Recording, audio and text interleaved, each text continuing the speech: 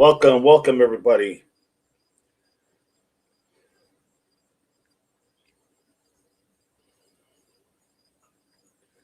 Welcome in. Morning on a Monday morning. Norma, good morning, DD and beautiful Chad. Barney, hello, everyone. Good morning, Miss Barney.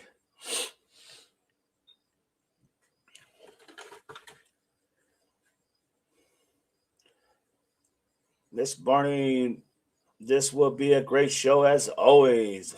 Raw, simplify. Norma strongly agree, Miss Barney, Annie, welcome in. Pam, hey, DD, and everyone. Pam, hey, Norma, Barney, and Annie. I need a little caffeine here.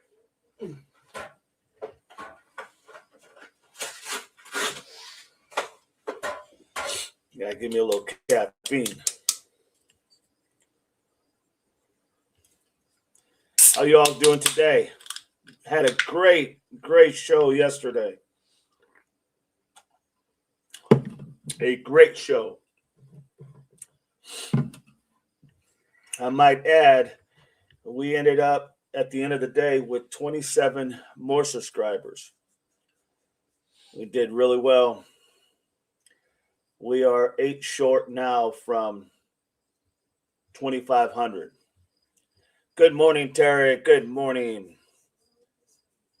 Hey, Buttercup. Welcome in. Good morning, Buttercup. So we just we're shooting for obviously 2,500, and then try to hit 3,000, and we're now at literally 8 short of 2,500. We haven't been at this that long, everybody. We have not been at it that long at all. So kudos to all of you who are putting out the streams, getting out the information, putting out to your other streamers, and plugging us in when you can. So thank you so much, everybody. Good morning, Buttercups. Terry, good morning. But yeah, we're on a good path. No doubt about it. Good morning, Pam, says Buttercups. Just waiting a couple minutes, 2 minutes, and then we'll be started.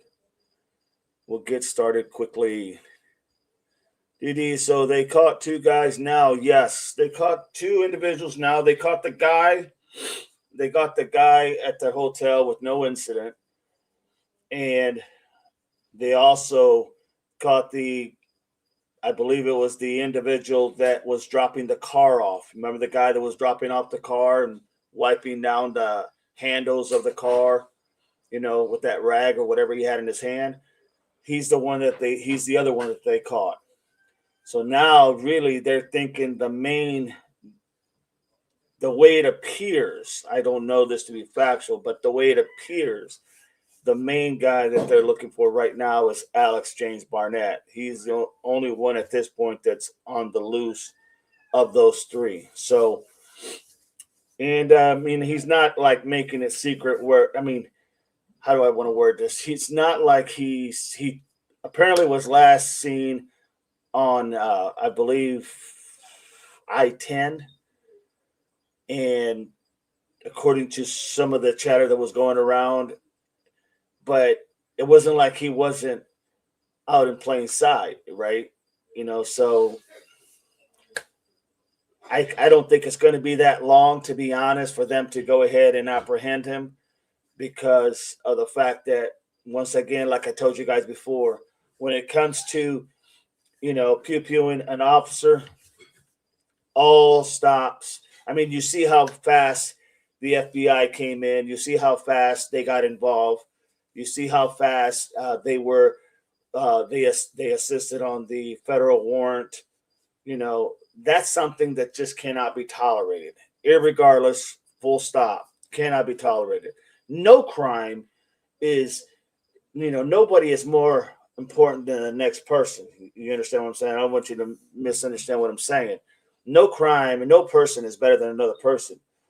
But when you have the rule of law being attacked by literally targeting a soon to be officer, I mean, Carlos was 8 days away from getting his certification. This is a 23-year-old who had to do, I believe it's 23 months of training. He had 8 days to go before he was going to become a certified officer for the Tucson Police Department. So the idea that, call him a recruit or call him a officer, the bottom line is he was knocking on that door, literally. Had his whole future ahead of him. Him and his fiance, Alea, I don't know if I'm pronouncing that right, but I believe it's Alea. And the idea that someone's going to go to the house, this was, in my opinion, a total target, full stop. This had nothing to do with we're going to, in my opinion, this had nothing to do with it was a robbery or it was this or that. This was a targeted attack, in my opinion. Just by what I'm seeing and what I have seen and what I have covered, that's what this is. And the manner of the unaliving of the individual speaks volume. The manner of the unaliving is very, very personal, very, very personal. So the way it was done. Now, if you look at these individuals, I know that 2 out of these 3 individuals, their rap sheet is so long. I mean, it is huge. Not saying anything that you guys don't know. Their rap sheets were, a lot. They had a big rap sheet. And then the idea that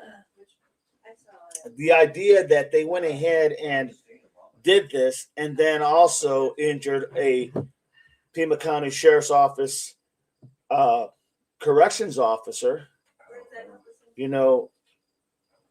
I mean, if you've seen pictures of her, she was just a little bitty thing. She wasn't very big. She was really tiny, actually.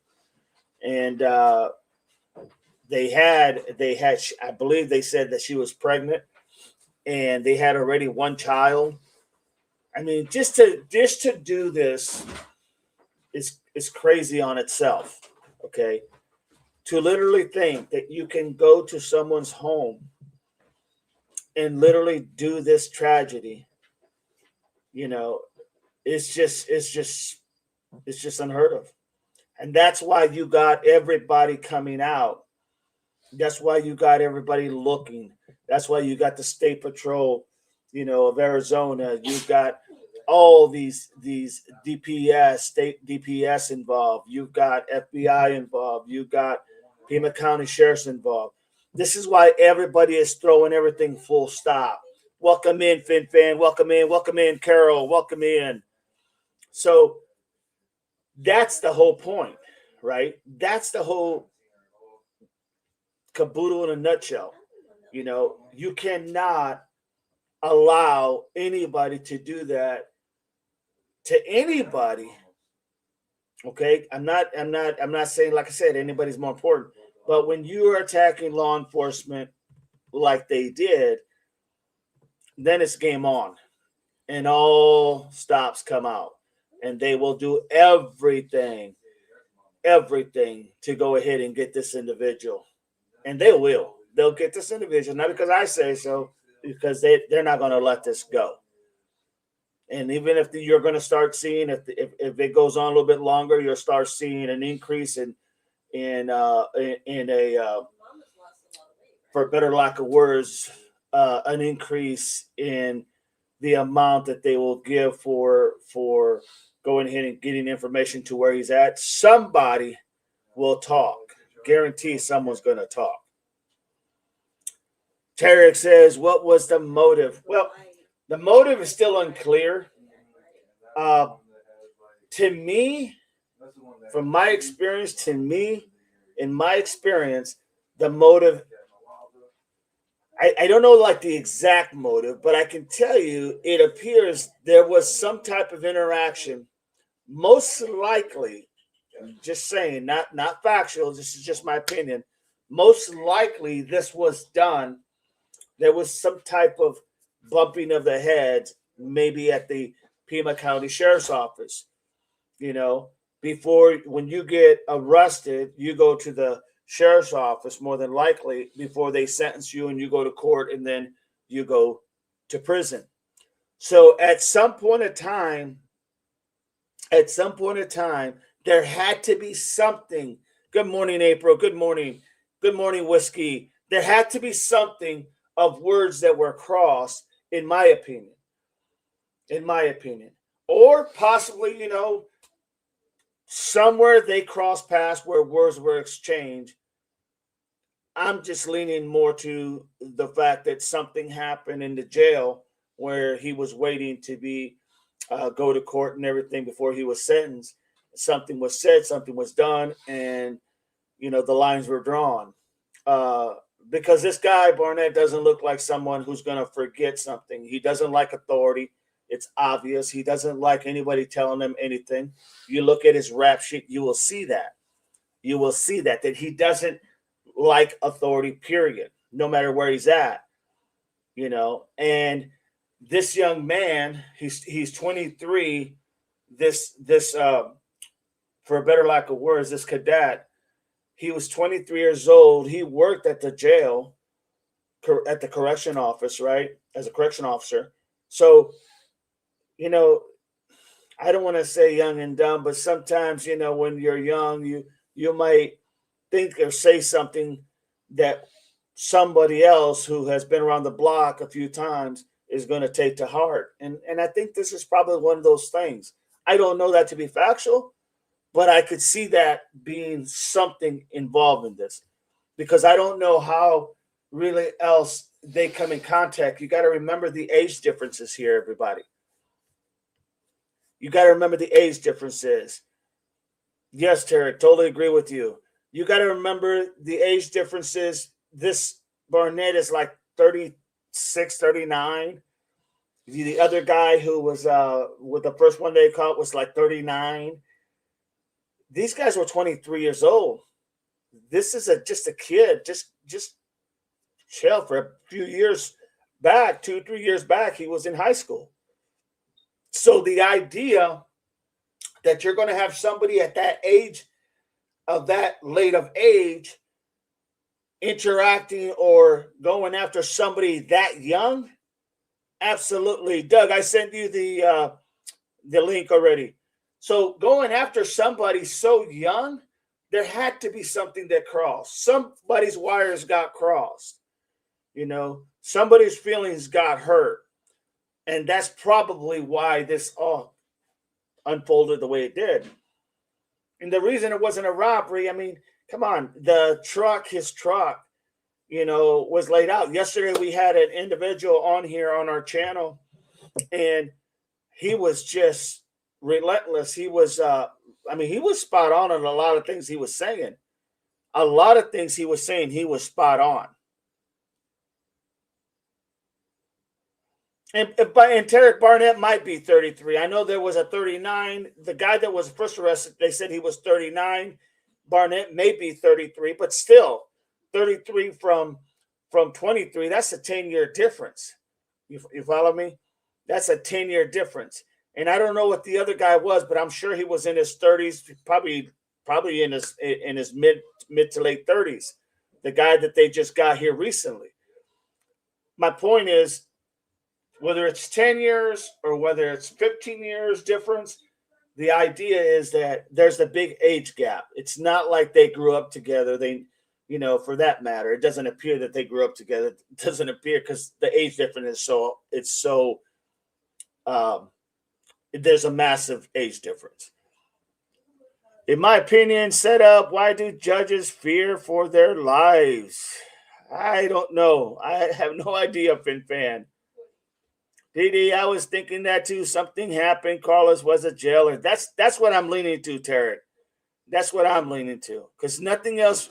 other than something, if something else is different that happened here, it would be on a higher scale.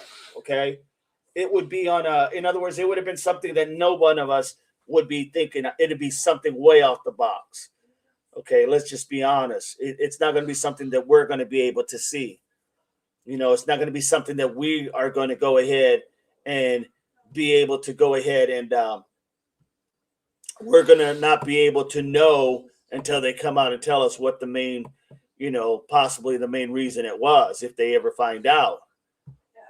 And this type of individual that they're looking for during this manhunt, he's not one that's going to shy away from it. I don't think.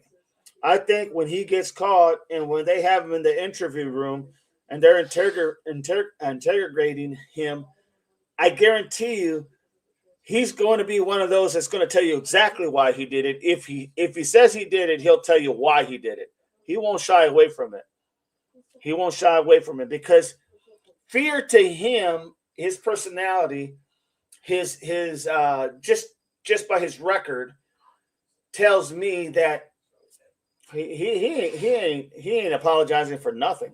This happened and that's what happened. And next time, in his eyes, he may think next time, I bet he regrets ever saying that to me or making, whatever it is. But that's what I see. And I really don't think I'm far off. And this is not, like I said, this is not a robbery. That was a robbery that they just wanted quick cash. I know his truck has been reported. It wasn't like the nicest truck, but they could have still got a few thousand for that truck. They wouldn't just hop in the truck, took off, sold it to a chop, and, got whatever they could from it, right? $3,000-$4,000. I mean, that's the whole point. Some of these things were not really, it doesn't make sense for a robbery to me. April, please sub up and hit the like buttons. A few more subs, DD will be at 2,500. Yes, make sure you sub up. And if you are lurking, come on in, be a subscriber. It doesn't cost you anything. And if you're a subscriber, be a member. Helps out the channel. So that's why I'm saying what I'm saying. But when we had Relentless on here, and he was giving us the whole breakdown of the area and giving us the breakdown of everything that was going on, like why, man, I mean, it was really interesting. It was very interesting and interesting in the sense that it gave us a bigger picture. It gave us a bigger picture to be able to see exactly how these individuals got away. For all we know, they could have took a main road or they could have hauled back going through, as he put it, going back through the desert on Native American land and just took those routes. Because he said those routes out there in the Native American land, you can go forever driving all the way probably to the border, So definitely that's probably how they got out and died so quick. But it made a lot of sense because he was talking about how, now remember this, he was talking about, this is Relentless when we had him yesterday. He was talking a lot about how the neighbors by this cadet, how his neighbors had all these expensive cars, $300,000, $400,000, $500,000 worth of cars right there in the driveway. You remember? He was talking about how much wealth some of these neighbors of his had. So if it was about going ahead and for a better lack of words, robbing somebody, they sure as hell wouldn't have robbed a 23-year-old, which is 23-year-old fiance, being pregnant. They sure as hell wouldn't have went after him when they see all this expensive hardware out there, at their neighbor's house or close by. They wouldn't have spent time with that. They would have went after the big money if it was a robbery. So that's why this wasn't to me a robbery. And I can't believe that his car was the only one running that day. Makes perfect sense, just like he stated. That was early in the morning. People are getting ready to go to work. They go out there, start their car. I know some people, say, well, it's hot out there. You don't need to start your car and run it. But some people do. Some people do. And I know in the desert, in the mornings, I don't know how it is there in Arizona, but I can tell you in desert, like out in the Middle East, where I have spent time in the Marine Corps, I can tell you that in the mornings it is cool. It is very cold. In the daytime, it's hot as heck, but at nighttime in the desert, I don't know what it's like in Arizona, but out in the Middle East, it is cold. So I could see how people would go out there, turn on their car. Maybe he forgot something, went back to his house to get something he forgot, and then that's when the attack happened. Makes sense perfectly to me. Perfectly. Let me read some of these comments. Norma, a shame this world. Norma, a shame, no doubt. Carol, morning. Annie, Tarek, Didi, was anything missing from the home? I don't think so because they hadn't said anything was missing.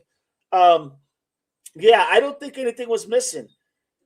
I don't think anything was missing, and if there is, they haven't said anything. So as at this point, we can probably assure there was nothing missing, but yet we don't know that for a fact, you know. Uh, but yes, yeah, if they were going to take something, I mean, what are you going to take from a 23-year-old? What did he have like 100 gold bars in his house? I mean, you know what I mean? It's this kid is just starting his life and probably behind the eight ball because he already has a kid on the way. He has a child, him and his fiance. So they're just starting their life. You understand what I'm saying? It's just like my son, just starting their life, and then something like this happens. No, I don't think so. I don't think so. This is definitely was targeted. And then the manner and the style of how they, for a better lack of words, executed him. And I say executed because there was apparently it's been reported that there was 2 shots to the head. That's a direct message. That's delivering a message. Probably to his fiance. You got to remember, he met his fiance while they both worked at Pima County Sheriff's Office, right? So they both worked there as a correction officer. That's how they met. Maybe she said something to him. Maybe she had a reason why, they put him in the hole. I don't know that to be factual. That's just thinking outside the box. But the idea that it is very possible this was a way to get back possibly at her. But this was not a robbery, in my opinion. It's not even close to a robbery. I could be wrong, but not on this, I don't think. I think it speaks for itself, to be honest. But I don't think, Tarek, that's a good question. I don't think anything was missing, but they haven't reported anything missing. So, Melissa Wildcard, welcome in, welcome in. Annie, Norma. Annie says, Norma, no, I don't believe robbery, but nobody says why. Well, that's the only thing I can surmise with what has happened. Something was said either between Carlos or Ayala, either out in public or in the jail when this guy was being held if he was being held in Pima County Sheriff's Office, being detained in a detention center, waiting to go to prison, because you would make your stop there first, go to court, do all that stuff, and then they would sentence you, and then they would take you to the prison, wherever you're going. So it's very likely something was said. We just don't know what. I mean, but you can guess. I mean, I can tell you that I could see jailers or correction officers, they don't like dealing with any guff. All right? They don't. Some of them like working as correction officers. They just don't like putting up with any BS. So they're gonna run you in there. They're gonna tell you, hey, you go to here, go there, do this, do that. All right, it's rec time. All right, it's lunch. All right, you're going to bed. No one, when you're dealing with people who hate authority, that's their worst thing, is being confined. So we don't know exactly what it was, but I can assure you it had something to do with something in that nature. If I was a betting man, which I am, I could almost guarantee you I can't guarantee it, but I would almost say that there had to be something like that happened. Fan, in my opinion, I don't believe any timeline in that county. Yeah, I understand that. They don't have a good record right now. That's for damn sure. Fan, click that like, everybody. Click that like. Double tap. Sent the thumbs up. Get that algorithm going, everybody. Let's get it. Mary. Good morning, DD and all. Buttercups. Good morning, Melissa and Annie. Norma, Annie, agree. We just waiting to find out what the moto was. That's a fact. And like I said, I don't think he's one of these people that when he gets caught, whenever that is, I don't think the last suspect that's on the run right now, I don't think he's going to hesitate. I mean, if he's going to try to say it wasn't me, that's one thing. But if they have him, caught literally, that they know it was him, and possibly the other two are already talking, I guarantee you that he's not going to shy away from that. I don't know why, but I know that could be what he would look at as a badge of honor. No one's going to ever talk to me like that, or no one's ever going to make a comment to me like that, or blah, blah, blah, blah, blah, or whatever the case may be. Something so stupid and minute that it literally costs the life of an individual. That's the ridiculous part, in my opinion. Norma, yes. Hello, Mary Ann. Welcome in, Mary, welcome in. Good morning, Doug. Doug's in the house, everybody. Good morning, Double Dog. Good morning, Double Pull-Ups. Automatic start with AC. Good morning. Analyze Doug's in the house. Firearms. I don't think they were after firearms, Doug, only because that's to me is like, look, they could get firearms off the street a lot easier by going, to people that they know. That's not a hot commodity per se, as easy as it is to get out there on the streets, especially if you're that type especially if you're in that type. Chris is in the house, everybody. No, I was just saying that if they had taken anything, it would probably have been firearms, not that they. They were there. Like if they were gonna take anything from that house, that would have been something that they would have been interested in.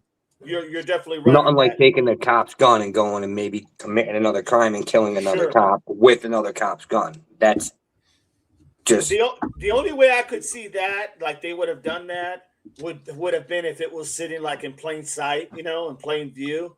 Right. I could see them going, oh hell, let me take this. He ain't gonna need this no more. I could see that happen without a doubt. That's a good point. Jim, welcome in. Welcome in, Chris. Welcome. Chris is in the house, everybody. I am. Morning, Chris. Morning. Barney, look at that. I wish we could have a health update on his lady. I don't think it was I don't know. Yeah, that would be nice just to know she's doing all right. But they also might want to keep her low profile because, they're more of a protection than anything. I mean, if she was a witness and saw who did this, now I know they had a ski mask or whatever else they had on their head for whatever covering their faces. But if that's the case, she could have recognized the voices, and she would be able to give some type of, maybe not so much a description, but give like a take on what they sounded like or whatnot. I'm sure they were talking in the process, at some point. So, because here's the thing, when they went and they executed him the way they did, and I say execute only because two to the head, right? If they did that, my guess is they're going to tell right there, you're going to hear right before they go ahead and take those fatal shots, you're going to hear, I told you I'd be back, or you're going to hear, I told you I'd come for you, that type of thing. I could see that happening. I don't know if it happened, but I could see that happening, reminding him of why they're there. And that's something she could have maybe heard the voice and got a distinction on the voice. And so they're probably trying to protect her. That you never know. I mean, you never know what the whole purpose was. Was it to unalive her as well? We don't know that, but it's something to think about. What's your guys' take, Chris and Doug? Same. I agree with that. I mean, I don't think they're going to give out too much information on her, until the what's his face is captured. Mm-hmm. James. Yeah, Alex James Barnett. Yeah, I mean, I wouldn't, you know what I mean? Just in case. Because, I mean, if she is a witness, you know what I'm saying? Yeah, you know where absolutely. I'm leading with that. Oh, yeah, absolutely. So she'll be protected. I mean, and she was a little bitty thing. She wasn't that big of a girl. She was just like a little. She almost looked so fragile. You know, I was like, man, so this, like I said earlier, this could have been a message sent to her doing this to him, or this could have been a message basically to him saying, I told you I'd be back. Something had to have said, because if it happened a few years back, because they both worked at the sheriff's department, something, across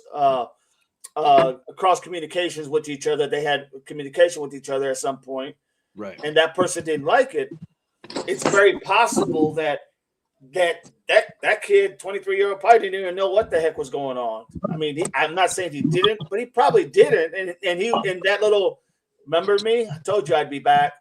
That could have been a reminder, like, oh shoot, and then it happened. So, but Relentless last night gave us a very good insight as to the layout of the houses, to the layout of the possible exit areas that they took off, to the possible reason why they were able to get out of there really quick, and then of course to the idea of how long did it take for somebody to get there.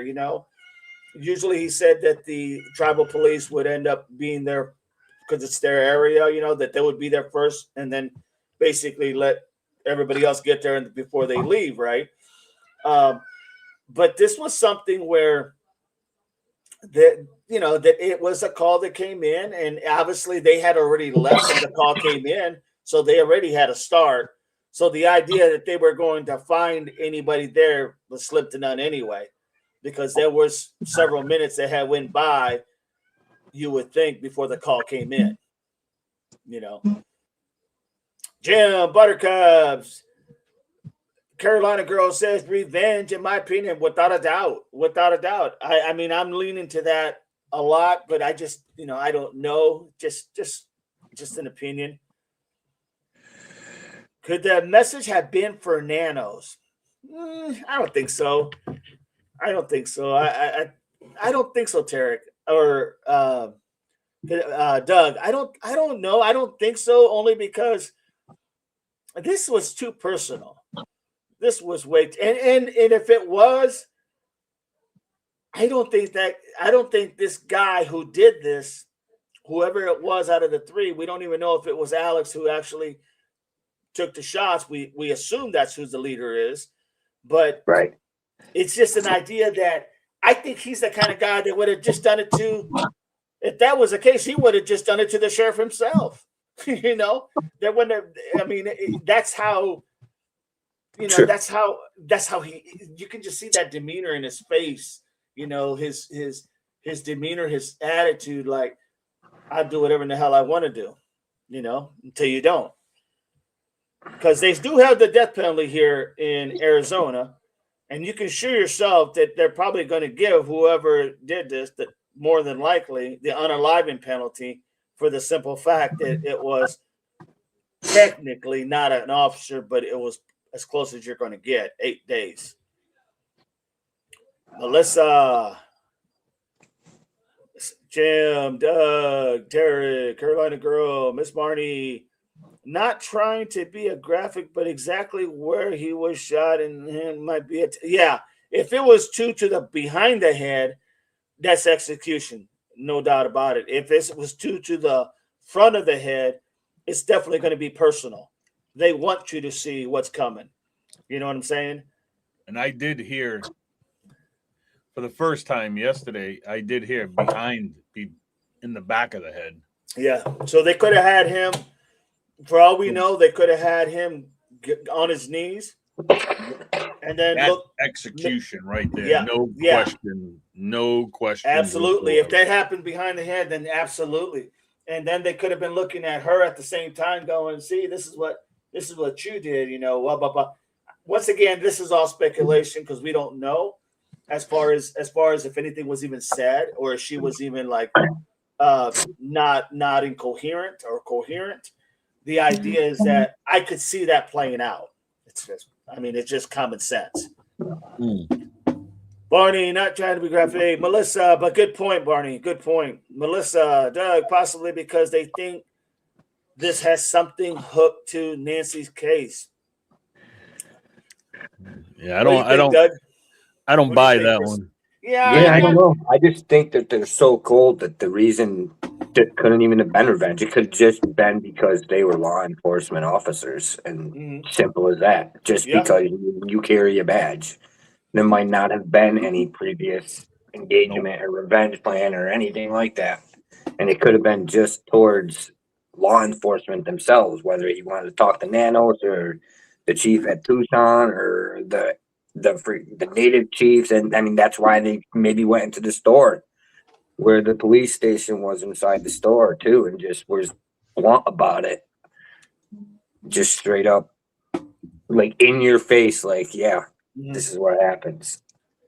And I don't know why. That's very true. That's very possible. They just seem so cold and callous enough to do something like that without really having any motive, just the fact that you're wearing a badge.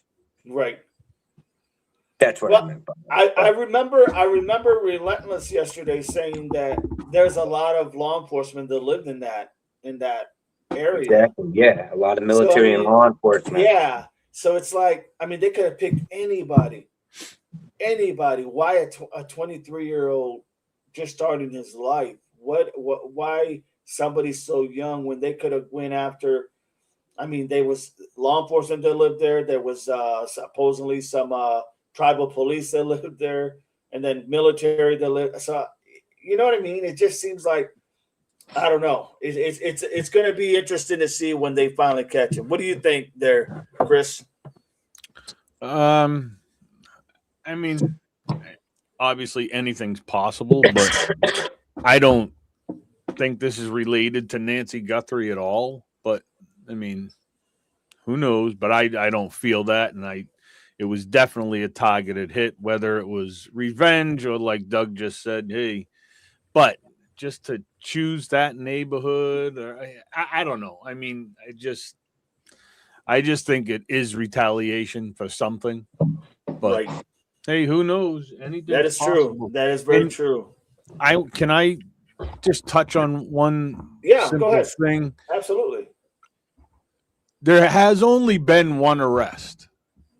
Right, because the other guy, they don't know if he's involved or not. Right. I just wanna make sure, because I saw a thing in the chat. I just wanted to make sure the guy's been located. The one that you see in the video, walking. Mm-hmm. Yeah, he's been located and questioned, but he hasn't been arrested yet. So, which I don't know. I mean, obviously, he was driving the car. I mean, I don't know. So, I guess from that picture, from him walking away to the picture of him just walking on that sidewalk that they showed us. I mean, I don't know if they can determine that's him or not because it's so grainy, but I mean, I him. That long hair fits, everything fits, the tank top fits, everything fits. So right. No, agree. Maybe they're playing him again. I don't think he's originally part of that group. I don't think he's related to the Barnett. I don't think it's his dad. But I mean, who knows? But I think they just paid that dude. Hey, here's $200-300. Go park this car in this parking lot over there for us. And the only thing I see with that, Chris, is that why would you get another person into the mix if your whole purpose is to get away from this, right? To not get caught. Why would you bring another on? All you have to do is just drop the vehicle off yourself, right? Just drop the vehicle off yourself, because by adding another element of somebody, that opens the door for another possibility of this person getting caught like he did and then talking like he did. You know what I mean? But here's the thing. The only thing I say about that is I just think they were trying to limit themselves on video now, right? Seeing as how they gave themselves. I'll be right back. Okay. Whoa. Carolina girl, thank you so much. Appreciate you. Appreciate you always supporting the channel, my friend. Pam, I hope they are giving his lady and child a lot of protection. I think they are, Pam. As Chris put it earlier, and Doug, the idea that she could identify that voice if somebody was talking. I don't know if anybody was talking, but I would almost assume that if it was due to the back of the head, I almost guarantee you they were going to say something before, like either a reminder of where they met or where they crossed words, or something to her saying this is what you get, or something to that effect. I don't know that to be. I'm just saying it's a good possibility. April, thank you, Carolina, for the gift. Melissa, V-Miss, good morning, V-Miss. Good to have you. Annie Berno, morning, Doug. Buttercuts, please remember and subscribe up for DD. Everyone is welcome. Amen. Well said, Buttercups. Norma, good morning, V-Miss. Pam, hi, V-Miss. Annie, it was a vendetta. That's what I'm thinking. Vendetta, vengeance, all those kind of words seem to coincide with each other. But that's what I think it's going to be. It's going to be something where this was a payback for something, in my opinion, because to do that like that, Chris said he heard that there was 2 to the back of the head. That's military execution style. That's what you see in combat. That's what you see in that type of thing. So I could see that being very, very direct. And, like I said, if it was 2 to the forehead, then that's just telling that person, they want you to see who's doing this and that. But the 1 to the back, that's just like, you don't know when it's coming, when he's going to pull that, for a better lack of words, until you're not standing no more. In this case, you're not kneeling no more. Barney, hey, Doug, good to see you. Good to see you, Doug. Hey, Chris. April, you too, Chris. There's Chris's channel. Subscribe to Chris's channel. Let's talk with Chris. And don't forget Doug's channel as well. V-Miss. Norma, I agree with you about it being somehow connected to Nancy. Yeah, see, I'm not really. At first, I kind of thought, but there's I don't know. We really don't know. There's a possibility. You can't take nothing off the table in Tucson, obviously. You can't take nothing off the table of how things operate out there. But it is a possibility. I don't think it is, but that doesn't mean that it is. It's a good opinion, everybody who thinks that. It's a good thought, no doubt about it. Norma, Annie, I think so. It's just my opinion too. I totally understand. Hey, that's what this is about, trying to hear everybody's take and make sense of what's happened. Everything good, Chris? Oh, yeah, no, that was just my attack dog barking at the guys to come and work on the garage. Doug says, good morning, DD88, Devil Puzz, Big Dogs, Maz, Chaz, just my opinion. AJB ain't gonna make it behind bars. He chose his fate. Yeah, if he even makes it to go to the bars, to in other words, if he even makes it to get to the jail, because that's one thing I mean, just being honest, that's one thing that they just frown upon. You make any type of wrong move and that's it. And they'll use any excuse. I hate to say that, but it's the truth. They'll use any excuse to go ahead and I can't really say that because that wouldn't be right. But in my opinion, I could see it happening. I could see him not making it to the jail. Yeah. Just to be honest. Ramirez, I do really think so. Just my opinion. You may be right. You guys may be right. It could have something to do with it. I'm not subscribing to it. But that doesn't mean that just because I'm not. I mean, that's a good possibility. It is definitely something you got to think about. What did I miss? Well, VMIS and a couple others are saying that they think it might have to do with Nancy, and I was just saying, hey, I mean, opinions, it's possible. Yeah. You can't take anything off the table. Nope. I don't see it that way, but that doesn't matter. Me neither. What are the two, what is the one, what do the two 23-year-olds have to do with Nancy? Yeah. What's the correlation between both? Right. Basically? I would need some evidence that proves anything close at all. I just, at this point, I don't see it, but hey. Well, I mean, the only thing I could say to that is that if the manner of what they did to these two or Carlos, if the manner in Carlos' situation was the manner in Nancy's situation, as far as right there and then taking them out and leaving, right? Then you could see a correlation. Yeah. In my opinion, definitely. But being how everything unfolded, that's what makes it kind of difficult to see it go that way. But just opinion. But hey, you never know. You never know. Not in Tucson, you just never know in that everything area. Everything goes across the grain, right? Yeah, I mean, it's like, and I'm looking at a map right now of just Pima County, Tucson, and just where all the. Let me just show you real quick, so you can see, like, it's not one area that the violent crime is. It is. I mean, the main of it is right in the center of Tucson. I just dropped it in the box if you want to put it up there. Yep. But I mean, it is all over, like, and these are all like. So is it the red I'm looking at or the yellow? Both. This is the reds are usually the ones who are unalived, and the yellows, they survived, Gotcha. But I mean, this is all guns.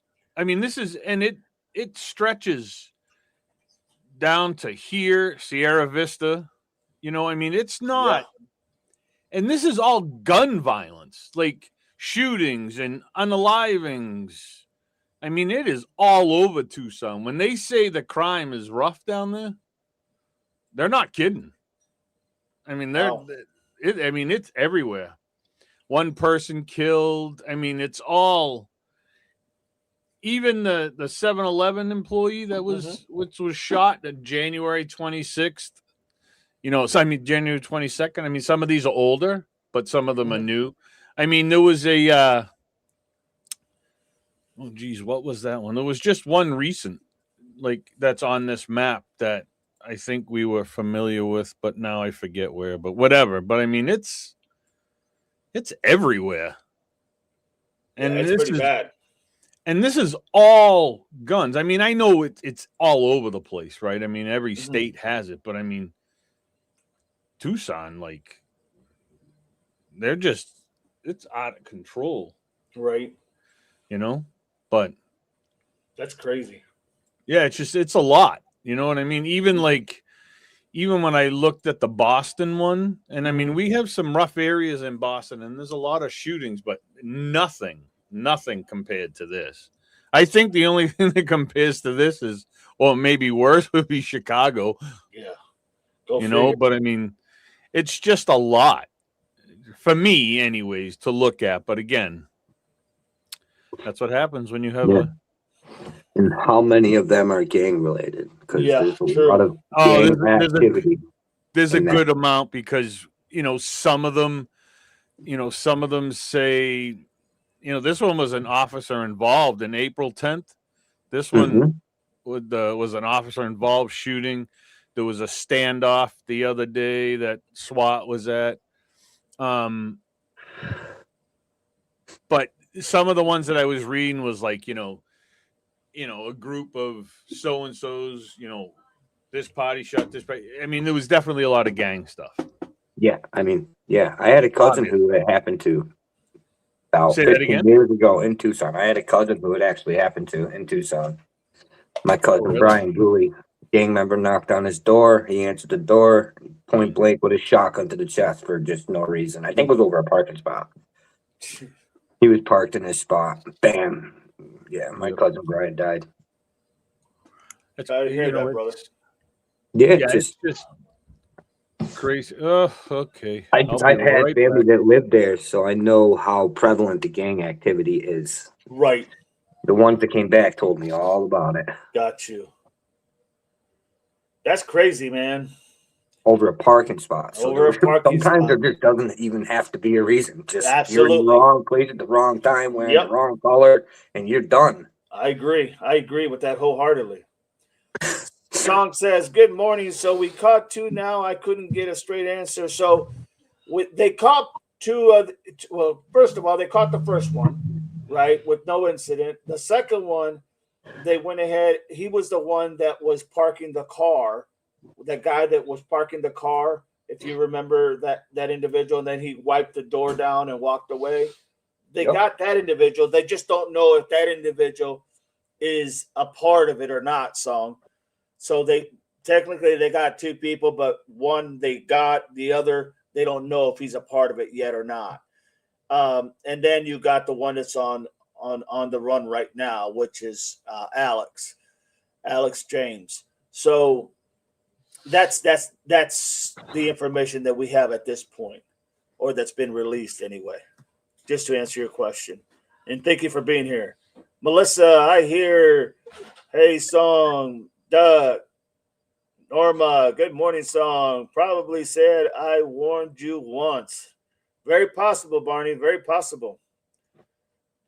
He probably did say something like that. Why you'd make me do this? Very possible. Ramirez, poor lady, without a doubt. Melissa, wildcard, Brittany, Song, maybe being small was what allowed her to only get hit in the show. That's a possibility. It's a very good possibility. Annie, I still never saw her. I'll have to look later. I have a picture of her. Let me see if I can bring it up. Here. I do have a picture.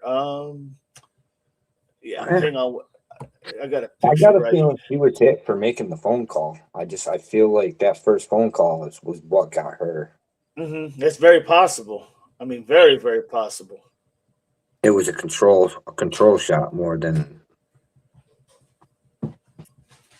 Just feels that way. I don't know. Yeah, no, that's a very possible.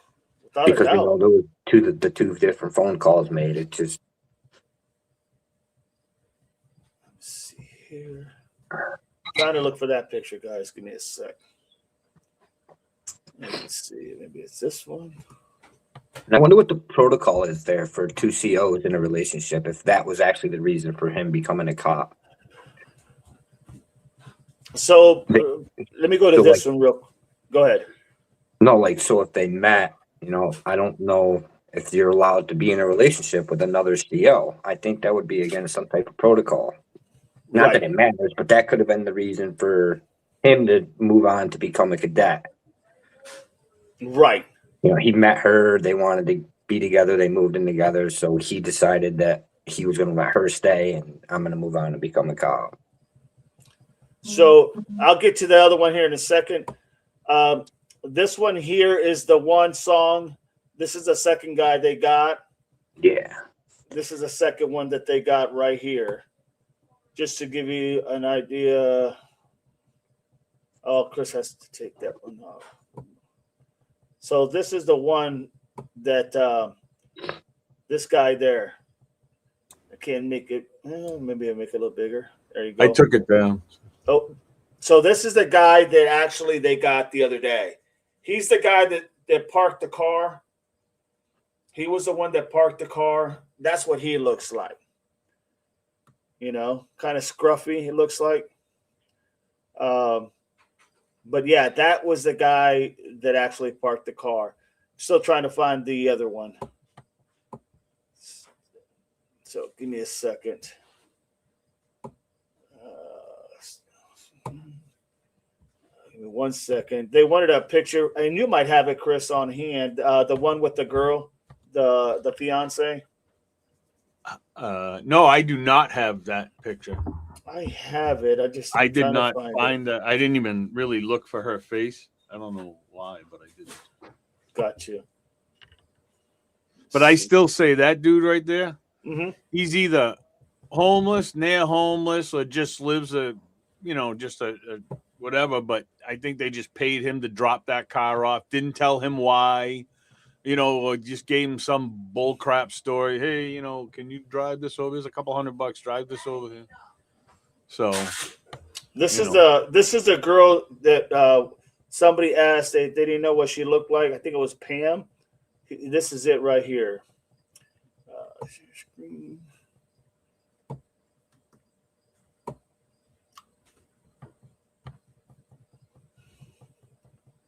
This is the girl that was his fiance. It was somebody who asked there a little bit ago. I think it was.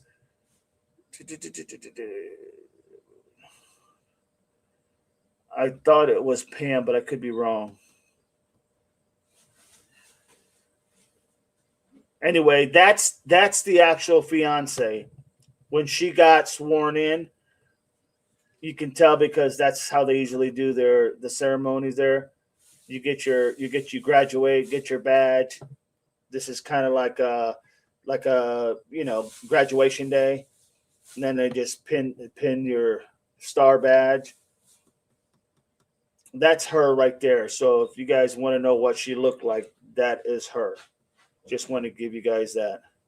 Somebody was asking for it earlier. All right.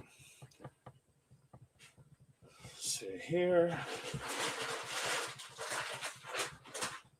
All right. Let me see some of these here. Hello, Gene. Welcome in. Marianne, 3 guys moving out at Nancy's neighborhood right after Nancy disappeared, and one be involved with the gem show. Well, there was that guy they're saying, the Alex James Barnett. Apparently from what I heard was he wrote several bad checks to the gem in the gem place area.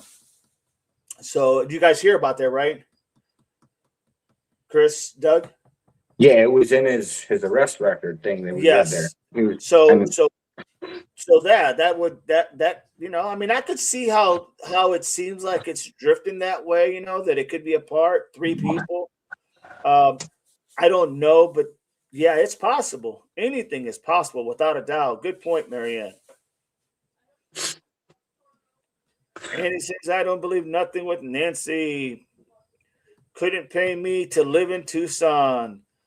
Any morning to all I miss. Annie, Tarek, back to work. Have a nice day, everyone. You got it, Tarek. Thank you for stopping by. Annie, Tarek, you too. April, thanks for joining us, Tarek. Have a good day. Carol, you too, Terry, Jean. When did the second one get arrested? I didn't think that happened. It happened yesterday, if I'm not mistaken. That was yesterday. Yesterday, was that correct, guys? Yesterday? I believe so. Yeah. What was yesterday? The guy that parked the car that they actually took him in. They didn't arrest him per se, but they detained him. Yeah, it was either early yesterday or late through over the night. Saturday okay. through into Got Sunday. you. But I think it was yesterday. There you go. Annie, sorry, Doug. Buttercup, they have located him, but not arrested.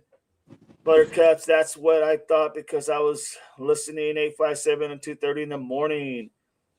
April, one arrested, one taken for questioning, and one still on the run. Well said, April. Thank you, Tarek, Jean. Annie, somebody We'll talk. Nobody is going alone. Only time you go alone is when you do it alone. That's a fact. That's the best thing to do it is to do it alone because then it's just you and that other person.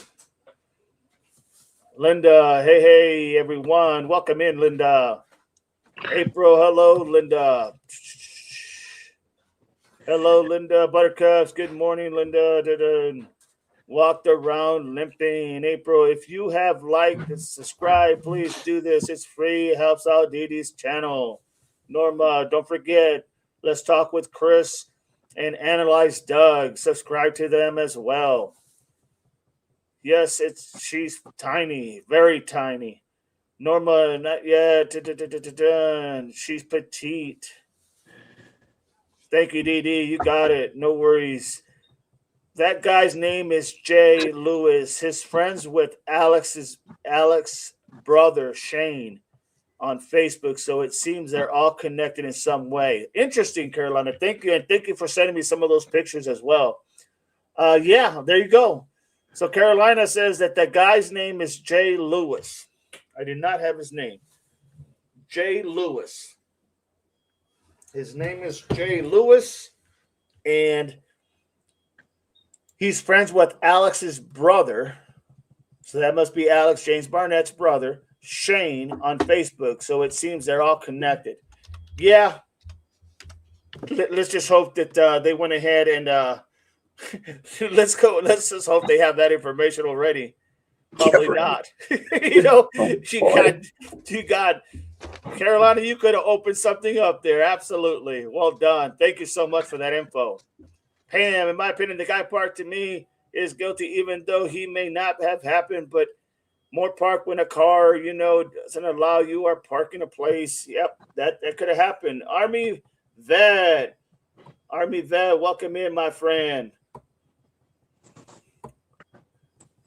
So the first two were detained without incident, correct? Yes. There's a link, Army Vet. Do you think Go the ahead. third one is going to go down the same way? Say that again? Do you think he'll be detained without incident when they do find this Barnett guy? No, if he's carrying, which I'm sure he is, no, he's not gonna. I don't think he will give up. I think he's one of those. I think he's gonna go down fighting. He's gonna go out with a bang. He's gonna go out with a bang. Or they're gonna just, it's gonna be one of those surprise grabs. They're just Well, he's not gonna allow. They're not gonna. He's not gonna allow them to do the use the, for better lack of words, the death penalty. Right. He's not gonna allow that to happen to himself. He's too proud to do that. So he'll go down. He'll go down in a fight. Welcome in, Army Vet. Welcome in. Airborne, Chris, Doug, Dee. There goes the show now. Hey, Chris. What up, man? Where you been? Incognito? Have you been on on an intelligence mission and you can't speak about it? Maybe you slithered your way in somewhere. You know what I'm saying? Really, if you would have catch my stream, I was in Arizona by the border where this guy was caught at. Oh, good. Interesting. Nice. There you go. Good. I got a question for you, for all my law enforcement. Why was this so nonviolent? Usually, if you have a cop deleter, it don't end like this. Why are they so nonviolent? These captures. Well, the capture, maybe because they weren't the strong man, maybe because they weren't the aggressors in that group. The guy that's going to be your violence is going to be the guy they're looking for right now. That's going to be the guy that's not going to go. I mean, from all indications, it appears that he is the guy that pew-pewed that cadet. And according to Chris, to the back of the head, execution style. So I guarantee you that's going to be the other guys could have just been along for the ride, still participated, but along for the ride. You know what I'm saying? That could be why, in my opinion. I don't think the other two, the first one they got, he probably said, guilty by association type deal. You know, I didn't pull the trigger. So in his mind, he's probably thinking, you know, bad guy always knows the law more than the lawman. I mean, and the other guy driving the car, he's like, hey, I was just driving this car. I parked it here and that's it. So everybody's indicating that the big guy, the main guy, is going to be the guy that was on that Harley, which is Alex. And that guy it's yeah, I think that I don't know how more personal you can get, but two to the back of the head. Yeah. Best way I can explain it.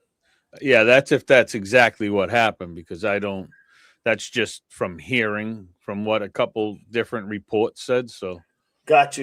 If it happened that way, let me throw that in there, caveat. Cicely, good morning, happy Monday. You know what I mean, Army vet? I think the other guy is the main individual in this whole thing, only because he's got that persona, he's got the record. When you look at his jacket, everything in his jacket talks about he just doesn't like authority, hates authority, doesn't like anybody telling him nothing. You know, the other guys, they had things in their jacket, but it was not like this guy. This guy was unique, in my opinion. Buttercups, good morning, Army vet. Marianne, Army vet. Hello, Cicely. Vet, Carol. Is that the answer you're looking for, Army vet, or what? My first thoughts was Nancy's door, the dude at the front. I would say doing this, I'm gonna come back to it. Go ahead. Doing a crime like this with Nancy at Nancy's house, I would figure the minute that his face hit the news, they would delete him and they would delete Nancy. That's the first thing that I thought till I got involved in this case. Right. They deleted a cop and stayed in the exact same area. The big guy that you said, the deleter, he didn't get rid of them two. No. You see where I'm going? So now I'm thinking that dude might still be there. I'm just shocked. Right. Yeah. I don't think he left the area. I think he's still there, because I think that's where he can, that's where he can really help himself, just with connections and places to hide. I don't think he stayed driving down the interstate, because they would be able to track his ass all the way. I do see what you're saying. Yeah, I see what you're saying. Absolutely. That's so you deleted a cop and you stayed in the area. So I know Nancy's dude is probably still there then, because this don't make any sense. Yeah. If you're asking about, Yes, that's why I went back. That's why I went back. It was just so weird. Yeah, I agree. I think the individual with Nancy is closer than we think. I mean, very close. I mean, super close. And I believe that wholeheartedly. In this case, like I said, I think the other two, they just seem to me like they just went along with it because they were just, it was just like, okay, the guy is the guy that's still on the run. He's the one that, for whatever reasons, in my opinion, something was done wrong. What the fuck? He was the one that something did wrong to him. Something he felt somebody disrespected him, whether it was the fiance or whether it was Carlos when they both worked together at Pima County Sheriff's Office. Because when you get arrested, you're going to go and be held in the county jail. You're going to be held in the county jail before you go to court and everything, right? They're not going to send you straight to prison, obviously. You got to go to court, so they're going to keep you there. And then once you go to court and that gets all resolved on where you're going, then they're going to ship you out to, whatever prison you're going to go serve your time in. So something could have been said at that jail, or someone could have put him in the hole, or he could have made a comment. Someone said something to him, and for whatever reasons, it just stuck. And he said, "I'll see you later. I'll find you." One of those type of deaths, and no one thinks about it until it happens, and then it's like, wow, that's what I'm thinking anyway. But yeah, I see your point with Nancy. Most definitely, they're in the Tucson area. April, hello, Cicely, welcome in. Pam, hi. Army vet, Marianne, Pam, Yuli, welcome in, Yuli. Nano screwed up the entire case. Annie, morning, Army vet, Marianne, hi, Pam, Army vet, Annie. Doug and Chris says Army vet. Hello. Duck, DD, will you guys be back later this afternoon? Yes, 5 o'clock. We'll be back at 5. Could this has been a hit? Oh God, yeah. Oh yeah, this was a hit. No This was a message sent. Money? Not No. about money. No, not about money. Could these 3 nut jobs have done this for money for somebody else? I mean, that's always a possibility for someone else. That's a possibility, but I mean, to me, it's so personal. This is personal because here's the thing I'm looking at. The age difference of all these people are different.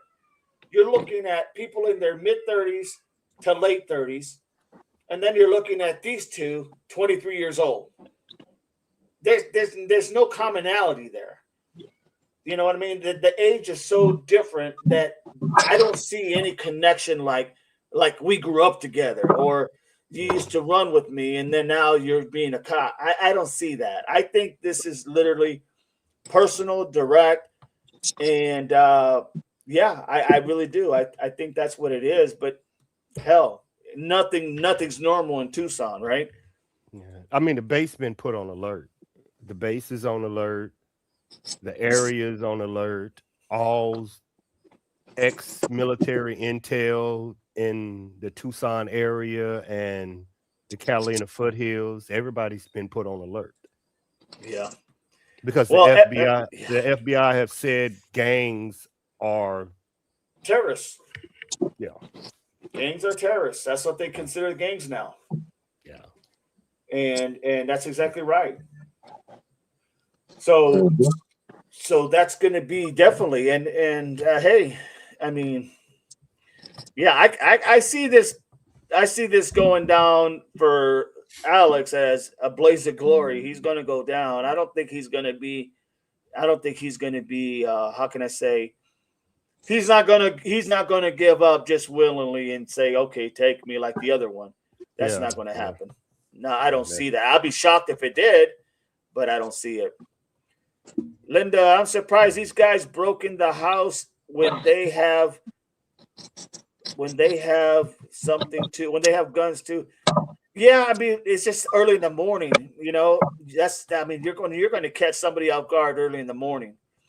You know, that's probably, honestly, that's probably the best time to do it is early in the morning. I say early 5:30, 5:40, somewhere in there. You know, they're getting ready to go to work. They know when he's going to work. That's why they just sat out there and waited. That's why that guy's truck was running. You know, he probably went out there and, you know, started his truck, either forgot something or went back inside. And as he was going back inside, maybe that's when it happened. You know, very possible. Welcome, Army Vet, says Annie. Chaos. Good morning, ladies and gents. Good morning, Chaos. Doug, the police are in the public eye, without a doubt. Without a doubt. That's why they got to solve this case. They don't have a choice. This is pew-pewing an officer or a cadet 8 days for becoming an officer. You might as well just say pew-pewing an officer. They can't let that stand. That's not going to stand. I'm shocked it hasn't been solved already. You know, they haven't got the guy already. I am totally shocked. Me too. But hey, at least 2 are off the table or one's off the table. The other one, they're probably trying to figure out what his role is. And Duck says there's no backups. Gene, be right back. Have to get to her cycle room. You got it, Gene. Newly, they need to get to the guilty guy first. No backup forces to pursue the perp. Angel Eyes. Hi, Carol. Welcome in, Angel Eyes. Cop Talk Jacket. Marianne. Hi, Angel Eyes. Jean. Hey, all. Good to have you, Jeannie. Hi, Marianne, says Angel Eyes. April. Hey, Angel Eyes. Good to see you. Duck 2, hey there. Pam, hi, Chaos, and Angel Eyes, Duck.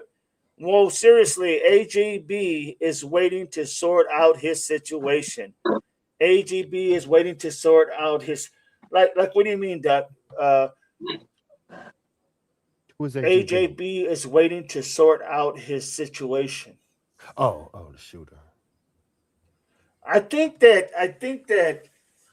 I mean, I honestly, I think that guy, he's a reactionist, right? He's going to react.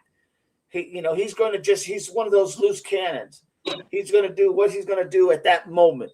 That's his MO, and if you look at his jacket, you'll see everything he has in his jacket.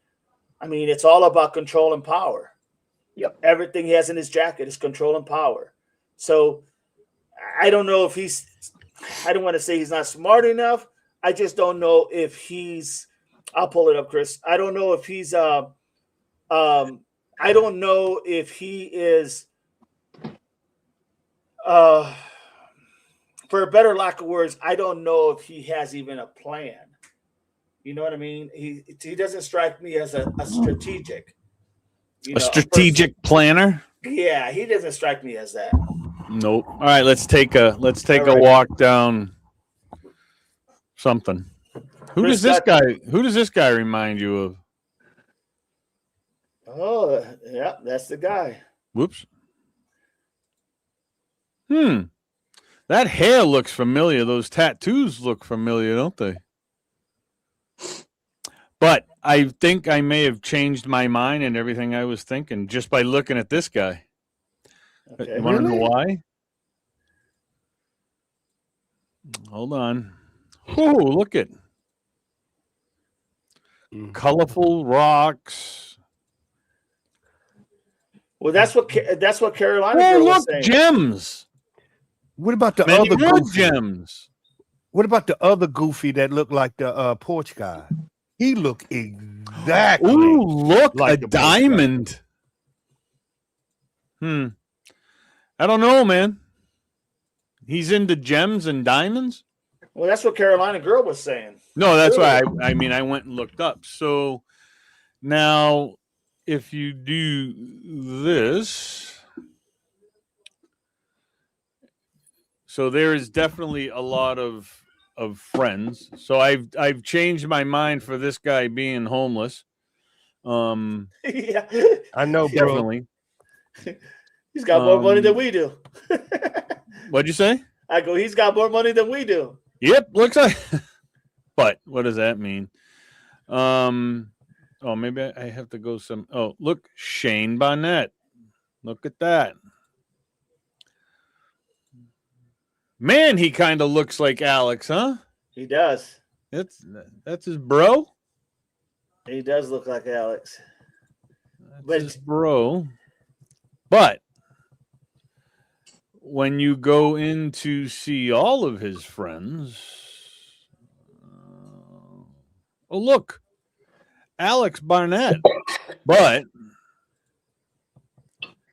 I don't believe that's Alex. I believe that may be a son. What about that big guy right there under the highlights? Yeah. Yeah. That looks like him. That look like his son. Like a little version of him. Or I think so because this Alex here, he graduated this year. Okay, that's his son then. Yeah. Or he graduates this year. But I don't know if that's the son or if this is in the picture. You know what I'm saying? Because it sure looks like that might be the son. And either that's maybe a younger picture. Well, there's the tattoos. That'd be younger. It might be young, or is this his brother? Yeah. That could be the brother. I don't think it's his son, but I mean, who am I? It might be. But as you keep going through, I want to see this because what I heard yesterday is Alex is, Well, either or. Alex's cousin owns a towing company, which is right around the corner from where they parked the car. You can walk to it in like 5 minutes. It's down the street. Interesting. Yeah, it was one of his relatives. I think I got to go back to Alex for something because there was a kid. There was another guy. I don't remember where I got to go now. Was it him? I don't remember. I'll look around while you guys chop because I found another guy, which is in. I think it was in Jay's. In Jay Lewis's friends. He's also all about the bikes and stuff, and it shows bikes and stuff. It's just not the one that what's his face was driving. Got you. So yeah. So yeah, they're so that guy is definitely connected to them. I mean, it fits. It fits. I mean, it fits that it could be something involved, but like I said, if it was with her as well, being Nancy, they would have just did the same thing, right? They would have just kapow and left. Bodies. That's right. it, Took and it that's easy. not what and they wouldn't have said anything. None of those guys would have delivered a message, a note. You know what I'm saying? Nobody would have. None of those three individuals would have said a note saying, sorry that we didn't know that she was that. That's not them. You know what I'm saying? So, but a girlfriend would have turned Nancy's people in just like their girlfriend. That's what I was looking for. True. Well, in saying that, if let's just say the main guy who's still at large, is it possible that he was hired by someone to do this to her, and then the notes are written by someone else? You know what I'm saying? By someone close to the family. That's a possibility. But I think the more we make it more complex, the more we get outside the weeds. You know what I mean? I do. Sometimes it's just simple just to call it for what it is, or think that what you're seeing is what you're seeing, because then you never know what you ever believe anymore of what you're seeing, right? Because you're always looking for things outside, and man, the mind can play a lot of games. Now it says, and I don't know how often this is like updated, but this Jay Lewis recently added friends is Shane Barnett was recently added, but I don't know when. So it doesn't seem like they've been friends on Facebook too long. And you said that Shane Barnett is the brother of Alex, right? That's Alex's brother? Brother-in-law? Shane? Yeah. The other Barnett, it looks to be either brother, cousin, something like that, but it's probably his brother. Because they look alike. So. Yeah, they do. Why sign up for this? Just intelligence, DD. Why two dudes sign up to delete a and then be found in a motel? What? Maybe they were. I don't know, man. I mean, that's a good question. For all we know, maybe they were on meth. They were high. Yeah, it makes no sense. No, I mean, like I said, the only thing I can see is this, and I still think it is that this all stemmed from something that was said in the jail. I really believe that. Mm-hmm. I think this is going back to something that was said, and that individual never got over it. In other words, he was just waiting for that moment, Are they gonna snitch? The two that's caught. If they not if they're gonna snitch. Well, I mean, if it goes that they're gonna be an accessory, they will to a cop. Yeah, to a cop deletion. Yeah. You know what I'm saying, Didi? Yeah. I'm singing like a bird, y'all. Yeah. I'm telling you my social security number. Yeah. I'm telling you everything. Yeah, for sure, because that's a lot of time, man. Is that a death penalty case in Arizona? Yeah, what they did, absolutely. Oh yeah, Doug, they talking. They running their mouth. They running their mouth. They running their mouth. They're not gonna eat that, because the way they're looking at it, that dude's gonna end up getting in the chair anyway. Especially if they weren't the ones that. Well, I don't think the third guy was there, but who knows? But especially if they weren't the ones that pulled the trigger. Right. I'm going to be like, so listen here, guys. All I did is drive the car and park it. This is what happened. He made me do it. Well, I mean, you make that. This is sometimes why I think the death penalty is needed, but good to have, because once they hear, hey, look at, you're going for that's it. I mean, we're going for the death penalty with you. Well, his name is this. He lives here, but he stays over there, because that death penalty, man, I know it could take 10 years, 15, 20 years to happen. But, these guys are like, listen here, I'll take life. I don't want to die. You know what I mean? I don't want to do that. No, here you go. I'll bring you to his house right now. Come on. They singing. Oh, yeah. Without a doubt. They Absolutely. They sing. Especially if they weren't the ones that pulled the trigger, and then this guy just kind of let them deal with it themselves. He took off he's like, I'm out of here. See you guys. I agree. I totally agree. Hey, Pam says, go ahead. There is a lot of pressure coming from Davis Monthan Air Force Base on nanos. The pressure of keeping his soldiers safe. So it's a lot of pressure, y'all, coming from the base now on nanos. Good. Because now you're forgetting these soldiers have wives and kids, all those. So they put a little heat under him, y'all. They called everybody back, and all the fathers of the soldiers everywhere, they're calling concerned. Good. That's what they should do. Yep.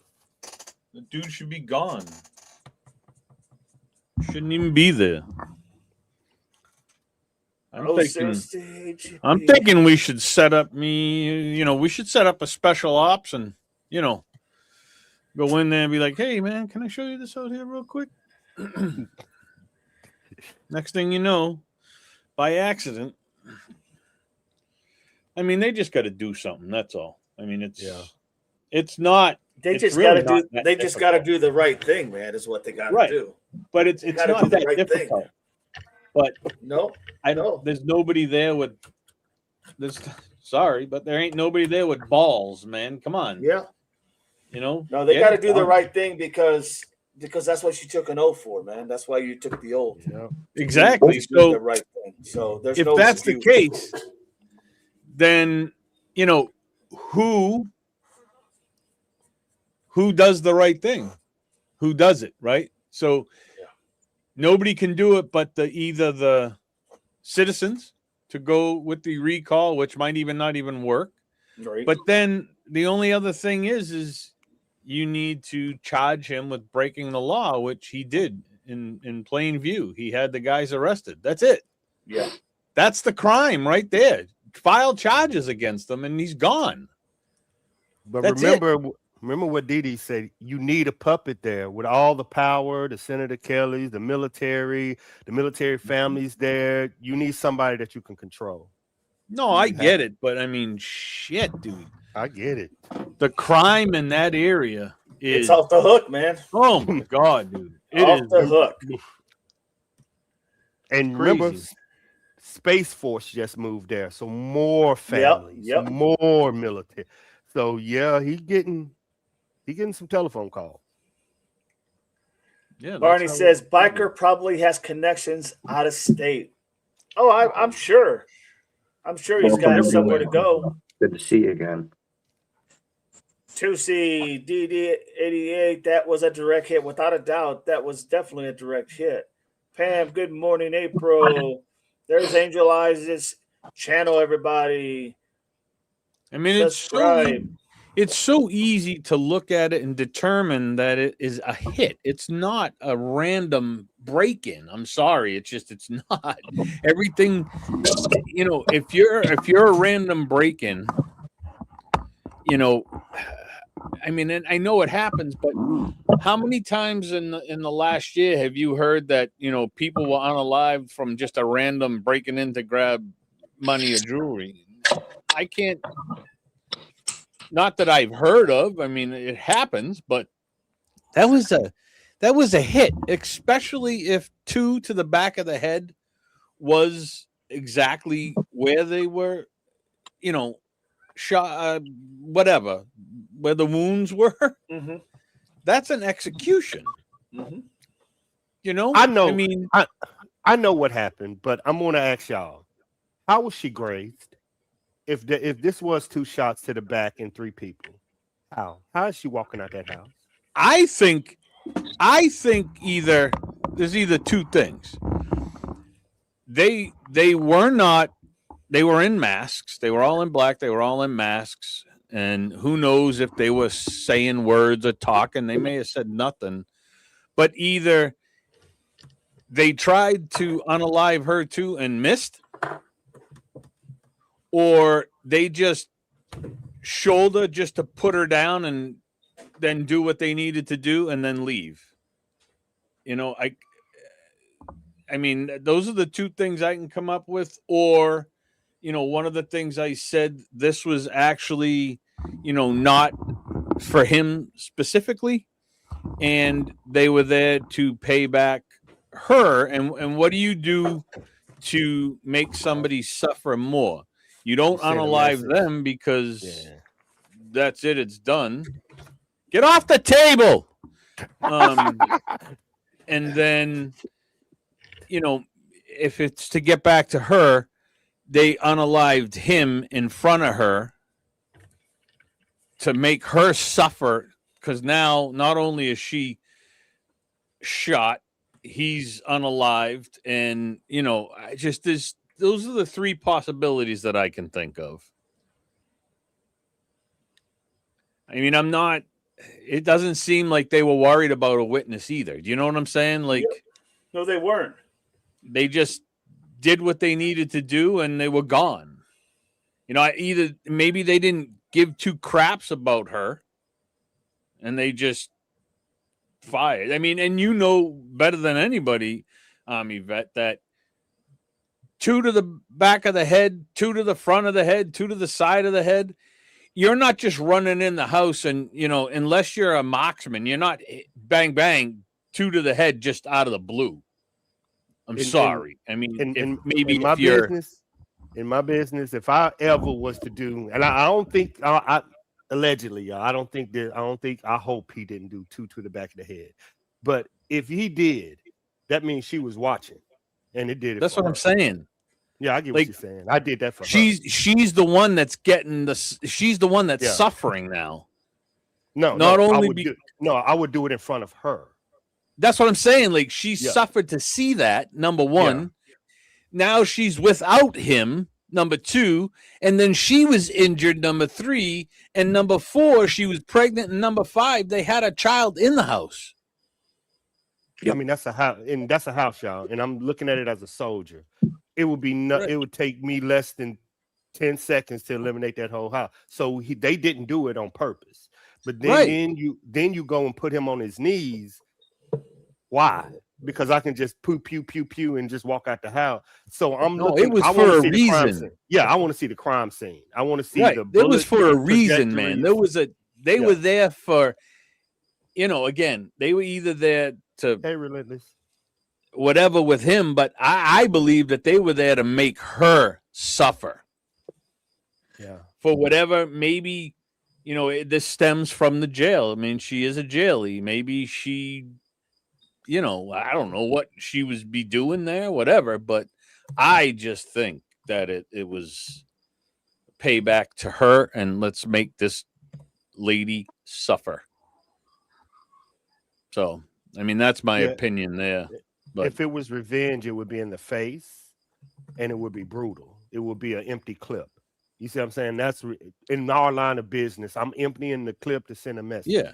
When you get put on your knees on the back of your head, I'm interrogating her, and if you say the wrong thing, I'm gonna shoot him. Right.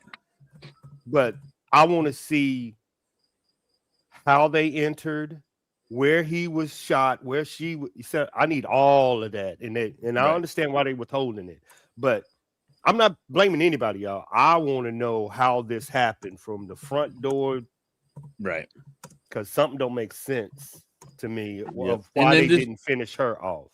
Yeah, there's been so many things that have come out about, were they inside, were they outside? The last report that people, April is asking you to drop the link. I don't know. Oh, Relentless is in here. Yeah, Relentless will come back up. Yeah, so the last time I heard, and we discussed this the other day, Army Vet, I don't know how much you've been following, but because you're so secretive. There's the link, Relentless. Welcome in, Southern Butterfly Girl. Good to have you. They found somebody, one of the reports said they found them upstairs in the bedroom. It's a single family home. It's a 1 level. You can see the 2 levels down the street. So there's no upstairs there. And, first came out, I heard they found them outside, but then I heard they were inside. So again, we don't know. I mean, maybe Relentless can shed some light on that. I don't know what he could find out, but did you see the interview yesterday? No, I'm new to all of this, what y'all telling me. Oh, okay. And on that note, I got one question. Didi, would his computer, when you said he went up to his room, this is military, would his computer have informants on his computer if he make him log in? You talking about the guy that got pew-pewed? Yeah. Is it a log that you give new recruits or police officers? No. Okay. No, he wouldn't have it because he's not an officer yet. He's a cadet. Yeah. So he's technically would not have the powers to be able to get in and look for that information like through OLEDs or NCIS and all that shit. Okay, like in the only reason I said in the intel, if you make us go up to our rooms, we know you're trying to get into our computer. We'll have the classified information. So when you said that, my mind just clicked. Now, if he took him up to his room, that's where his computers are at. That's where his laptops are at. That's how you get access to the police files. But he's not intelligence. My bad. No, and it's just that. It's the fact that he's not even a cop yet, technically. Yeah. Even though he only had 8 days to go, they wouldn't have issued him anything. I mean, they don't do that until once they give you that badge on is when you complete it completely. And then and even then you're probably not going to be given anything until you get out of your FTO program, your field training officers program and all that stuff, and you're on your own. Yeah. But that brings me to the next question. What else? I mean, it's far-fetched, but what else would you go after those 2 people for? If you were trying to get something, what would you go after? Did one of the people work at the jail? They both did. Well, they have access. They have an access to the jail. They have a badge to get in, but I mean, it would be a far-fetched thing. But who would hold informants in the jail? Would all the jailers know this? No. I don't think so. Just the ones that are utilizing them as informants, as far as like your detectives in your department. So in this case, it'd be the detectives or the it'd be the detectives of your sheriff's department. Yeah, they would have them. They would only know about him. Now, could somebody else find out? Sure, if they were friends of friends, people loose lips sink ships, right? Yeah. So there's a lot of that goes around, but I don't think it's something that is public knowledge. Matter of fact, I know it's not public knowledge. Now, what if you were trying to, I don't know, what if you were trying to break somebody out of the jail? If you got if you got her ID card or you got his ID card, but now it's too late anyways, it doesn't matter. Yeah. But I mean, when you got to a jail, when you're inside that jail, is there anybody at all, Doug, Doug, whoever, that is armed, that is not in with the prisoners? Or do they all have to run and grab weapons? Well, it really just depends on how how their system is set up. Like your booking officer is going to be obviously carrying. Your jailers are going to be carrying, but when they go back, let's say they go to, let's just hypothetically say they go to give them their meals, right? Yeah, they lock it up in the box, right? They'll lock it up in the box. They'll go in there and they'll do their thing, and then when they come back, they'll unlock the box, get their weapon, put it back in their holster, and that's usually what happens. Yeah, and just, I mean, again, every single option is on the table until we know more. But I'm just thinking, like, Army vet said, what would you need these two people for? They don't have any, police information. They don't have any sheriff information about cases and stuff. I mean, they're jailers, Right. I mean, what would be the other reason you would go after them?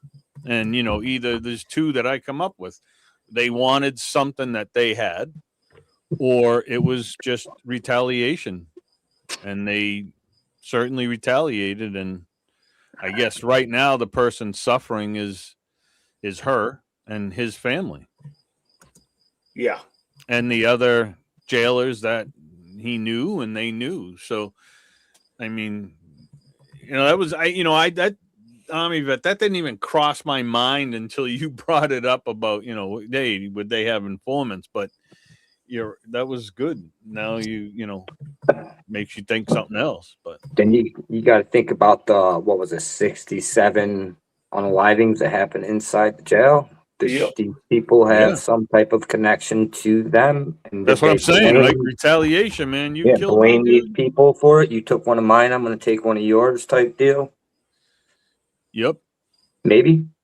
Because it's all about territory down there. And the fact that it happened in a buffer zone, to me, is pretty telling. It's not a blue zone. It's not a red zone. It's not a biker zone. It's in the buffer zone on the native land. Right. And, more of a law enforcement zone than anything. Exactly. And if you remember correctly, yesterday, Army vet, we had a guy that may jump on now, maybe.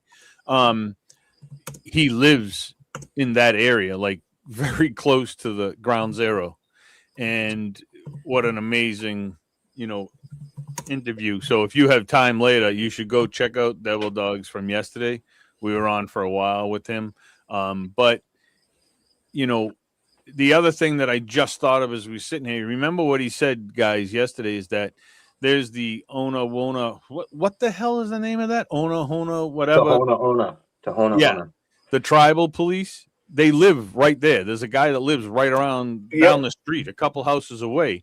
He also said, Army vet, that there's some state troopers that live on the street too. And he said that they, some of these guys have their cars parked. So if you're telling me that these guys drove around that neighborhood and were just like, hey, look at all these cruisers that are sitting out here. So let's hit that house. They went there. Office in the shell. Yeah. They went there for a reason. That's it. They were there for one reason and one reason only. You're not picking that street to rob somebody's house with all the cruisers sitting over there because they're in their houses, whatever. But I mean, come on. I mean, that would be just, that would be stupid. You know what I mean? That would be like, that would be like having, I'm going to rob the gas stations that's across the street from from your Army base. You know what I mean? Like, hello, stupid. I mean, it just doesn't make sense. So So, you know. No, I mean that's those are all valid. I mean, I think there's a thing. It's to me, it's pretty logical on what has happened. It's pretty logical on why it happened. We when you're thinking in common sense terms, because when you're thinking in common sense terms, it just has to make sense, right? That's why they call it common sense. It's got to make sense. That doesn't mean it's legit the way it is. It just means it makes sense on what you're saying, and what everybody is saying is correct. It's spot on. I mean, I think this was something said in the jail. Now, could this have been a paid hit? Well, sure, absolutely. It's got every making of it, except what's the payoff? Like who's getting the gain? You would have to figure out who's getting the gain. Is it somebody who liked his fiance? Is it somebody who was dating his fiance? I mean, would they go to the extreme of having somebody take somebody out for that reason? That doesn't make sense to me. It's too extreme, right? To me. However, does it make sense that, like I said, I know how jailers operate, man. They don't have patience, and they hate their job because they're doing the jail. They're working in corrections because they want to really go on the street. That's the whole purpose of going in corrections. You start in corrections and then you go to the street. So they don't really care for the corrections. They want to get out why they went to the academy for, was to be a deputy, right? And so they don't have patience of this, that, and the other. They're just move, go, do this, do that. That's it. And one of them could have said something to the guy that maybe they threw him in the hole, and he was like, okay, I got your number. And that's all he thought about with this time in jail. Said, I can't wait to get out. And then once he got out, he did his little where they live, where they're at. Okay, let's do this. I mean, it makes perfect sense, because nothing else really, like when you talk about the idea of them, like, you have to, if it was a paid hit, once again, you have to ask yourself, who was the beneficiary of it? Who was the beneficiary? What was the motive behind that? I just don't think that you like that girl, or you used to be girlfriends or boyfriends with that girl or whatever. I think that's just not feasible, in my opinion. Just in my opinion. But that's what I see anyway. What do you all think? Yeah, I mean, because here's the thing, man. I mean, there is no other really motive. There could be a motive that we don't know about, right? Because this case is just developing, so there could be something there that we just not privy to, But if you just think outside the box and think in the common sense frame, I don't see anything else that makes sense. They had people next to them that had $400,000 or $500,000 worth of cars outside, right? So if they were going to do this for a type of robbery, they would have went to the people who had the money, right? Yeah, I mean the guy on the corner down the street, Army vet. Is he still here? Army vet's here. Oh, I can't see. All we can see is you on the screen. Oh, I'm sorry. Not that everything is speculation at this point, because we just don't know. So exactly, we're just coming up with rational theories that make sense. Absolutely. Well, without a doubt. Speculation. I mean, there could have been. Is it possible that this new cadet was undercover prior to doing this? Wouldn't they use somebody that's unknown? Possible. Maybe he infiltrated somebody at some point and brought somebody down, or there's other things outside the box that could have happened. We just don't know. Wouldn't that be somebody good to use as an infiltrator? Yeah, absolutely.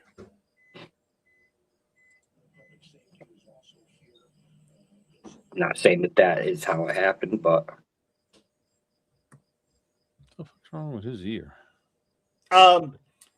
Relentless said he had to drop his kid off at school, and he's going to be coming on. Oh, cool. If you guys didn't see that. No, I didn't. Thank you, April. Appreciate it. Appreciate you for that membership. And also thank you, Buttercups. Appreciate you as well. Thank you for always supporting the channel. Appreciate you.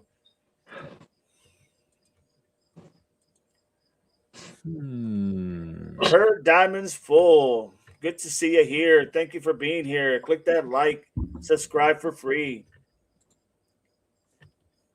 All right, I'll drop the link right now again. There it is. You got it. It's there.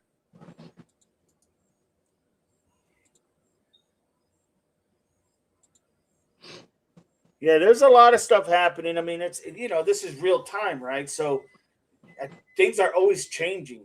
You're having everything happen so fast, like as far as like just the second guy that got caught, right? And I did read that where they were just holding him. He was detained not because of anything other than maybe he did talk. Maybe he said, all I did is drive this car and park it here. But the guy you want is over there. It ain't me. Mm-hmm. And now he's going to have to talk. And so they're not going to say that.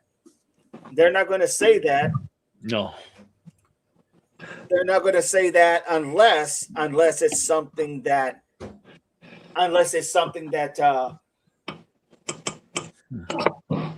not going to bring that out because they want to keep that quiet. They want to know where this guy's at, and I don't even know if these guys know where this guy's at. I think they probably don't. Yeah, because I'm thinking he's the main guy, right? Welcome in, Bruce. He's the main guy, right? He's the main guy. It appears he's the main guy. Let me just put it that way. It appears he's the main guy behind all this. I'm going to go out on a limb and say they know where he is, but they're afraid of an ambush, so they're probably waiting for him to make another move. That's very possible. This guy's being hunted down by the U.S. Marshals, dude. They know at least the vicinity, the direction he was going in. Okay, I hate to bring this up. What are we gonna bring up the fact that he might be gang? Maybe. Yeah, that was discussed. That was discussed yesterday. Absolutely, it's a possibility. Could it be a possibility that, he's trying to earn his color, maybe. He's trying to get that, like we talked about yesterday. Maybe wants to be the 1%er. That you only can do that by one way. It's possible. There's so many avenues that what you're saying. Absolutely, Army Vet. It's definitely possible. And if that is true, the Tucson area is dominated by that gang, so they will hide him everywhere. Oh, absolutely. Yep. Especially now. Mm-hmm. But I think he's gonna get found. I'm with Didi. He might not be breathing, but I think that's a very possibility that he ain't gonna be breathing. No, I don't think so. I really don't. I don't think he's gonna be breathing at all, in my opinion, just because there's just no tolerance for that. Nope. I know it sounds horrible, but it is what it is. Wow. I can't complain, Didi. You shoot one of my brothers over in the Middle East. Absolutely. I promise you. We're not just gonna say go to the rear. Go to the rear. Somebody will get you over there. No. Yep, I'm getting you. I'm with Didi. I understand. They say if you a cop, don't do that. I don't care. You kill one of my brothers. I'm putting you in the dirt. I promise you. Just for my brother. If you got a 50 cal or a mod deuce on your tank, someone's getting cut in half. I mean, that's just how it works. I'm sorry, but that's the battle of war, unfortunately. Yep. Then I'm gonna tell your wife, I got him. I got him. Yes, go ahead. Go ahead, Bruce. Oh, I just wanted to tell you, brother, that I'm going to be leaving. So Like, Okay. not right now, but later. Okay. So I'll have to catch your shows, man, when your late show, your late show that you guys do at 5 o'clock, which will be the same time until time changes. And then I'll be an hour ahead of you, whatever it is. So anyways, I just wanted to let you know. Thank you so much. I appreciate you. Don't mean to interrupt your. Oh, no, you're good. You're good. You're good. I appreciate that. Thank you so much, man. Appreciate you letting me know. Yeah. Army vet. I had to get my military haircut. Oh, you got you high and tight. Hey, nice cut. Nice cut. If you was in the military, we'll cut that a little bit down, a little bit lower. Will we, DD? A little bit lower. Ain't no beard here.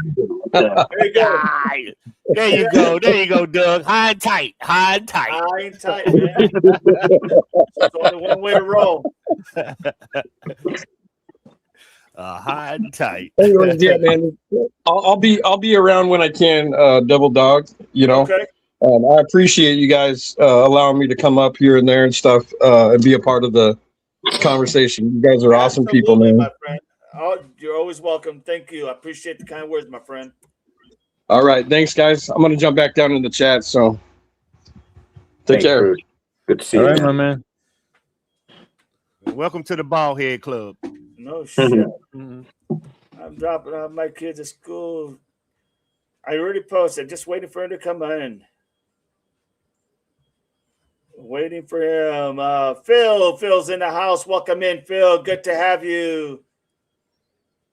Do you see that one, Devil Dog? They say Carolina said, I think once Alex finds out they're closing in on him, they may take the coward's way out. Do you think so? No,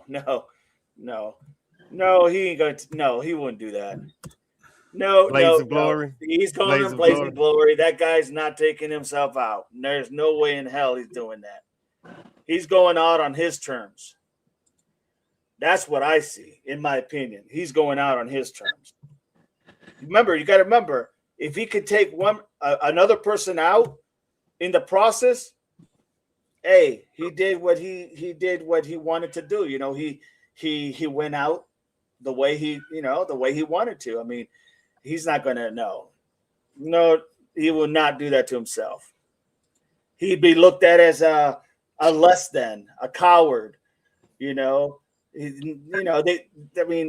that anybody's going to talk about him, but he would be looked less than if he even is trying to get a patch or trying to this and that and the other. Nah, I don't see that. But it's possible. I mean, it's very possible. Anything's possible in Tucson. You know what I'm saying? Yeah. I just don't think he would do that because everything would be for naught. If he did this as a payback, it would be for naught. It would have been it's still meaningless, but in his eyes, and putting yourself in his eyes, it would have been all for naught because now you're taking the coward way out. It wouldn't. I don't see that happening. I think he'll go down Scarface style. Absolutely. Guns blazing. And what we know that he has a son, right? What would that do for his kids? That's that. Tough one. Yeah, that's another dilemma there that we haven't talked about.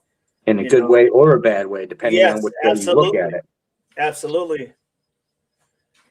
Phil said, how do you convince 3 others to throw their life away because someone disrespected you in jail? Because they're like you, Phil. They're just like you. You live for the moment. You live for the moment. You have nothing else really going for you. So you say, you know what? Let's do this. It all sounds good until it goes wrong, right? It all sounds great until you get caught, And I think that's how you do it. I mean, in my opinion, I don't want to say the wrong thing, but it doesn't. These people are not normal. Their code is to themselves, not to society and life. I guess is the best way to put it. Yeah, they could have also been lied to. The accomplices may have thought it was going to be a robbery, and then he changed the plan. I'll put it into terms. Men like this, y'all, excel at hurting other human beings while y'all can't comprehend this. Yep. The man at the Nancy door. Yep. That's violence. The man that did this to these are violent human beings that y'all have to you can't use empathy in this. These are cold-blooded killers. Yeah. They don't operate like you. They don't care. They'll blow your face off and go get a burger. That's what Didi is saying. These are different human beings, y'all. Yep, These are absolutely different human beings. Dangerous people.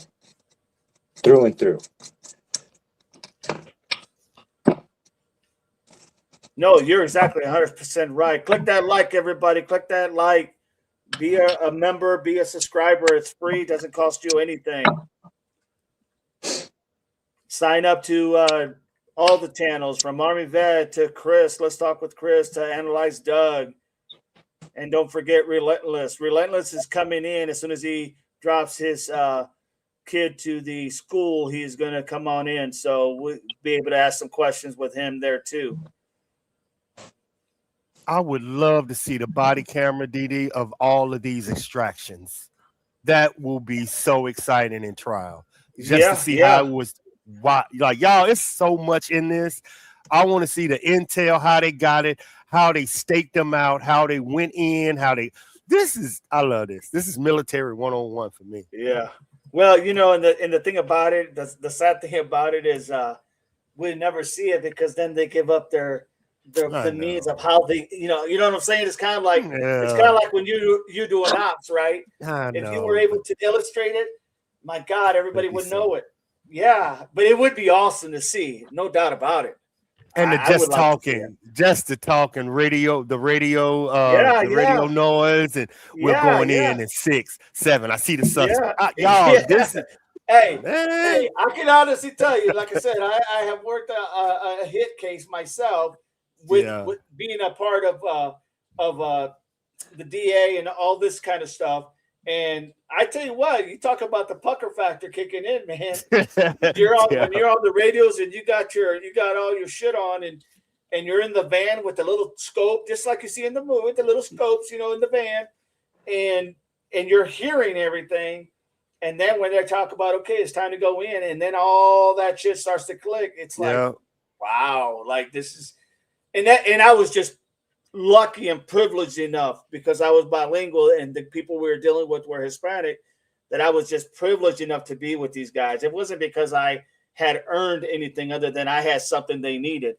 And therefore that's why I got that opportunity. But it was a mighty fine opportunity. No doubt about it. Has anyone brought up the fact that maybe they all knew each other and there was some shady business transaction happening? I mean, it's possible, Phil. It's possible that, anything's possible in Tucson. I could see that. It's just, it's hard to see someone making a deal with the devil, because that's really what it is. These people that were, for better lack of words, people were right, pew-pew. Call them kids. Yeah. Call them kids. Yeah, they're just starting their life. They They don't know anything better. So to make a deal, that's too extreme for me. I don't think that's on the table, to be honest, Phil. But that's a good thought, without a doubt. Very good thought. Good point, Barney. Let me see. Barney's here. We might want to look at other cadets coming in with Carlos. Yeah, he was with, I think, like they said, like the 126 class or something like that. I'm not sure how they do their classifications on their classes, but that's what it said anyway. Hello, Purple. Welcome in. How would y'all judge? I know he was the target, and I understand what Chris is saying. The pew-pew to the back of the dome. As an investigator, how would you tell if this was him or her by the level of violence? I know we don't have the crime scene and we don't have the, but in how Chris, it was him or her? Yeah. Yeah, how in Chris look, it maybe would have been her, and he used her to get him to get information from her. I mean, honestly, it's kind of hard at the beginning to tell that, other than once you break everything down and everybody is kind of caught and everything is being asked, and even the fiance and the husband can't speak, but the fiance is going to be also talked to and interrogated to see, like, what was there anything nefarious? You got to look at all things, right? So they're going to look at what happened nefariously. Was there anything going on? Did you know these people? All that type of thing. So if there's something like that, it's going to come out during the investigation, because it's not just going to be investigating the bad guys. You're going to have to investigate her as well, because she's a part of the investigation. You know what I mean? She's a subject in this matter. So how would I think it? If it was literally like if he had taken one to the side and one to the arm, or one or two to the, to the major impact, or to the biggest mass center of the body, and she had taken the one that she took to the arm, you could make a case either way. But when they literally did it, supposedly how they did it, with him to the back of the head, I'm not so sure it wasn't her. It wasn't a message to direct to her. Like she was the one that could have possibly said something that he remembered and was going to pay back, and this is how he was going to get her back, by taking away that person. It really just, you're really not going to know until you get this thing, you get all the investigation going and everything is resolved. There's no really way to tell, other than if it was like, if they did this to her, they were probably meaning it for him, right? So if they did it to her like they did to him, it would be sending him a message like, see, this is how quick life is, this is your payback. So I could see that. But I just don't. I think it was it could have very well been her. Maybe she had him go into the hole. Maybe she said something that he, for whatever reason, just struck his nerve. But at 23 years old, what the hell could they possibly say, either one of them, to these people who are so much older? What could they possibly say to them that would cause this type of reaction from him? It just doesn't make any sense. There's nothing there other than, I got your number. I'll see you when I get out. That's the only thing I can think of, honestly. Okay. Welcome in, Sherry. Okay, law enforcement. Here you go. Now, usually I get Dee started like this. Okay, Dee. I'm going through a house. This to me was not this was not violence. Dee, I'm coming through that front door. I'm shooting everybody in it. Mm-hmm. To go to that front door and stop, allegedly go up to take him upstairs, make him kneel, that wasn't a violent, out of control moment. That was calculated and calm. Okay, so what happens? He goes outside, he goes outside, starts his truck, right? Let's just go that scenario. He starts his truck. Either he's coming back in to grab the rest of his stuff, or he's coming back in because he forgot something. Okay. He goes back in. As he opens the door, they bum rush him. I'm shooting him right there. What's the point? They bum rush him. They come. He senses something. He looks kind of like, what the hell? And he takes off, right? And apparently there was a 911 call that was hung up. Okay, so he goes upstairs to get his pew-pew, because most people carry their pew-pew upstairs. Would you lead them to your family if they was up no, there? No, but that's the whole point. She was pew-pewed in the arm, in the shoulder. So she was pew-pewed in the shoulder. So she goes down. They go running upstairs.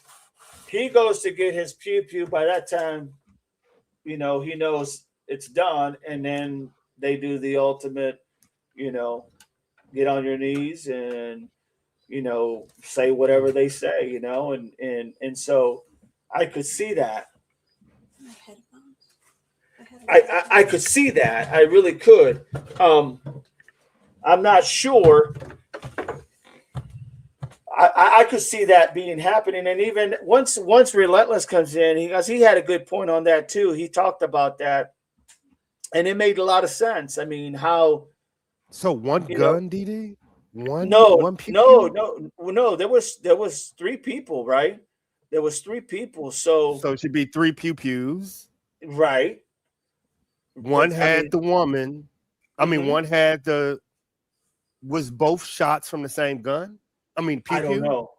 See what I'm saying? These are the questions I want to know. Like, well, I mean, think about it though. When you think of it from the military perspective, right? They take someone out and they do 2 to the head. One is because personal. Yeah, exactly. And then they do the second one. I want to make sure you're never getting up. I want to make sure that there's no damn way you're the whatever. That's how I would see this happening, as being personal like this. This is a personal thing. This is the common thing that happens when you want to send a message. This is what happens. And everybody has their different things of way they send messages, right? You can go to the cartel and what do? Cut your throat out, pull out your tongue. Everybody sends messages. Everybody has a way, and everybody has a signature mark on how they do things. So I could see this being totally a personal thing where to you and I, we would be like, well, that doesn't make any sense. To you, Chris and Doug and the chat, this doesn't make sense. But to that person, it was totally disrespectful. To us, we'd go, all she said was, hey, dumbass, go to the hole. To him, it could be like, oh no. And if you look at his, once again, you look at his rap sheet and you see everything that he has. I mean, he had to have control over women. He had to have control. He had to have the power. He had to be the dominant. No one was going to tell him anything. Well, that's kind of like the wrong place to be, is in a police department, in a jail, right? Because all you're doing is what they tell you to do, right? So I just think that this could have very well been something where something was said and this was the payback, that someone was going to pay the price. Check the back room, Devil Dog. I think Relentless is back there. Okay. All right. Sorry, guys. I was right behind. Okay, let me go ahead and... That's what we're here for. Okay, thank you. I always monitor the chat for us. Thank you, brother. I appreciate it. That's all we're good for. No, stop it. I do got something for you. I do got something for you, Doug, on your uranium jump. That's what we alerted. North Korea just sold a warhead to missile to Russia. So go figure. Right. Yeah. Go figure. There you go. Click that like, everybody. Click that like. Subscribe for free, everybody. Relentless. I just sent you the link. That was the alert I got, Doug. Did you see my new icon? Welcome in, Relentless. Welcome in. Good morning. Good morning, everybody. So we got another individual with us too, Army vet. He's usually comes on quite often. Awesome, awesome. Hello, how are you? Go ahead. And they usually have questions and You're whatnot. supposed to say hi back, Army vet. Hey, oh my bad. Hey, I'm just picking on you. I got 6 computers open. Oh, tell screens. Tell them the real truth. It's the age. It's the age. What's up, guys? Good morning. Good morning. What's going on, sir? Morning. So if anybody got any questions, ask Relentless now. If you got any questions, because this is the time, this is the time you want to find out something on the area or anything, ask away. Yeah, I have one question, but go ahead. Say what you were going to say.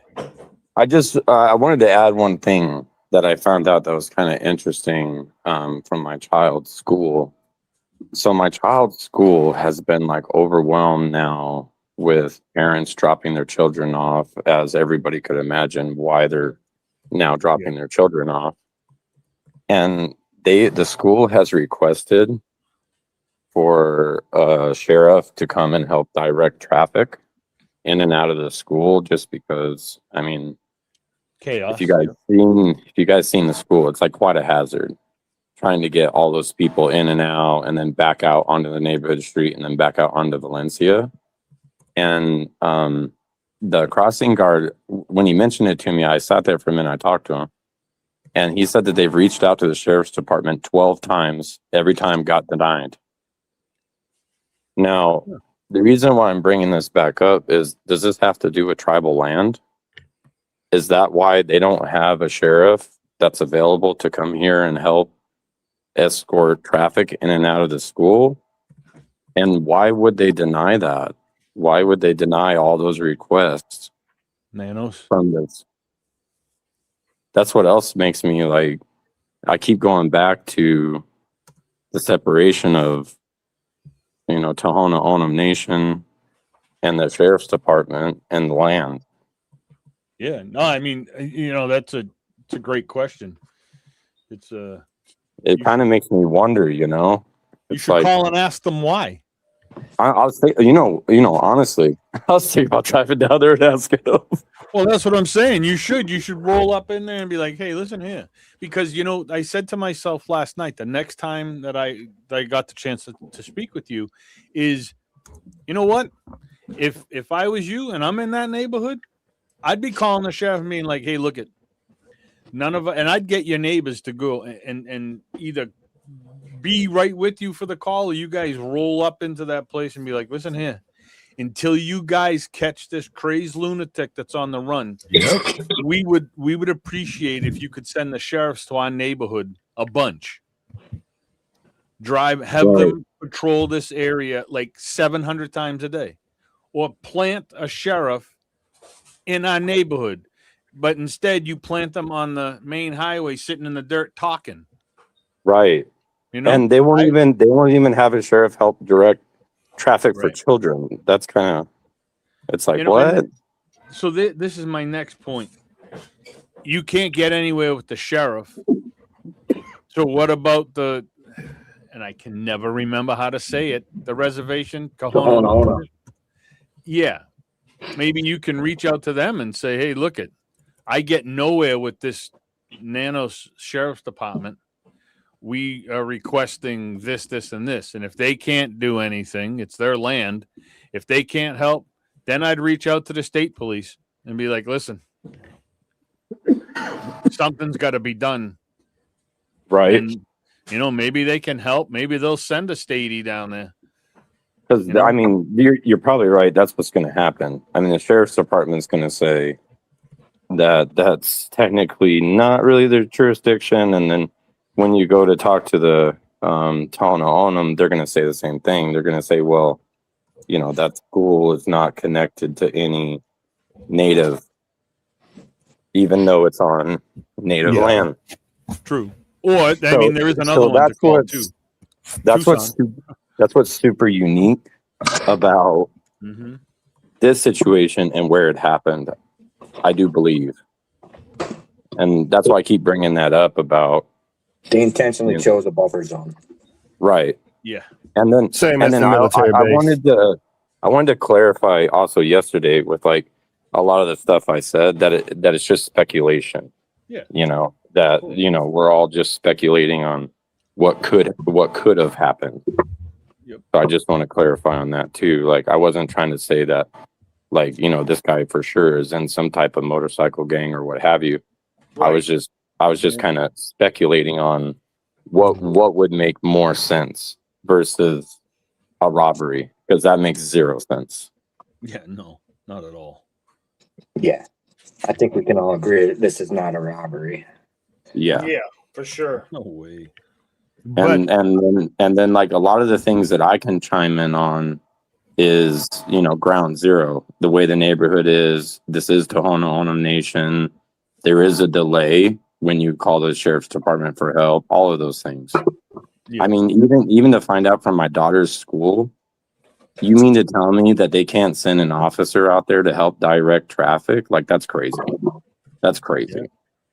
This should show y'all Nanos does not have as much power as y'all think with all this federal land around civilian land, because Fort Huachuca is the same as that.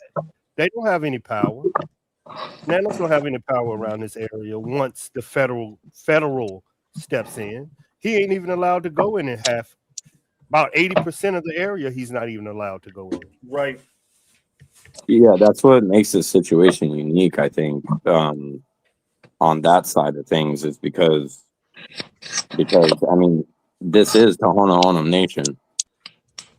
So, you know, and just like I keep saying, there is a delay from when you call for the police, not for like fire and ambulance. I mean, they're very, very quick. But as far as police are concerned, there is quite a delay. And when it comes down to 7 minutes, 8 minutes, 10 minutes, that is an eternity. Yeah. When it comes from dialing 911 and by the time they show up to your house, a lot can happen in that buffering window. Yep. Especially at 5:30, you know, let's think about it, 5:36 a.m. There should be a couple available to be en route as quick as possible. This is true. This is definitely true. That's why I think you get together with some of your neighbors and just be like, hey, look it. It just shocked me, like when I was talking to the crossing guard this morning, and I asked him, I said, well, how many times did you guys reach out to the sheriff's department? He said 12. And I said, well, what is their response? And he said, none. They don't even have one.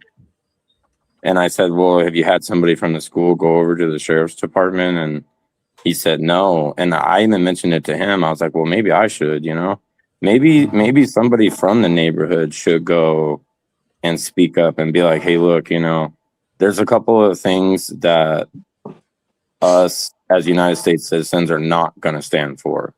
And one of those is our children not being properly looked after on a law enforcement thing if the school is reaching out. Like, that's just crazy to me. Like, if the school's reaching out asking for help, they should help. Right. And if it's the Tohono O'odham's Nation responsibility, well, then they should step up and help. Somebody should, before there's another accident. Or, you know, you hear about this all the time. There's a lot of kids that walk to school. And you got parents ripping out in and out of the parking lot. They're trying to get to work. They're trying to go here. They're trying to go there. And the school, there's like just one small entrance in and out. And you got 400 plus cars trying to get in and out of there in a little 30-minute window. You know what I mean? Mm-hmm. You would think that the sheriff's department, oh yeah, no problem. And it's funny too, because I was like, man, I wonder if there's another one sitting over there off of Valencia in the dirt. So when I left the school, I drove out, but there wasn't one sitting there. But if there was, I was going to drive up to him and say, hey, you know, instead of sitting here, go down to the school. It's funny how they weren't there, huh? Yeah. It's actually kind of funny because they're not in their usual little, like, you know, hangout spot. Right, because they've been getting calls to help out, so they're not going to have anybody in the area. Yeah. Well, I would have told my deputies, don't be sitting ducks anywhere. Keep it moving no matter what's going on. No, just sitting in the parking lot. Yeah. Where If people are you got expecting time to sit and idle, you got time to patrol. that too, yeah. But you don't want to become a sitting duck if there's a cop killer out. Definitely. Yeah, that's the point. That's the point I was trying to make yesterday, especially with 3 of them just sitting there right next to one another. That's the point I was trying to make yesterday. Is they're just at this point, they're just a target. Mm-hmm. Yeah, I mean, that's why the really, military called. That's why the military called. I ain't gonna say they called. They were worried and they called Nanos because there's 15 public schools in the area, 80 charter schools in the area. Correct. We ain't even talking about private schools. So y'all are we are close to 100. Correct. Could that be a reason why they wouldn't put an officer there? I mean, they would essentially be a target, so the school would become a battleground. So maybe That's they what's don't want blowing to my bring any mind. extra heat there. The school reached out 12 times, they said. It's just crazy that they wouldn't. There's got to be a reason for it. And another thing that I want to make a valid point is when situation did happen on situation day, the school did contact the sheriff's department and ask them if they have to go down or go into a lockdown situation. The response from the sheriff's department was no, but the school went ahead and went in a lockdown situation on its own. Smart. Correct. Why would they tell them no when they? I don't know. That blew my mind too. They didn't call. They're concerned because a lot of the soldiers at Davis Monthan is deployed and stuff like that, and families are getting concerned about the violence in Tucson. So they want to know. They're concerned. Right. If you could only imagine, you're out overseas, you're doing your thing, and then from home, your wife keeps telling you, hey, things are getting, and then you start to find out it's right here in the neighborhood. And then you start to find out that when the wives and when the school and everybody's reaching out, saying, hey, could you help us here? Could you help? The answer is no. And that's very concerning for men that are overseas and women that are overseas that are serving our country, because even though they're overseas, they're always thinking about home and their family. And the reason why they're over there is to protect all of us here. And when they keep getting word that, hey, this is happening and this is what's, the police are not doing this, and they do get very concerned. Well and said. I've been an advocate for a long. This might be out of right field, but I've been an advocate for a very long time that retired military that still want to be active. I believe that there should be an armed military person that is retired at every single school in the United States. I think that would bring the school shootings down tremendously.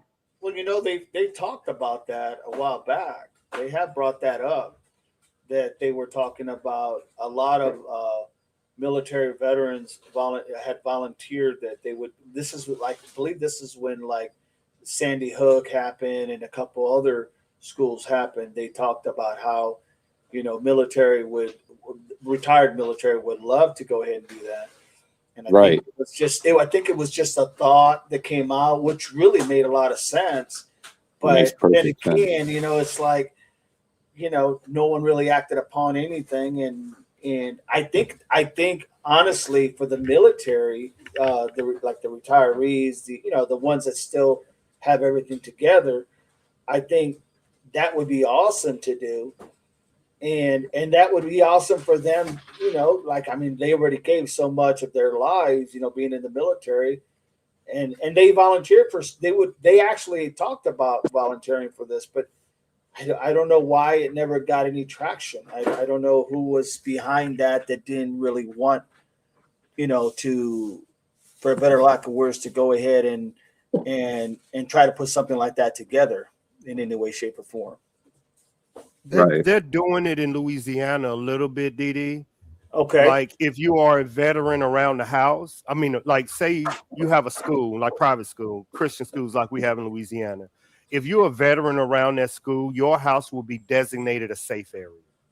Gotcha. Like if something happened at the school, the kids will know where to run.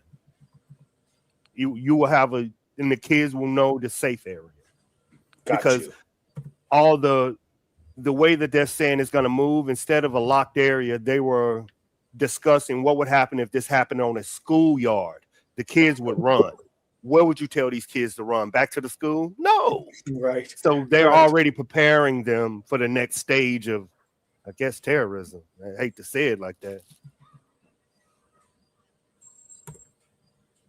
No, but that's the only way you can say it, Yeah. That's the problem. Sometimes we try to sugarcoat everything because no one wants to hear the real truth, and so you try to skirt around it when you just got to sometimes you just got to call it for what it is, in my opinion anyway.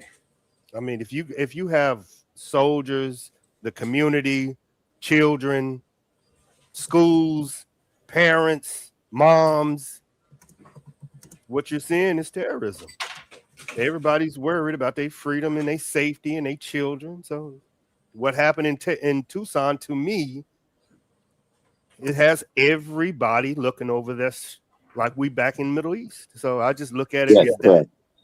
correct. You're absolutely correct. One of my neighbors a couple doors down, I mean, they're never somebody that would ever own a firearm, and they went out and purchased one.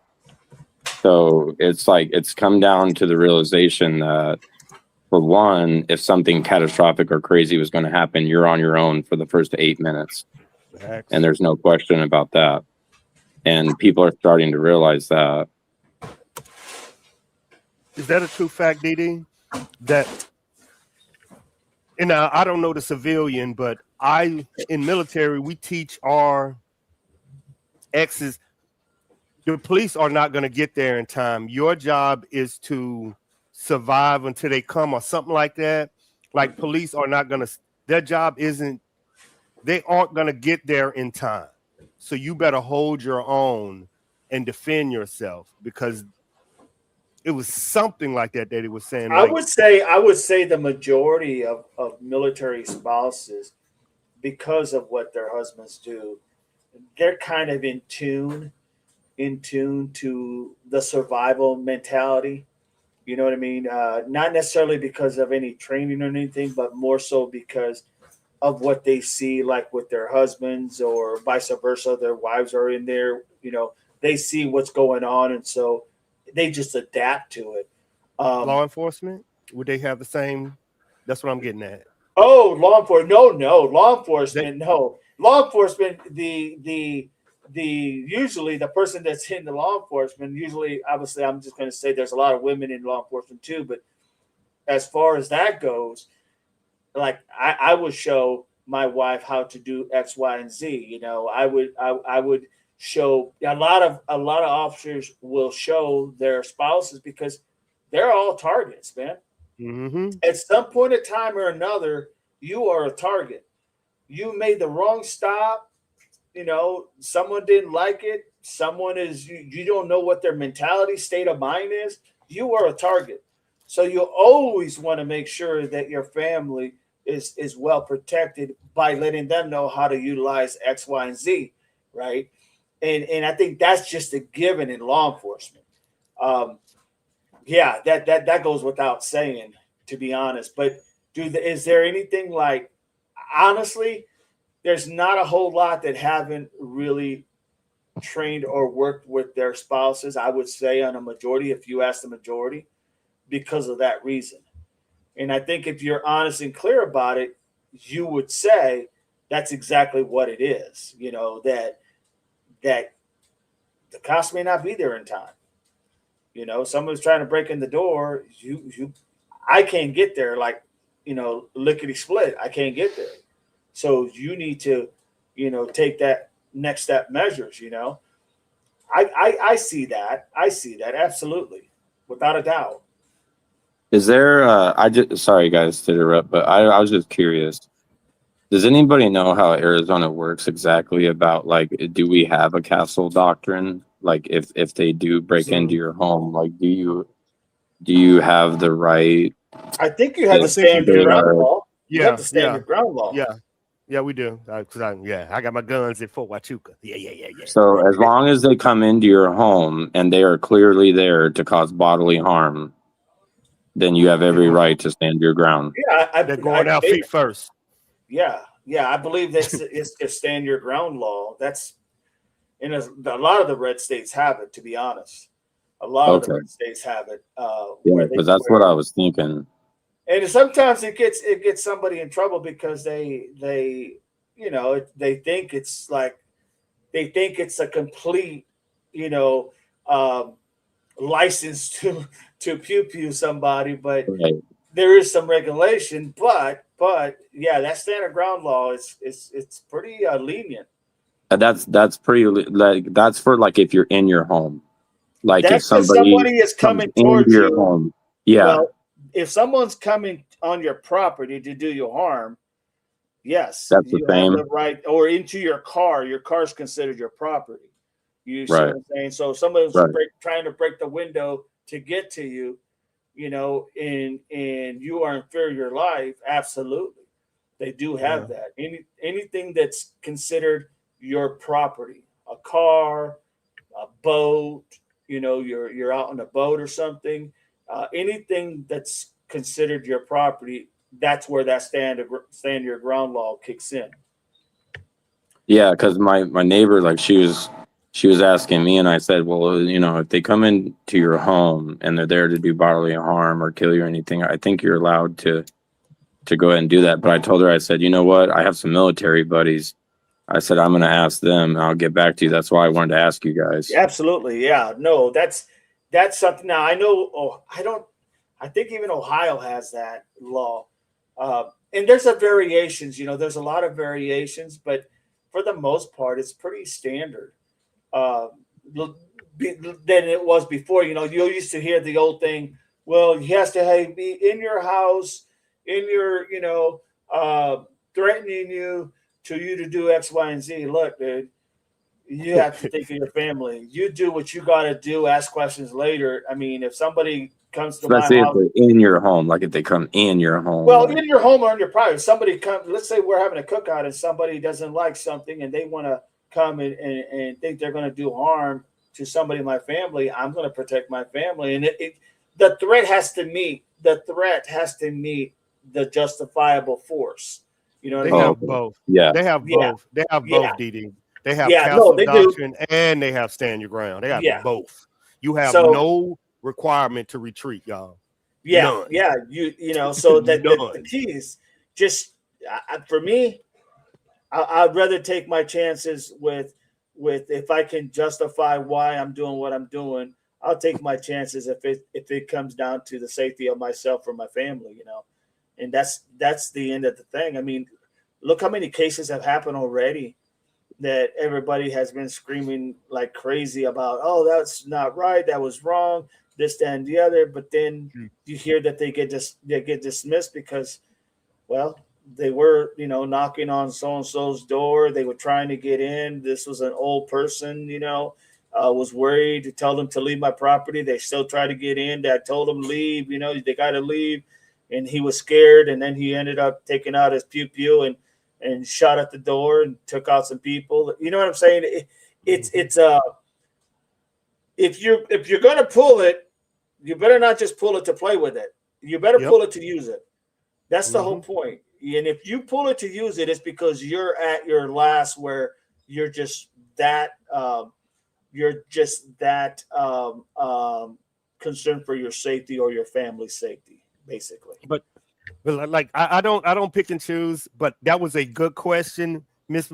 She said, so schools are saying that any military civilian is considered safe, even if military. No, I don't believe. No.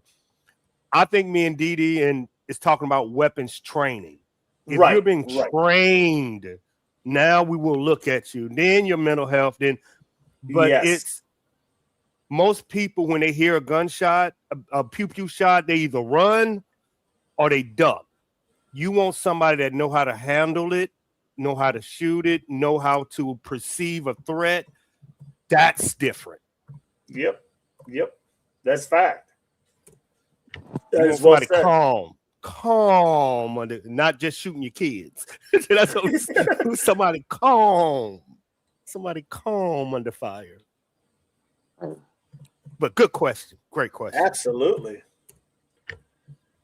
Here's the thing, man. If you're in doubt, sometimes you got to make a tough decision, and like I would literally, if I was anybody on this chat or on any chat, I would definitely read up on what your state has as regulations on what you have, because the last thing you want to do is have to make a decision and you don't know what that decision is.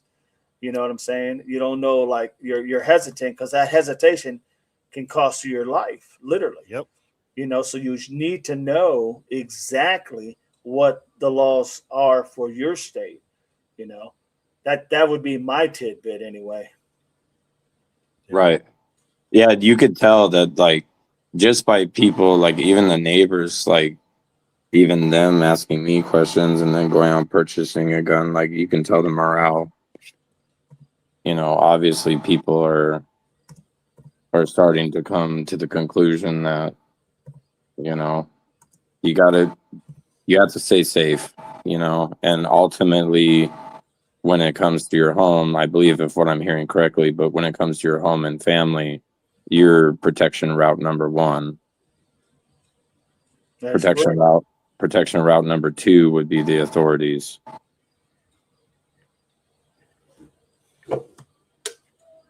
Y'all don't ever break in. I know this is like a 2 houses you should be fearful breaking into. That's a cop and a veteran. I'm just, Yep. That's what I'm saying. That's why, like, they got big cojones. I know. Or my house, and I'm neither of those two things. So don't come to my house. That is shocking, though, what you just said, Relentless. Going into a cop's house in the morning. That's crazy. Yes, I just and thought about like, what you just said. That's crazy. Yeah. I mean, What's your neighborhood called? it's called Star Valley. Star Valley? Okay. That's crazy. Doesn't there have to be a certain threat level in order to use like a pew pew, even in a stand your ground case? Like if someone is coming in to like rob you, but you don't see a gun, I don't think you have the right to just shoot them. You have no right. Don't there have to be a threat against your life? Like, don't you have to see a gun, or isn't it like threat to threat? You can only reach the level of the threat being imposed against you. But that's usually for cops. That what you're talking about. As far as the threat, if you can articulate what the threat is, right? Like you know, if the guy's 6'4", 275 pounds, solid rock, and he's coming at you and he's going to hurt you, and you're 5 foot tall. I think you'll be able to explain why you had to do what you had to do because you were in fear of your life. You know what I mean? It just depends on the situation. So I'm not sure you always have to have a pew pew in that sense, because you just have to be able to demonstrate why you were afraid of your life. And if the jury buys it, then you're good to go. And most of the time they'll buy it. But look, if I'm 5 foot tall and see this humongous dude coming at me, I know I'm not going to go toe to toe. I'm going to tell him, dude, you need to go. And if he comes to attack me, well, then that's all she wrote. That's just how it works. Okay. Yeah. But I would definitely, like I said, I would definitely go ahead and know your state's laws before you do anything, because a lot of this stuff too, you got to remember, a lot of this stuff is how you interpret that, right? You interpret what that threat is. My threat is different from your threat. You know what I mean? What I consider to be an absolutely cross the line type of deal may not be your cross the line. So learn what those are so that you guys know how to defend yourself. I'm never advocating taking someone's life. Make no mistake. That's not anything on my thing. I rather beat you down than go ahead and take your life, because when you cross that threshold, man, there's a lot of legalities. Yeah, and I understand what you're saying, Doug. You're saying immediate threat, proportional force. Exactly. And yes. you cannot be the aggressor in that. So yes, so Doug and Didi is saying you better read you can't be the aggressor and say stand your ground. It don't work. Right. Like if you get woken up by somebody breaking into your car or trying to get into your safe, but you don't have any immediate threat and you just decide to shoot them, then that's not right. That doesn't reach the threshold. Right. Yeah, right. Proportional force. Yes, you're right. Exactly. Well, and I know you can't just go shooting people because they're in your space, right, or on your property. But if they come on your property to go ahead and do you harm, and you hear those infamous "I'm going to kill you" type of deal, and they start to break in your home, and you'd say, "Hey, I got a gun. You better leave my property," and he breaks that door. Kapow pow, then there's nothing else. You don't have to look for anything. You got what he did, right? He broke into your house, you gave him the warning, he broke in to attack you, and you took him out. That's what I tell every girl, DD. I say give them a warning. Yep. If you can, and if you see them coming and you on the phone with 911, let them know. And now after you let them know. That's what I agree. After you let them know. It just covers your ass, really. Yep. So yeah, that goes to just know the laws in your state and what you are actually legally able to do and not legally able to do. That's all. Absolutely. Well said. And also, too, if I could just chime in a little bit on it. See, my thinking would be, like, for an example, if you came up on somebody and they were breaking into your car, let's say, you do have the opportunity to retreat. You do have that option. If you're in your home and they come into your home, break into your home, where are you going to retreat? You see what I'm saying? So that's kind of where the stand your ground thing and that's where it comes to the aggressor or not the aggressor. Because, like, let's say, for an example, somebody's breaking into your car and then you shot them, you're the aggressor. Or if you were at the park and, you guys get in an argument or whatever, even if it gets physical, and then you pull out the gun and shoot, now you're the aggressor. But if you're in your home and somebody comes into your home to clearly do harm to you and your family, the understanding that I'm hearing from you guys is stand your ground. Make sure to eliminate the threat. If you can leave away from the threat, leave. Always try to be in a position to leave first. Right. As safety number one. Is your car part of your house, Dee? In this instant, would your car be? Absolutely. That's your property. I mean, let me rephrase that. Absolutely. If you are in the car, that's your property. That is considered your property. If you're in the house and somebody breaks your car, well, no, you're not going to go out there and take them out. There's no threat to you personally, just your vehicle. Yeah, see, that's where I was getting at. Yeah, so in that aspect, you don't have, well, from what I know here in Ohio, you don't have that right. But you call the cops. That's what they do. But if you're in the car and your family's in the car, and let's just say like road rage, right? Yeah. Somebody comes at you on road rage, and then they jump out and they go, and you're at a light and they're banging your window and stuff, and then they show you a pew-pew or something. Absolutely, you got to defend yourself, right? Because in that whole point is that anything you're in your property, not just your property on your home, but in your vehicle, that's considered your safe haven, your property. You know what I'm saying? So that's how it is out here anyway. I don't know. Every state's a little different. Every state has their own wording. So yeah, just know what your state says. I just get bad energy about. I'm just getting bad energy about all of this. Oh, Nancy, I agree. This Tucson, bad energy, y'all. Bad. Yes, yeah, Tucson. I mean, guys, let's really think back about Tucson.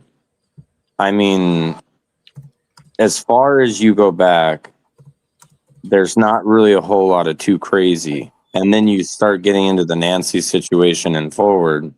What the heck has happened? Like it's not really a safe place. Like, it's, especially like that. That's why I was trying to say yesterday too about this neighborhood is like, yeah, there are good people in this neighborhood. Like, I mean, for the most part, it is a good neighborhood, but also too, it's not Mr. Rogers. Like, there's a lot of crime out here too, and that's what I was trying to keep veering back to the delay. like when you call for help, there is a delay. And it seems like quite a lot considering there's a sheriff's station not even a mile away. Right. Anybody have any questions for Relentless on the area that this pew-pewing was done to this cadet? Anybody got any questions on what might have, like, what is that area like? Because I know there's other people in the channel from yesterday. Is there any questions you might have, like, to understand what the area is like where this all happened? Understand Relentless, if you don't remember, he lives right in that area where this happened. So yesterday, giving all the information that he was given was great because it gave you an eye to understand how someone could have got away with this, for now anyway, how somebody could have done this. You know, one of the questions that yesterday that I forgot to ask you, Relentless, was, and I don't know if I did or not, but did you ever see anybody come to that door, or people in vehicles that kind of like constantly come by that are not from that area, that any like, I guess for a better lack of words, anything outside that box that would say something's going wrong here? Anything? Well, unfortunately, like what I was saying earlier about there's a lot more of a younger demographic out here, is that like we always have, like, I know what you're trying to say, and we always see new vehicles. You can never really get a grasp of, oh, these are the vehicles that are supposed to be coming and going. Just because there's such a large young demographic and they have friends, they have a lot of family. There is a lot of, especially in this side of the neighborhood, is a lot of like Hispanic you'll see, and there's a lot of large family. We have like a large food cart, Mexican food down on the corner on Valencia. This whole area is very much so like younger, that kind of stuff. So like at any given night, they'll have parties with few hundred cars in different sections of the neighborhood just because they're having a party or they're having family. And there's always people coming and going, and there's caregivers for some people that come and go. And it's just, you can never really get a good aspect of, does this car look out of place? Got you. You know what I mean? And yes, I do. Absolutely. One of those things too, because after the situation, I'm at a heightened awareness, let's just say. And like, I've been kind of thinking of those things and all different, it's hard to pinpoint, like you can't really like say, oh, this car's out of place. You know what I mean? Because there's just so many friends and family that come in and out of the neighborhood. And the other thing is too, is like the way this neighborhood is set up is it's not just like one neighborhood. It's a bunch of neighborhoods within the neighborhood. And like when you go on Google Maps, it's quite large. So quite large community.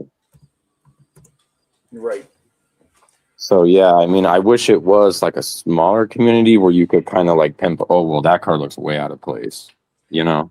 Right. Or like also too, like one of the other neighbors was like, oh, this was yesterday. They were like, oh, I've noticed this car's been passing a lot and so on and so forth.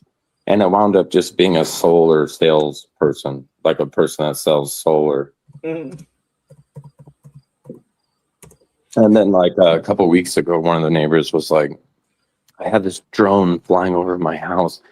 I don't know why people are looking at my house. And it wound up being a roofing company that are just randomly flying drones over everybody's house, checking their roof so that then they can come up to your front door and sell you on a roof. Yep, that's what they do. They do their estimates like that now. A lot of them. They'll do so their it's estimates. like, yep. As far as that's concerned, trying to like who's out of place, it's difficult for sure. So when this happened, this incident happened, and the pew-pewing took place, was that, did you think in your mind or your opinion that someone could have mistaken that for someone, like you said, there's always people pew-pewing, right? There's always people in right in the behind certain areas of that housing complex. There's always people poo-pooing throughout the Right. night. Best way to answer that question Mhm. is if you were away from the general area, like, you know, quite a few streets down or what have you, and you heard that, you would just pass it off. You would literally just pass it off as somebody else out in the desert Got you. shooting the gun, you know. But if you were on the street or the next door neighbor, you'd be like, that's what I was saying yesterday. If you can imagine the next door neighbor, because in that part of the neighborhood, the homes are super close. Mm-hmm. And at let's just say 5:40 in the morning, if you're in your bathroom getting ready and the house next door has gunshots going off in it, it's going to sound like it's in your house. Gotcha. That's how close. So for the people on the street, they were probably like, what the heck is going on? Gotcha. The people the street behind are like, oh, it's just knucklehead people out in the desert, you know, just shoot. They would totally just pass it off. And that's also what's scary too, guys, is because I see that happening like so much. Like you'll it'd be really early in the morning, like let's say like around 5, and you'll go outside and then like you look down the street, you might see people jogging, you know, like down the street or whatever, and then you'll hear a gunshot, pump, pump, pump, pump, pump, pump, pump, pump, and they'll just keep jogging. Like they don't even like, they're just used to it. That's kind of how the neighborhood is. We're just kind of used to hearing gunshots. That was going to be my next question, Relentless. Say they find the shooter tomorrow. What energy do you think y'all still going to have? You know what I'm saying? Is it still concern, worry? What next? When, you see what I'm saying? What's going to be the concern? I mean, I can't speak for the whole neighborhood. I can only speak on like my feeling, but I mean, to answer that question, even after they catch this guy, man, I have a very, very heightened awareness. And that's why I say it as heightened awareness, because like, I'm not going to ruin my life over it and like my everyday living, but I'm going to be very, very, very heightened to my surroundings, my neighborhood, people around the neighborhood, because I have kids, you know? So this is also too, like, it's not just me anymore in life, you know? It's like I have other people that I have to worry about. And because of the situation happening in this neighborhood and the way it happened, I do believe in my heart that every single person in the neighborhood feels the same as me. That they have this new heightened of awareness. And now more parents are finding out that the sheriff's department can't even come help direct traffic for our kids to get in and out of school. And it just keeps leading back to that kind of stuff. And it worries people. It does. And even my intermediate neighbors, just like I said, one of my neighbors I just talked about purchased a weapon. This is somebody that would never purchase a weapon, guys. This is somebody that's the last thing in the world that they would want to do. And they've went out and now committed and done that. So I think the morale around the neighborhood is anything is possible. At a blink of an eye, at a split of a second. This was between 5:30 and 6 a.m. And just like I was trying to say on yesterday's stream, this is a happening neighborhood, guys. Right. At 6 a.m. People are out jogging, kids are going to school, to the bus stop, people are going to work, you know, just like they keep mentioning, well, Carlos had his truck running. There's probably multiple people in the neighborhood that had their vehicles running out front. And so, yeah, to answer your question direct, I feel like me and every single person around me is now very heightenedly aware. And I feel like people are starting to realize that you're your first line of defense. Right. So let me ask you this, and it may be too early to really tell, but the neighbors around that area, do they have you heard anybody talk about whether they thought it was a robbery or whether they thought it was a targeted hit. I mean, I know it's early, but have you heard anything on that? I know where you stand, but have you heard where everybody else is? Not everybody, but some of the people may have had maybe a conversation as to what they thought it was. To be 100% honest with you, the people that I have talked to about it, they don't even want to speculate.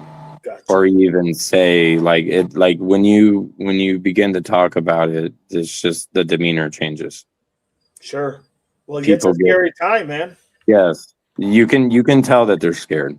Absolutely. Like there's no question about that. And just like what I was bringing up to the about the stream yesterday is, guys, there would be like a bazillion flowers out in front of that house if people weren't scared.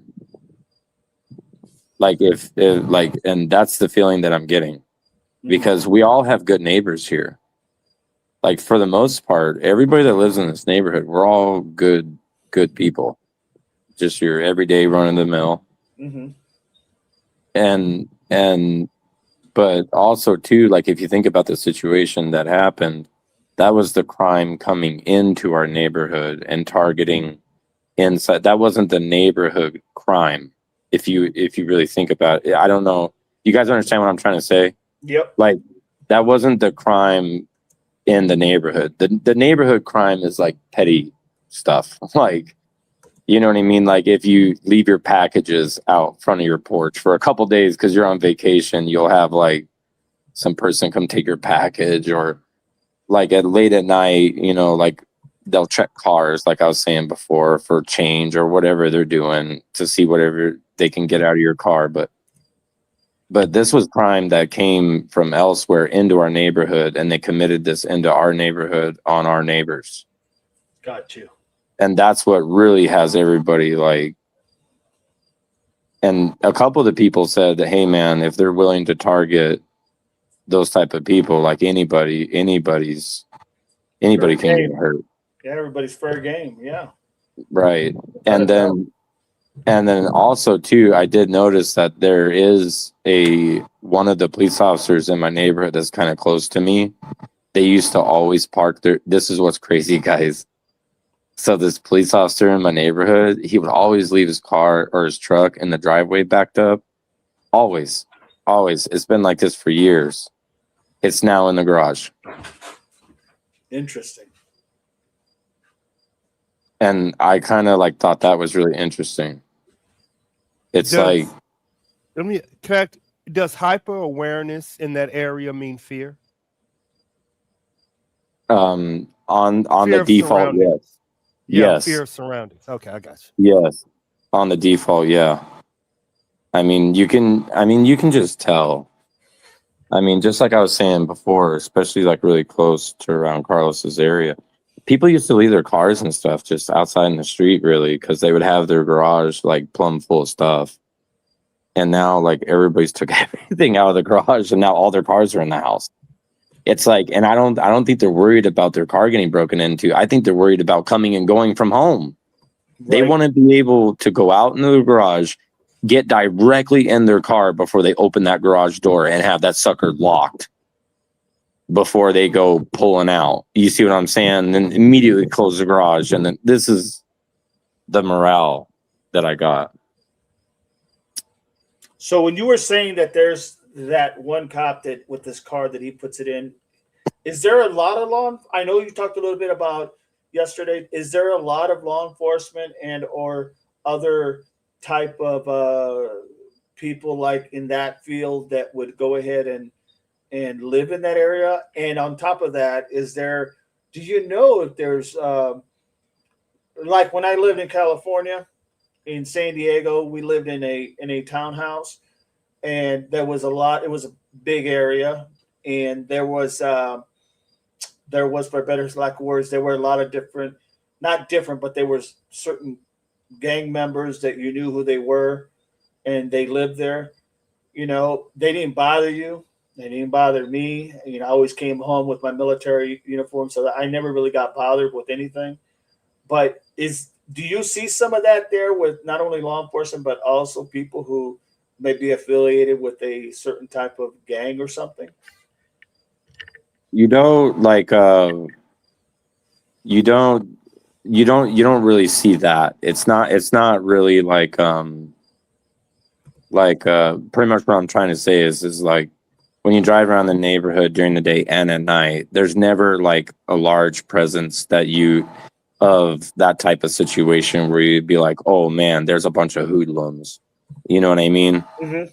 It's like, I mean, for the most, I mean, the craziest thing you'll see is maybe like some teenagers out in front of their house, like in their mom's like Buick, like just has the stereo cranked because their mom's gone, like in a different car at the grocery store, and they're just out front, like having the time of their life, like just playing Hot 98.3 as loud as they can get it. You know what I mean?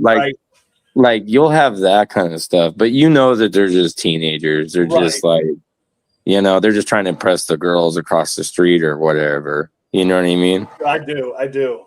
But like, I mean, in like outside the neighborhood, like in the deserty areas and stuff, like on the power boxes, you'll see graffiti. But this is just classic Tucson, though. It's not like directed in this neighborhood, but like no, like the stuff you see, like what you're talking about, like in central Tucson, or like off of Alvernon, or like off of South 6th or Midtown, you don't see that kind of stuff out here. Gotcha. Like you don't, like you never be like going through the neighborhood or something and be like, oh my God, that's a bad house or something, you know, where people come buy drugs. You know, you don't get that kind of feeling around here. Okay. You know, it's more of, say it's more of a college town with Arizona University being real close to you. Well, Tucson is definitely a college town. Like without a doubt, the two biggest variables we have is college town and retirement. So those are the two variables. But I have noticed, like in the more recent years, the demographic has become younger and younger and younger. So like for an example, like when this neighborhood first came out, that's what I was trying to say before. Like when they first started building homes in this neighborhood, if you had any type of credit and an ID, you got a home. They were just like giving them away. So we have a lot of younger demographic out here in this neighborhood. So it's mostly 55 and younger out here. Oh wow. Yeah. Is the retirees, in like, just in your opinion, I'm not gonna put more federal, military, or CEO, your retirees? What would you gauge them as? Law enforcement? I would gauge it mostly on all walks, to be completely honest. Just all walks of different it's not really like especially out here in this neighborhood, just like I keep saying, like there is a large police presence, you know, but it's not in the neighborhood. It's all outside. And as far as like pinpointing the overall demographic of retirees, I would just say all walks of life. It seems like everybody retires from everywhere and comes here. Wow. So 55 and under. But that's out here in this specific neighborhood. Right. It's more of the younger demographic. But Tucson as an entirety is more of a older retirement, especially when you start getting into like Green Valley. Mm-hmm. Like your average age is 75, and you know, just like in Oro Valley, a lot older, you know, north of Tucson, so forth. But, you know, dead center, middle of downtown, all young. U of A, all young. And more so out this way, out by the casino, it's more young. Interesting. Has there ever been any shootings in that area before this? And I don't mean like just people going out and pew-pewing everywhere. I'm talking about literally where they had to call law enforcement to take care of a situation? To tell you the truth, I don't really know because before I wasn't really paying attention as much as I am now. Mm-hmm. So, I mean, but just like I said, in the neighborhood, three times a week, you'll hear gunshots in the evening time. It could be all different times. It could be 11 at night. Could be, and I mean, you want to get into the 4th of July. Oh my goodness, guys. The 4th of July out here sounds like Iraq. Oh, wow. It's just like all night long gunshots. Like everybody's enjoying fireworks. We're not. We're like under the mattress. Wow. And it's just a lot of gunshots. I mean, and that's what I'm trying to say is like, we're kind of immune to it. Like you'll hear gunshots Monday night a few times, you'll hear gunshots Wednesday night, you'll hear gunshots Saturday night. It's just a part of, I mean, we're out here in the desert. It's just wide open desert out here. Interesting. What about yesterday when you were talking? I want to get a clarification. You were talking about the idea that oh God, what was it? It was on top of my list here. You were talking something about oh Lord, I can't believe I just went blank. That's what happens when you get old. Oh Lordy, you were talking something about it had to do with the suspects.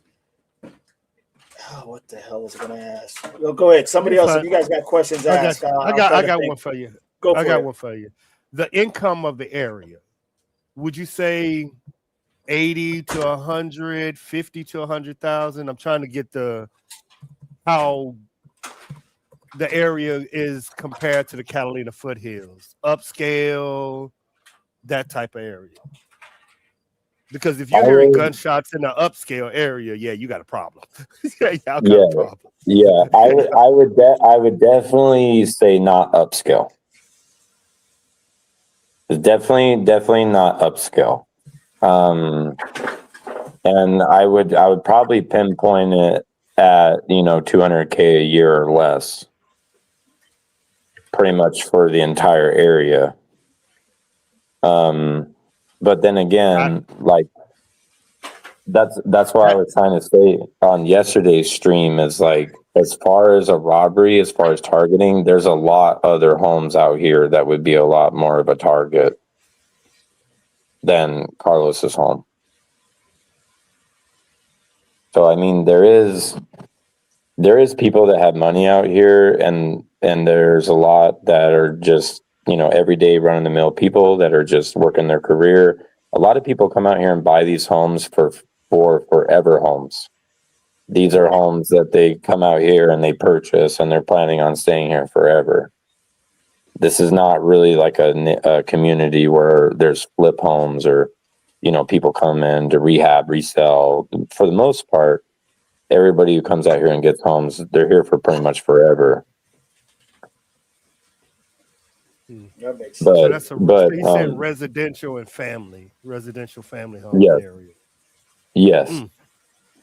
And then pretty much like, we're really close to 3 Points is out here. There's a lot of like desert points out here, like anything that's further south from the casino.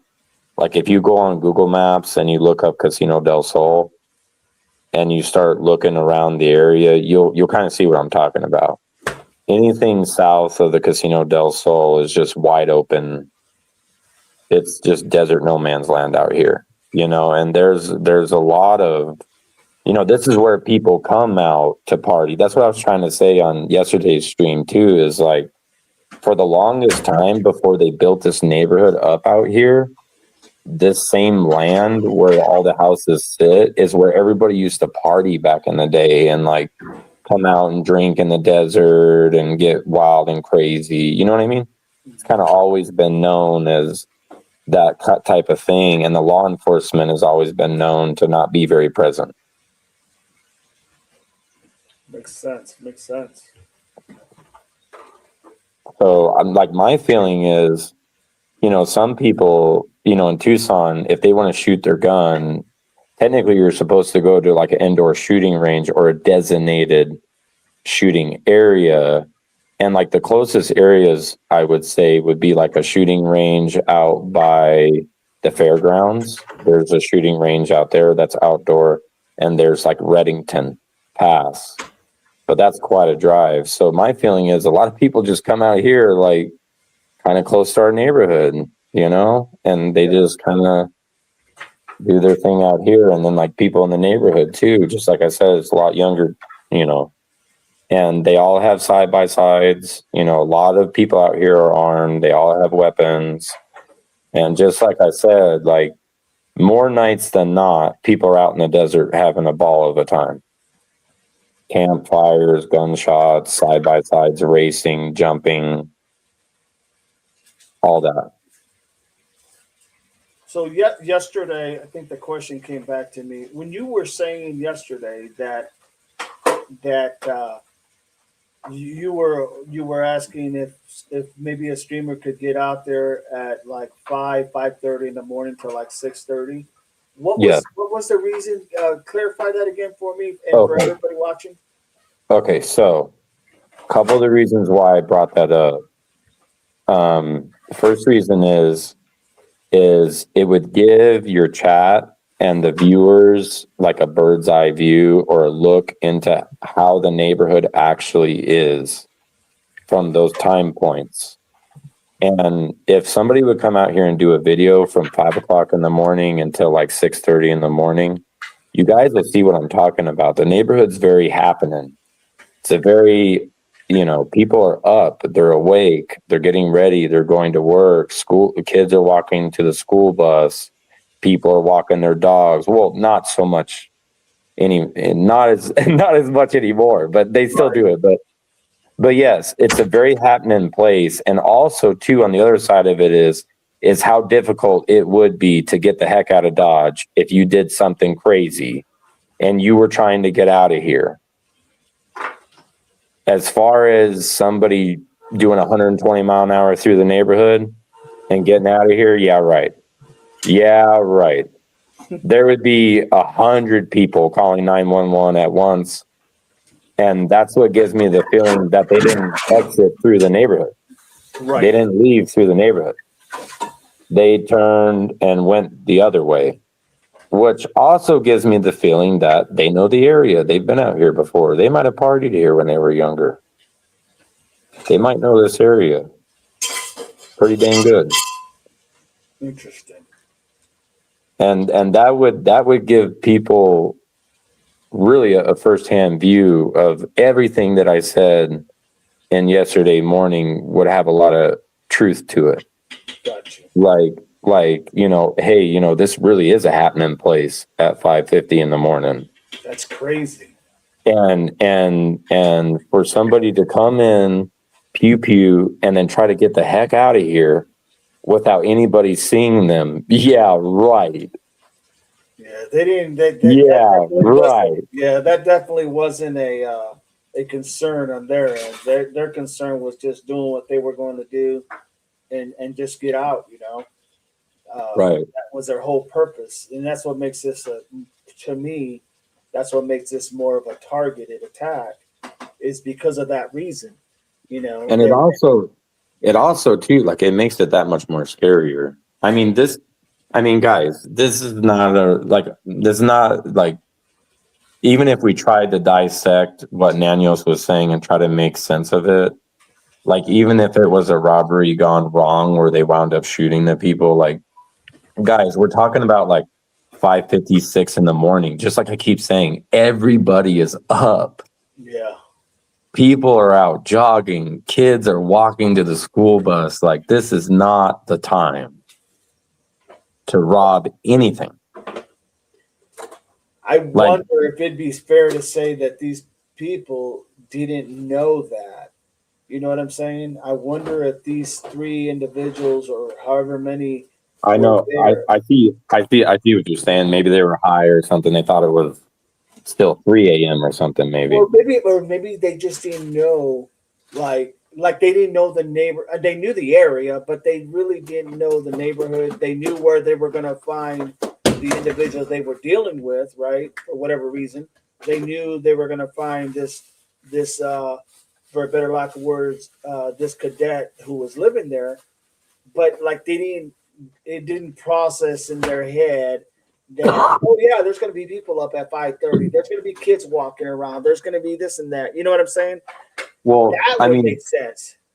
Well, I mean, that's what I'm trying to tell you. Like, that's why I think it's so important for somebody to come and cover that video. Yeah. Is because, for one, Carlos's house plus all the houses around him are just covered in cameras. Wow. And you can literally see them because they came that way from the manufacturer. Mm-hmm.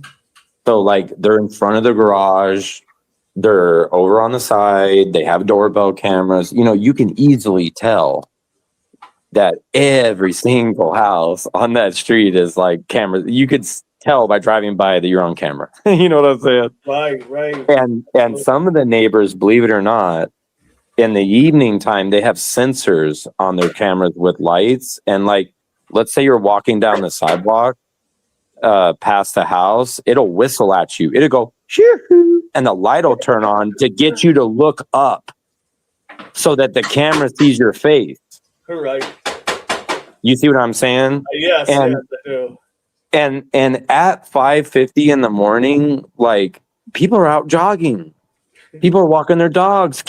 Like right at 6 o'clock, kids are walking out to the school bus. Like, that's what I'm trying to say. Yeah. And that's why somebody needs to come and do a video, because if you're sitting on that street doing a video and let's say 5:45 on the video, you say, okay, well, this would be the time that they would most likely go in, right?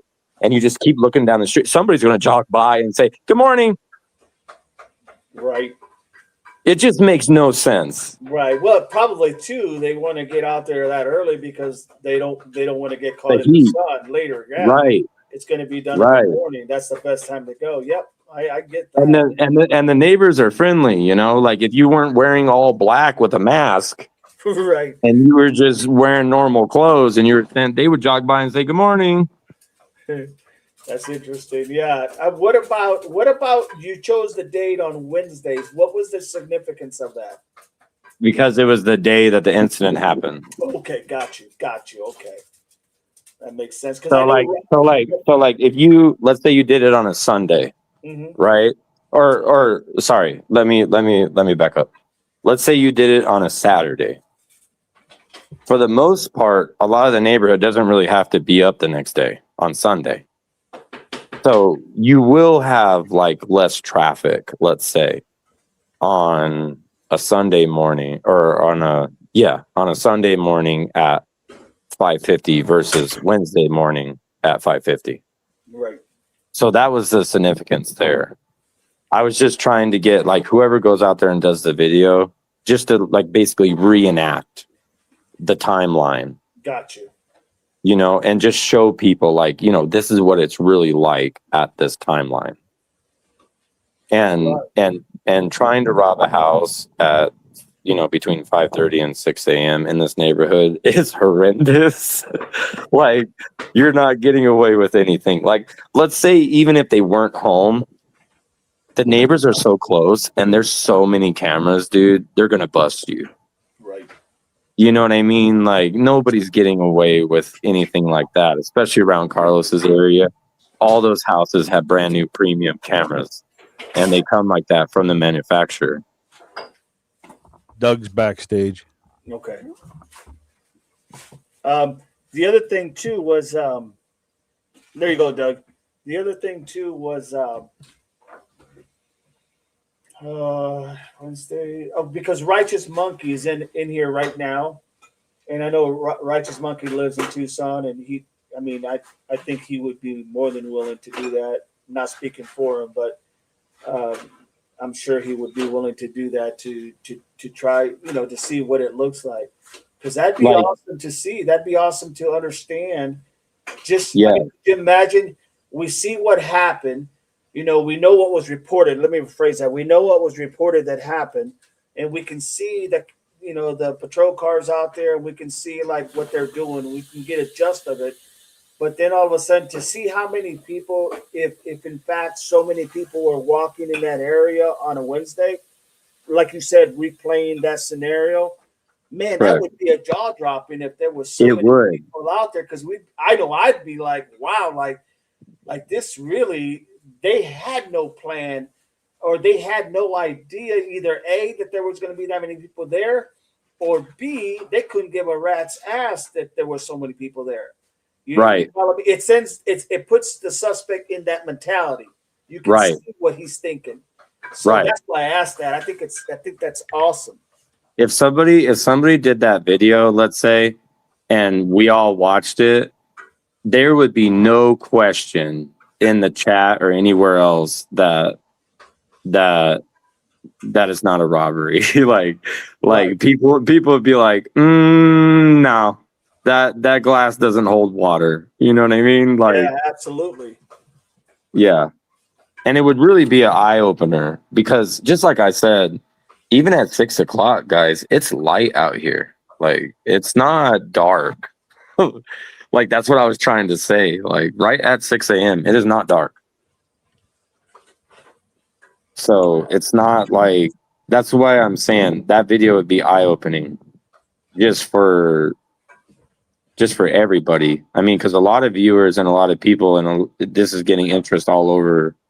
A lot of people don't live here in Tucson or really know the neighborhood or what it's like between 5:30 and 6.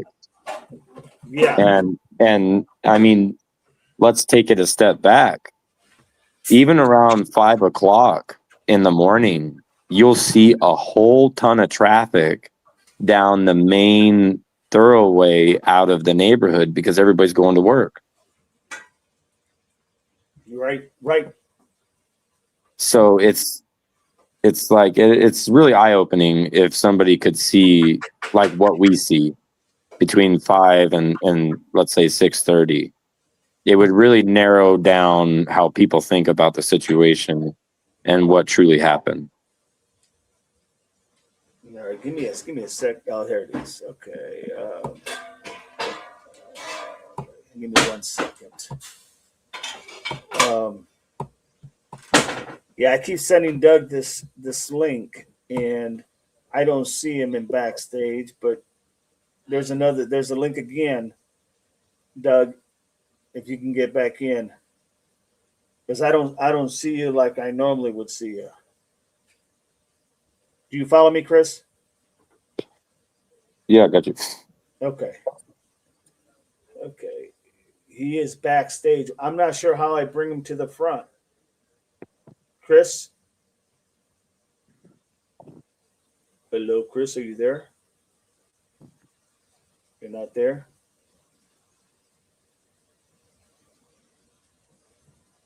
Let Doug know I'm going to send it to his email. There he is. Never mind. Let's see you. There you go. There we Follow go. me, Chris? There we go. Sorry about that. No, you're good. You're good. I was sending you the links and I couldn't see you like you were gone because it was like saying you were completely gone. Yeah. Okay, good deal. Okay, so getting back to the conversation, now Relentless is gone. Here you go, Relentless. There he is. All right, there you go. So that's interesting, Relentless, because like I said, that opens the mind to see what they were thinking, right? What they were, what they were, not just the planning of it.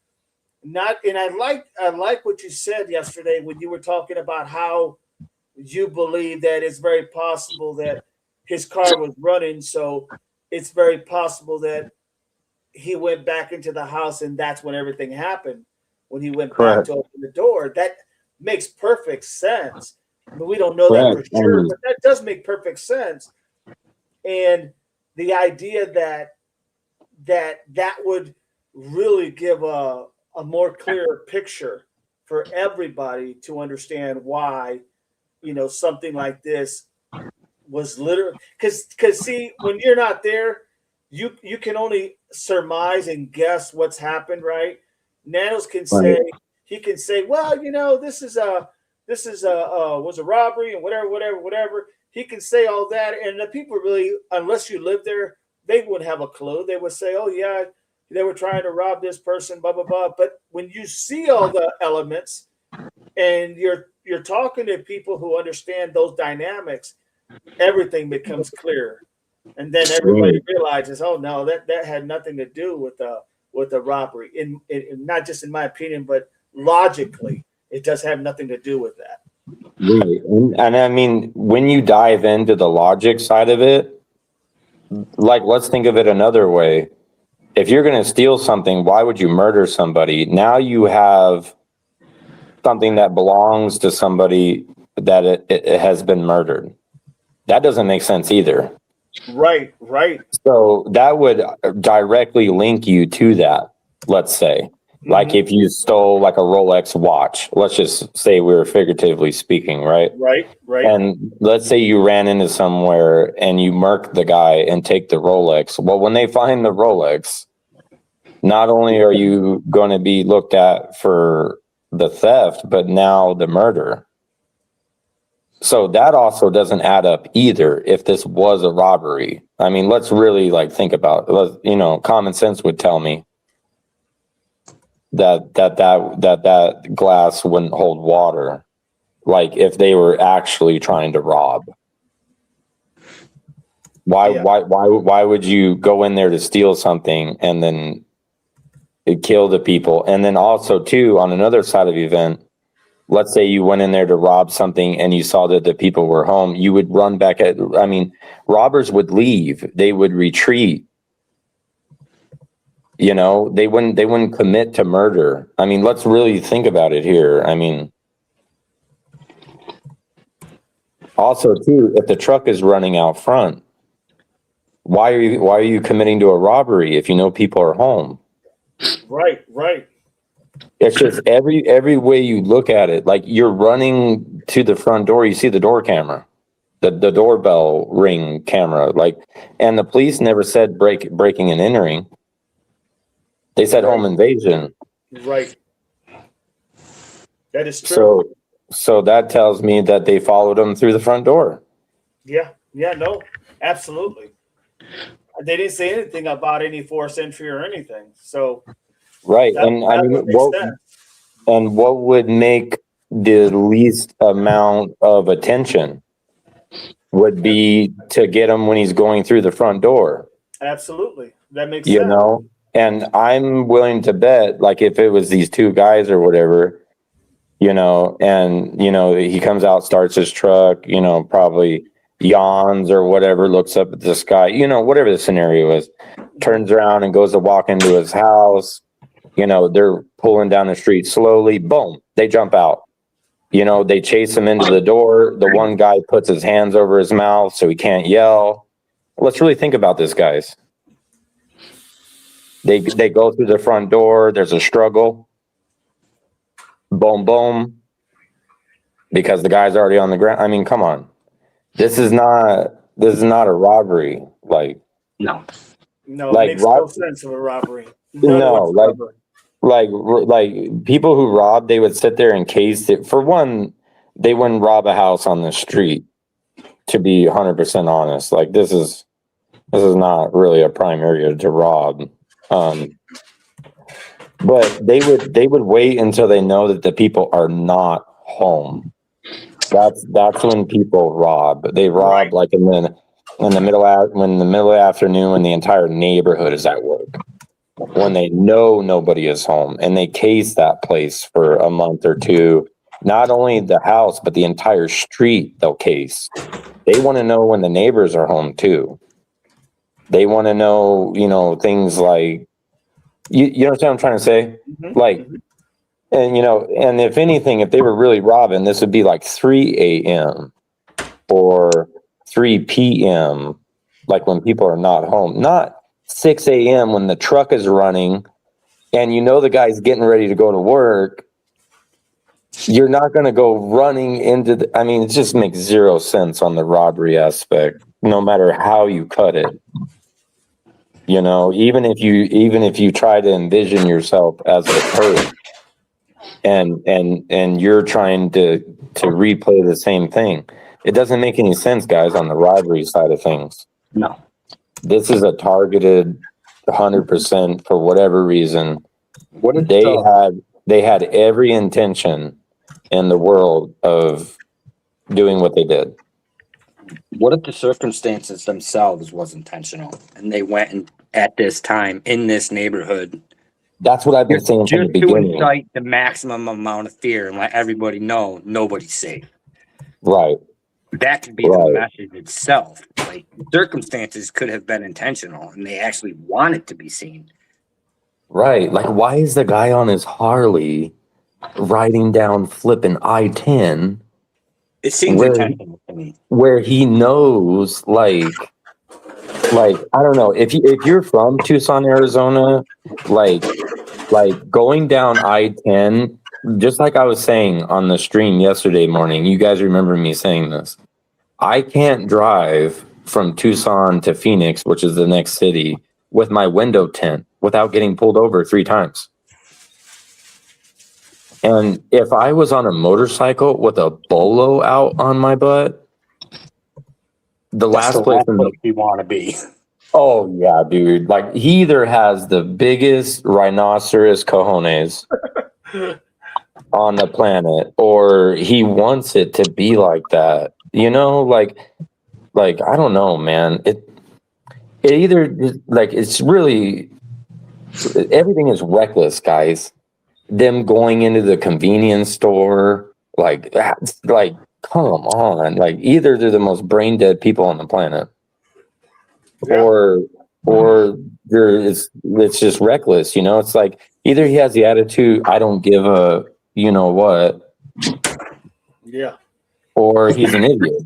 Well, a guy like that, like I said before, and I've said it, I'll say it again, a guy like that with that type of criminal history, you know, he's going to do what he wants to do, when he wants to do it, how he wants to do it, and he's not going to shy away from anything. That's why he will never, in my opinion, take his own life, because he's you know, being tracked down. He will literally go out in his mind in a blaze of glory, because that's how he rolls. You can see it.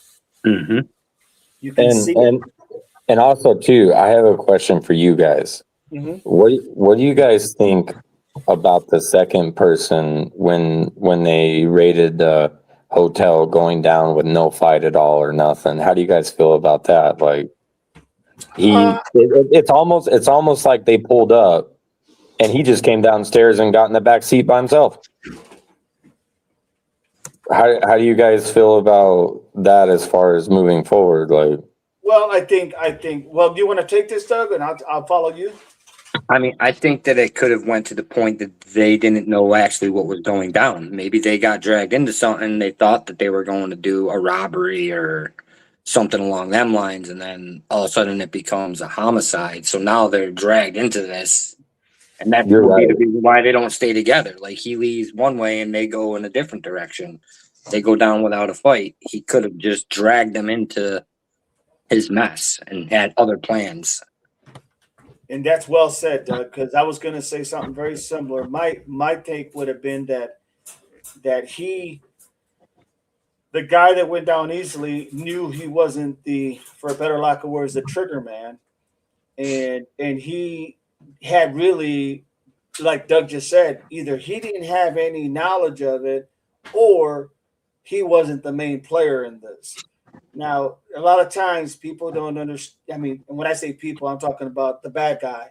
They don't get, you know, that you're still an accessory to the crime. They don't understand that at the moment. They just think, hey, I didn't pull the trigger, you know. But the reality is that could be exactly why he went ahead and said, hey, this ain't worth it. You know, I'm here. Go ahead, take me. You know, I didn't do anything. And then obviously this is why I believe they're going to be able to get information as how it all went down, who was the trigger person, Whose idea was this? And I think you're going to see not just him, but possibly the other guy that they detained that parked the car. You're probably going to see them say, that's the guy. Because at the end of the day, that guy looks like he is the leader. I don't know if he is, but he does look like it. He acts like it. His jacket says that, this is his gig. This is up his alley. And at the end of the day, that man is probably looking at literally the death penalty for a fact. And so, it's one of those things where they're looking at an accomplice, or they're looking at, being associated with them, being the driver or whatever. But they know that guy's going to be really paying the heat, taking the heat for this one. So that's what I would say. Kind of in the same realm as Doug, but just, a little variation to it. But very well said, Doug. Very well said. Yes. Yeah, Doug. Good job. Now, a follow-up question. Mm-hmm. How do you think it ends for number 3? Well, first off, I want to add the guy that dumped off the SUV wiping the door handle. He knows something. Like, why is he wiping the door handle? Let's say even if, they got some random guy just to drive the car somewhere and paid him some money just to drop it off. The guy would just drive it there and get out and just take his $100 or whatever and be like, okay, thanks, not wipe the door handle. And then, so he knows something. And then my follow-up question is, what do you think is going on with the guy that's still on the run? He has to be being helped. Like, there's no way that he's Lone Ranger out there on the highway and hasn't been caught yet, right? Right. Like, how do you think this is going to end for the guy that's still out there? He's going to go out in a blaze of glory. In his mind, he's going to go out in a blaze of glory. He's not going to be taken. I don't believe he will be taken. If he has a pew, which I think he probably does, because I don't think he would have got rid of it, because he knows this is like the big kahuna, if you will. This is like you're on the biggest stage here. So he's not going to go peacefully. He's going to go out on his terms. And if that means, he's going to be put out of his misery, then so be it. That's what's going to happen. But he's not going, I don't think he's going to give up peacefully. No way in doubt. And at the end of the day, too, you got to also remember, even if he is affiliated with any type of club or any type of trying to do whatever the heck he's trying to do, right? Obtain whatever and you can read between the lines there. Anything that he tries to do, these people don't need any more. They don't need any more problems, right? They're dealing with stuff that like, it's not that they wouldn't protect him. It's just that they're like, dude, you're bringing a lot of baggage, a lot of heat to us, So I'm not so sure it's that simple to say he's going to be basically, for better lack of words, hidden out by some other people, because, and I'm talking more of the club and that type of organization. I don't think they're going to do that as well. It's not that simple, because then they're going to have a lot of heat on them. You know what I'm saying? Right. It's easier when you do something like this and you're able just to walk away and no one catches you, and then you just kind of drift in the wind. But everybody in for a better lack of words, in your club, they know who you are. They know what you've done, and they're all, that's how they roll.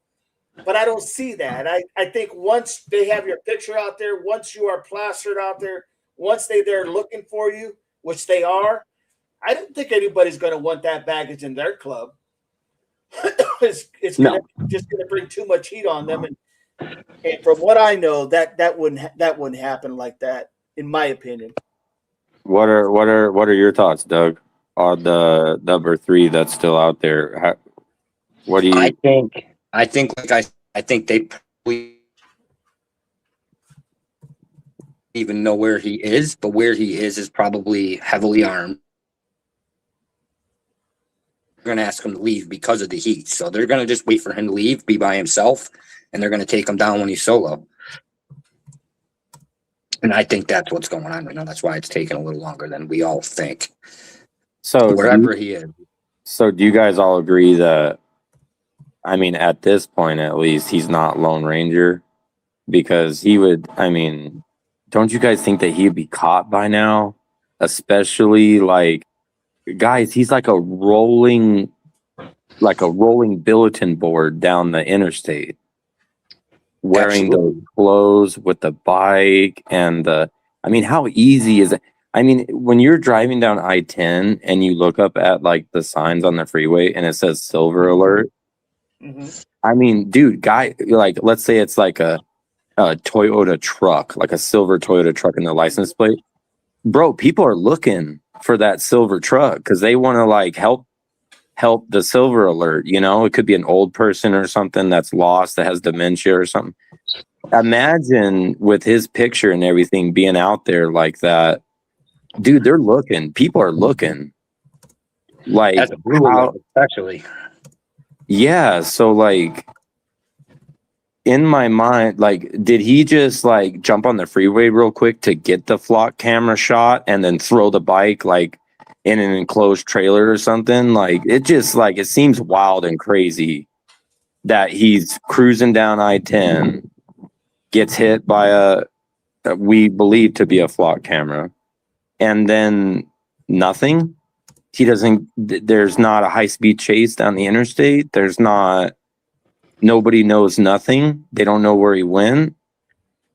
Or is it the police knows where he is and they're following him to get more information, do you guys think? Or do you, I mean, it's just, I can't get past the fact of that picture on I-10 and he's not in custody. Well, I think that obviously, and I've said this at the beginning, that it's taken a little longer than what I would have anticipated because well, I can't say this should have.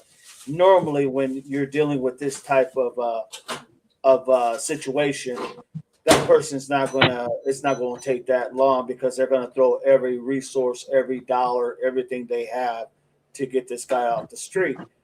Saying that, I also know that, you know, sometimes, you know, there's a lot of how can I say, there's a lot of hiding places out there, whether it's in the desert, in the mountains, or wherever. So it'll eventually it's going to happen. It's just the timing, you know, the timing is the key, but it's going to happen. And that's probably what they're dealing with. You know, you can control a lot of things in Arizona, but you can't control that dynamics of the landscape, right? You can't control all those different variables. The only way you would be able to control that if you had choppers or eyes in the sky all over the freaking place, which honestly, I'm not sure why they don't, but you know, that's nor here or there. But yeah, I don't think it's something where they want more information. They want this guy to pay the price. If he's the one that is the trigger man, they want him. They want to make the example out of him. They want him to be, I'll just be honest, and I hate the way it sounds, but they would want somebody to have the death penalty on them like this, because it's going to send a message to everyone. If you do this kind of thing, this is what you can expect. You know what I'm saying? So Right. they'll do that for that reason, in my opinion. Whether or not he makes it to that point, that's a different story. You know, that's a whole different story. Right. I just can't get over like the way he was dressed and his motorcycle. I keep bringing back to going down I-10 and he's not busted. Like, let's just say Joe Schmo right now put on the same outfit, rode the same bike, and went down I-10 today. Even though he's not that person, guys, he's going to get stopped, guys. Mm-hmm. Like if Joe Schmo put on the same outfit and a bike and a GoPro on his helmet and went from Tucson heading north on I-10, he would be stopped. Like, without a doubt. Like, how is this guy not stopped? I just can't get over it. Yeah. I just think law enforcement doesn't want any more casualties, so they're going to wait for the right opportunity to strike. So that's what. Yeah, I think Doug might. Yeah, I think Doug is he's right. held up in a place that's probably heavily armed, and if they go in now, there's going to be more casualties, probably on both sides. So they're just going to watch and wait for him to. He's eventually going to have to leave wherever it is he is, whether he's in a cave, in a clubhouse, in somebody's house. Maybe there's kids there. Like, you just don't know the circumstances around it. You're just not going to go in guns a-blazing. They're going to try to do it safely and minimize casualties, in my opinion. Because we have a cop killer on the run. Yep, and they're not going to let that go. I can guarantee you that. It's not going to happen.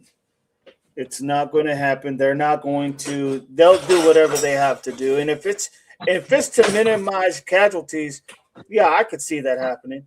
But honestly, at this point, with that serious of a crime, I cannot see that being literally I cannot see that being literally something that's going to stop them from good, bad, or ugly to take care of this situation ASAP as soon as they can.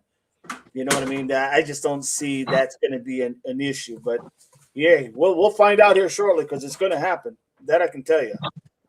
Do you guys think that him being from here and knowing this area obviously plays a huge role into why he's not already behind bars? Absolutely. Because, I mean, obviously, the only way that he's deterring the law enforcement is because he kind of has a good idea of where the law enforcement's going to be or where they're going to come from or where they're not. I guess I'm trying to say maybe he has a good perspective of where the police are not. Yeah, no, I agree with that. I agree with that. I just still can't believe that they haven't got him. To me, it's just crazy, especially when you go back and you look at that photo and like of him on I-10 and you're from Tucson and you know that area where he's at and you know the police presence. It's mind-boggling that he essentially got away from where that picture was taken. It's really mind-boggling. The only thing I can think of is that there's a huge delay. Like, so for an example, like the picture got took or whatever, and there's a 4-hour delay before it gets, found, processed, and then sent to the police. Right. You see what I'm trying to say? Because if it was pretty instant, going down that interstate on I-10 from either direction, you're going to see state police, troopers. They're all over the highway. That's a main drug corridor through I-10 right there. And they have that place very, very, very, very monitored. And I just do not see it where that guy's wearing that clothing, wearing that motorcycle, and keep driving up I-10 and not get caught. It's just mind-boggling to me. Hey, Doug. Yeah. Debbie Williams has on the chat has an address there. Can you look that up and see if you want to read that, and then just see if you can find anything maybe on Google or something? Google Let me check it out. I'll right. keep it. Appreciate it. Yep.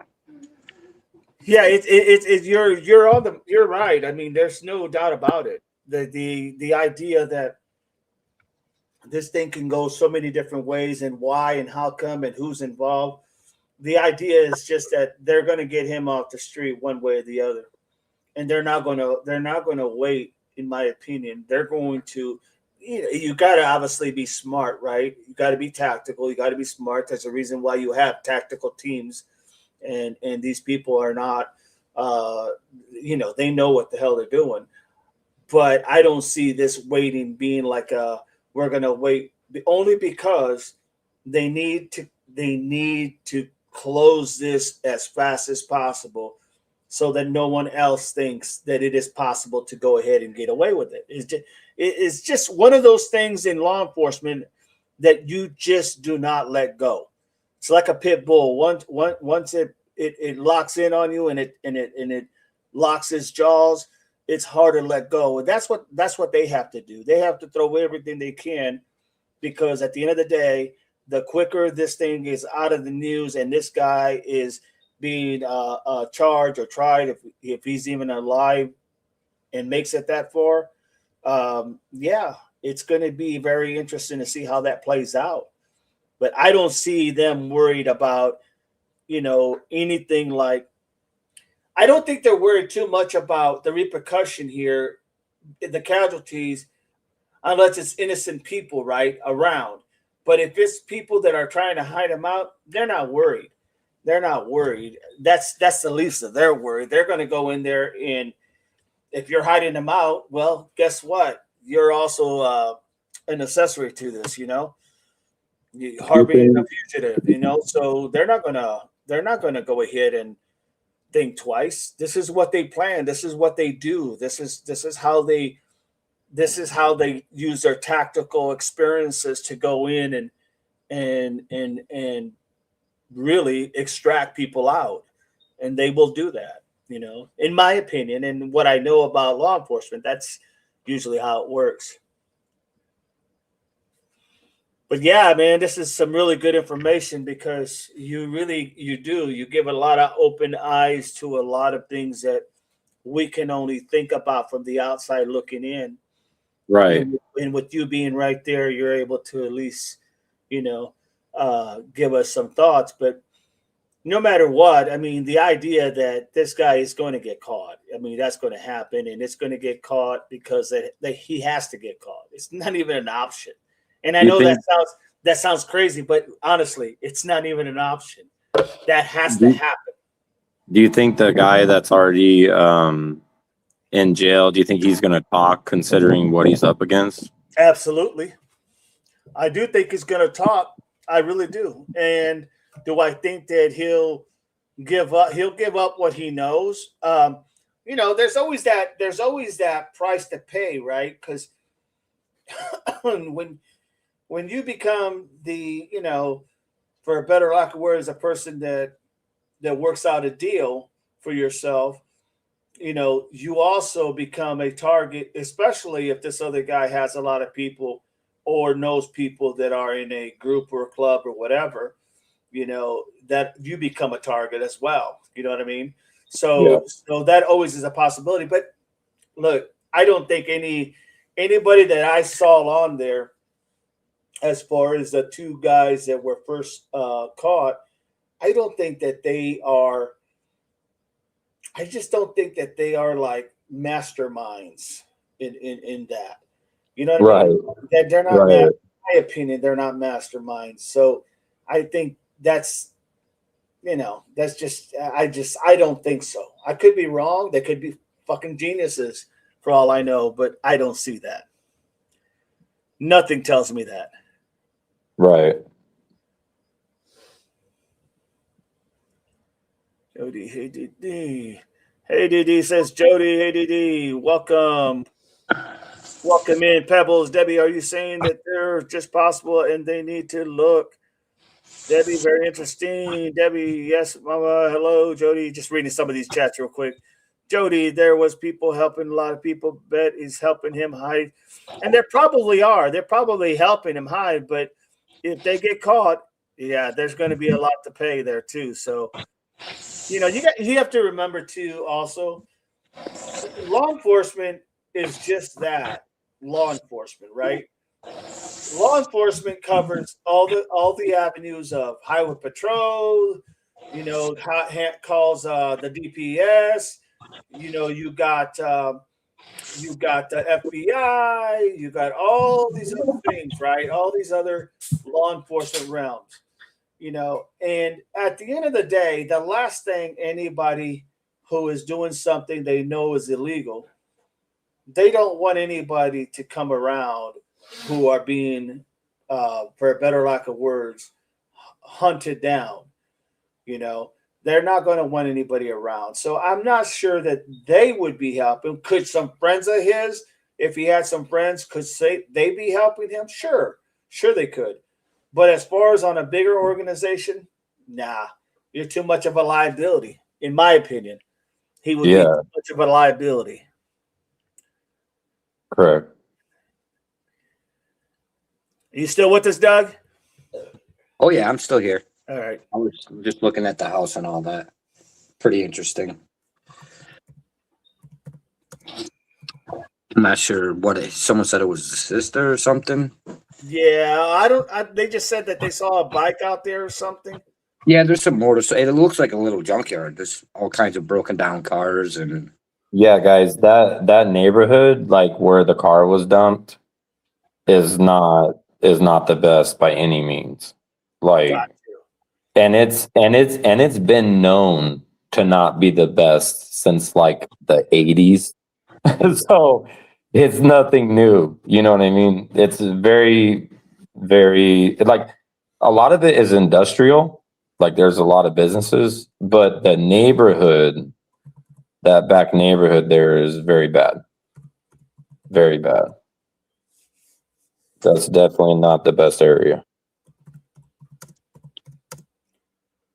Yeah, it'll be interesting how this all ends up because right now, I mean, to a sorry to cut you off, but you're good. You're good. To a point I made yesterday, the hotel where one of them got arrested, the car dump spot is all relatively very close. Right. Very, very close into proximity of one another. So that's kind of interesting there too. And if you think that they are masterminds, why the heck is he at that hotel right there so close? Like, why the heck didn't he get out of Dodge? Or maybe it goes back to what you were saying before, that he doesn't really know all the, maybe he was still in the car, right? Like as the getaway driver, right? I mean, who knows? I mean, maybe you're right. Maybe he doesn't have all the information. And that's why he didn't get the heck out of Dodge. But it just seems very, very stupid to be at that. First off, the hotel that he got busted at is not very far from another sheriff's station. Yeah. It's like very, very close proximity to another sheriff's station. It just doesn't add up, Yeah. No, I agree. Thank you, Carolina Grove, for supporting the channel. Appreciate you. Thank you so much. Yeah, I agree. And where the car was dumped, if you're on Google Map and you're looking at the area where the car was dumped, scroll down Alvernon towards 22nd. There's a police station right there. The Tucson police station is literally right down the road. Yeah, why would Why are you dumping cars right down the street from the damn police station, and why are you hugged up in a hotel right down the street for the damn sheriff's station? I mean, I don't know, it just doesn't seem logical. It doesn't seem mastermindish. Nope. I'll just say that.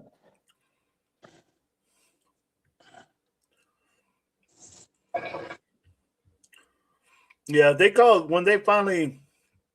when they get an idea of where he's at, that's when they're going to make their move, without a doubt. I don't think I don't think anything's going to slow them down. I think they're just going to go in and make it happen. The only way they won't is that there's innocent people that have nothing to do with this.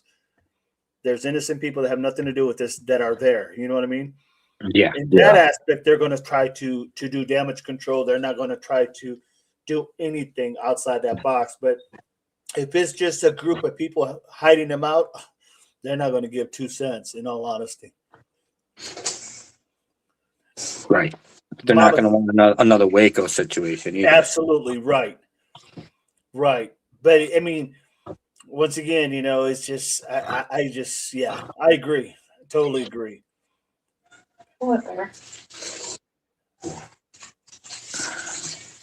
That's true, Mama. Let's not forget that just because Nanos is in that doesn't mean the whole department is. No, it doesn't. I mean, I can tell you that to fix what they're going to need to fix in that sheriff's department, in my opinion, is they're going to have to not only that sheriff is going to have to be removed or, leave or whatever the case may be, but that top brass, which basically is the top brass, is what I mean is the higher people in the echelon, they're also going to have to go, if you want to clean it out right. Because right now you have literally a virus in that department. And it's not all of them. It's not all of them. But in order to get rid of that, for a better lack of words, that virus, you have to really go ahead and you have to change that whole concept of what's happened, and it's just not looking good. Nanos hasn't had anything really positive. I mean, what's the one thing you can say positive right now that has happened under his administration? I don't know him very well, but I haven't heard anything, and everything that I have done and research, I haven't seen really anything that has been really, like you would say, man, he's done all these great things. I haven't seen it. Not to say he hasn't. I just haven't seen it. So that's how I look at that. That is true. Like if you go on any live that pertains to anything that's going on, let it be Nancy, let it be this situation, let it be, the hikers, I believe it was yesterday that had to be airlifted out. When you look at all of it, all the way across the board, what you don't see is a comment in the lives of somebody going, "Don't worry, guys, Naniel's got this under control." Or, I got complete faith that Nanios is going to figure this out. Or you never see that. I've yet to see it. I've yet to see the general public say something confident about regarding to Nanios. Yeah, no, that's the thing. I mean, it's like when we talked about the case, when we were talking about the Nancy case, Doug brought up the point to me. He said, can you name me one thing that he's done right in this case? Now, I pride myself in my law enforcement skills, and I couldn't think of one thing. And then when I stopped and I really started to think outside that box, I couldn't think of one thing. I'm not saying there's not one thing that he's done right. I'm just saying I couldn't think of one, and when you can't think of something like that, it speaks volume, in my opinion. So absolutely, that's how I look at that kind of thing. But yeah, it's so true. I mean, there's just a lot of stuff happening, and yeah, this is a time when you go, gosh, man, he really needs a good thing. He needs a good win, kind of like when some people would talk about, for the lack of parts, in our government, you would always hear people say, man, that person needs a good win. Well, yeah, because there hasn't been a good win. You know what I mean? It's just that type of thing. That's just an example. Naniel's basically like no question has to catch this guy. Yeah. Like and if this guy doesn't get caught, I mean, what is the public? How's the public going to feel? Yep.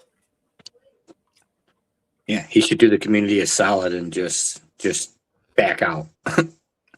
Retire, take his pension and his package, and drive away in the sunset in his yellow Corvette. Yep. No, that would be the best thing he could do for the community, in my opinion. And I ain't even there. No, I agree. I agree what you're saying, without a doubt.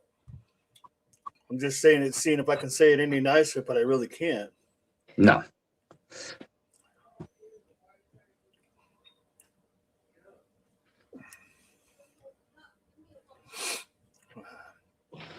And also too, I have to say to that same point that Doug made is that if that situation did happen, I do believe that the community would have confidence coming back, considering that, the sheriff's department is responsible for such a large area.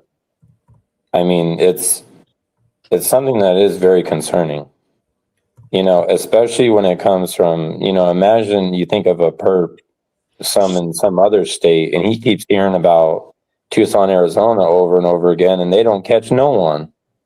It's like, what the heck? It's like, what the heck is going on here, you know? And the butchering of the Nancy case, people are really, really, really paying attention. You know, even people before that did not pay attention is now paying attention. That is correct. It put the national spotlight on his ineptitude. He's just in way over his head. Because, I mean, right now, I know that the neighborhood and our community over here, I mean, we don't sleep easy at night, guys. I bet.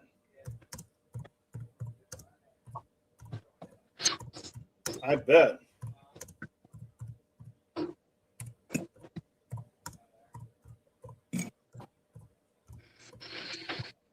And for the last guy, like, if this turns into a replay again, and this guy doesn't get caught, that's not going to be good. Like, the community, they're not going to feel better at all. I mean, it's just going to be worse.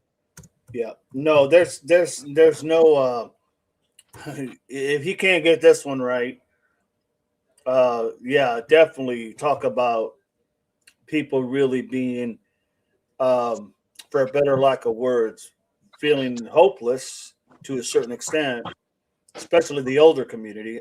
I definitely see that. Yeah. Definitely see that. Yeah, and now even fear amongst the younger community and police officers. So yeah, without a doubt. Everybody there is probably scared. It doesn't matter who you are, what demographic you are, how old you are, how much money you have. Everybody is probably living in fear and doesn't have confidence in their sheriff to bring consolidation and reconciliation to these issues. And he should just do a solid and just leave. Yeah. In my opinion. No, I agree. I mean, just go away. You took an oath to protect and serve, and you're just not doing either. Even his own police force doesn't have any confidence in his abilities. So, you're right. That should speak volumes in and of itself. Yeah, true. That is 100% true. That's not what a leader should be standing. That's very, very bad. And that's actually a thing. Like, anybody in the general public, if you were to go up to a Pima County sheriff and just ask their opinion on it, you might be surprised what they have to say. Yeah, no, I agree. I agree. It ain't going to be anything good. No. I wonder if they swapped out the sheriffs, if it would lead to, like, you know, the end of a lot of these cases, us really getting to the bottom of it and figuring out who did what, you know. I hate to say it like that, but right. I wonder if we changed out sheriffs, if a lot of this stuff would get solved. Well, I think if the sheriff gets removed or leaves or changes or whatever the case may be, if somebody else is in charge, I think you're just going to have a fresher start, and you're going to basically have the trust of the people until you don't have the trust of the people. You know what I mean? You're gonna have their support until you do the things that they have been seeing being done that they just don't like, right? And then once you lose the support of the people, you lost it all. I mean, really, truly, you lost it all. They are the people that will elect you. They are the people that, you know, are going to back you, but not if you're not doing anything different than the last predecessor. You know what I mean? It just wouldn't make any sense. Right. Barney said, "Did anyone hear the TR last night?" Yeah, Barney, I watched it. I did watch it. Her Diamond says, "Right, Mama, I believe so." Sweet Carolina says, "At that most, I think the AG will give Nanos the opportunity to resign." And, you know, and if I was Nanos and that was happening, I would definitely take that opportunity to resign, because he'll have a lot to lose as far as his pension if he doesn't, and they have to forcibly remove him or whatnot, or file charges or whatever the case may be, whatever their avenue is. A little bit morning. Herod said, I can't believe he has a pair to stay around this long already, and what has happened in 6 months. I hope that wasn't. No, you're good. Yeah, I agree. I mean, I think once again, like I said, when the people lose hope in you, there's no way. There really is no way to get it back, because when they lose hope in you, they lose faith and confidence in you. That they're done. You know what I'm saying? They're done. Yeah. So, and it's one thing that the public not to have faith, but your officers need to have faith in their leader. Right. Absolutely. Well said.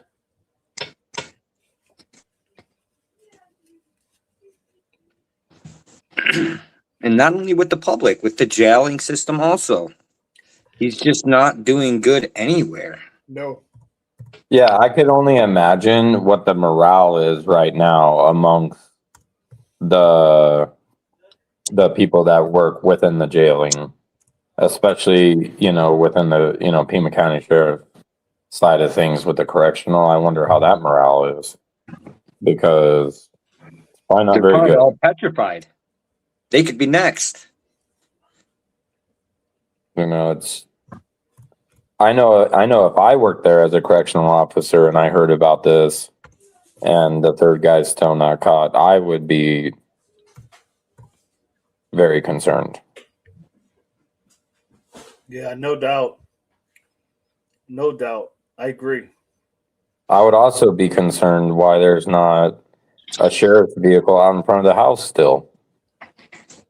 Like, I don't know. It's just mind-boggling. Like, if somebody was trying to rob the house, I guess now would be the perfect time to do it because nobody's there. So, like what I was trying to go back again, like, that's when people rob homes, is when nobody's there. So this is not a robbery, and it's just really surprising to me. And the reason why I said that was reference to why is there not a police officer still at the house? Or why isn't there one patrolling the neighborhood? It's just crazy to me. No, I agree. I agree. You would think you would see a lot more people coming and showing their presence, if anything, just to give a little peace of mind to the people that live there, right? Right. Imagine if you were like a correctional officer that worked with him, let's just say. And let's say on day 4, you come to leave flowers at his house and nobody's there. How would you feel about it? Mm-hmm. You know what I'm trying to say? Yep. Like, they're probably overly paranoid. No, I agree. And that's why I'm saying, if he may feel that he's lost the faith of the people, he may already feel that.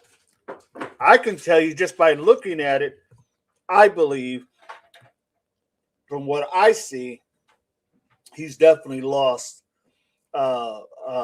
faith of the people that he serves. Maybe not as a whole, but as a major majority, or at least half, enough that he won't be elected again. Correct. Is my opinion. I could be wrong. People are very finicky, man. Sometimes, you can do all these bad things or do all these not good things or successful things, and then do one good thing and everybody forgets about everything else. That is possible. Because even when Brian Ethan was out here, mm-hmm. and he was covering the Nancy case, I mean, Nanios wasn't too keen on talking to him. Mm-mm. And that, I mean, to be honest with you, I think that was the tipping point for a lot of people as far as understanding the communication blocks from like just the general public to him or to what they're thinking or where they're going. Because I know that Brian reached out to him quite a lot during the course of the time that he was here. And if I'm not mistaken, you guys can correct me if I'm wrong, but I don't think he ever got the interview with Nanios. Only KVOA got the interviews. Well, So he it's even came only out- it's only who he picks. Yep. And probably before they go in there and do the interviews, he probably tells them what they're going to say too. He's vetting the questions before he even goes on here. Absolutely. Narrative control. And I think that loses the public's, you guys know what I'm trying to say. Yep. That drastically depletes the public's confidence all the way across the board. It'd be nice to see KVOA come out and call him out and ask him to come down. The one that's in his corner, and do the people of the community a justice and call a spade and just get rid And of it. also too, like, if you guys That think would be about it, nowhere is safe. Look at the Nancy situation. That's supposedly the foothills. Yeah. That's supposedly the nicest side of town. Mm-hmm. And that also is covered by the sheriff. So people all are probably citywide are pretty concerned. Yeah, nobody's safe. If you're in Considering a community in the foothills, if you're in a suburb in South Tucson, if you're in the jail, it just Right. doesn't matter where you are or who you are. Nobody's safe right now. Right. And then we have our sheriff saying things like, hey, look, guys, homicides are going to happen. Yeah, And this is just something that's crazy to me. Like sheriffs are supposed to say things like homicides are not going to happen in my county because this is what I'm going to do to prevent it. Yep. This is what I'm going to not tell the general public, hey, look, this is going to happen. You know what that tells them? That tells the people that work at the correctional offices and all that, hey, you could be next. And this is the thing that happens. Like, no, it's not. And I think that the sheriff, especially when he's talking to the public like that and the public's paying attention, that he should at least try to make them feel somewhat confident. No, he did the opposite. He told the public you could be next. Pretty much. That's what I took from it. Like when I was watching, like if you go back and you watch his interview, like when he's at his desk or whatever, not when he's here at the house, but like when he's in his office, like the recap interview, or I forget what it's called. The one where he says he has no idea what a blue alert is. Yeah. So like on that one, that's what he said. He said, hey, look, homicides are going to happen. And this is something that we're going to have to deal with. Like the general public didn't just like, they weren't sitting in the living room. They're like, oh, yep. That's just a part of the world. People don't want to accept that this is a part of the world. Like this is not right. This is not a thing that should be a thing. And by saying that this is a thing, he's almost normalizing it. Yep. He's almost giving you that room to expect it. Yeah, by the way he put it, for sure. Yeah.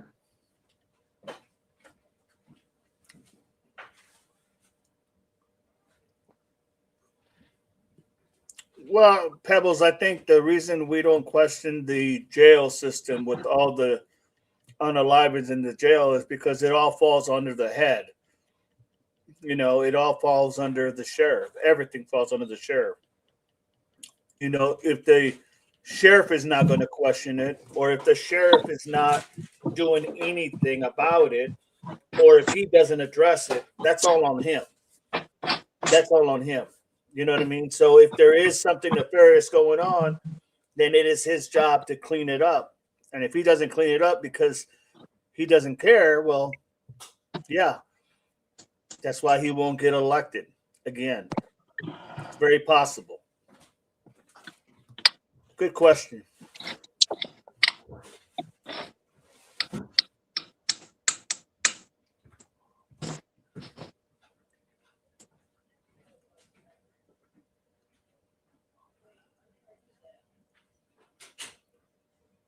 Take a picture of UPS.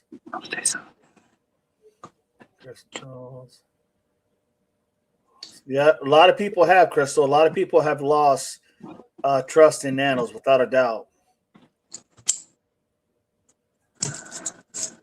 Well, not only like on the losing the trust thing, but I think people are starting to become more and more fearful. Yeah. Especially with like people still have a bazillion questions still about the Nancy case. And why isn't there no new information about the Nancy case at all? Like, when was the last time you heard the sheriff speak on that? There you go. And go ahead. I'm it sorry. almost seems like it's normalized for it to just disappear into the abyss. He wants everyone to just forget about it. Exactly. Same reason you don't want streamers there covering it every day. Yeah, that's one thing I've noticed. One thing he does not like is streamers with common sense. That's the bad last publicity thing. is bad for him. Yeah, that's the last thing he wants around. Hello, Barney.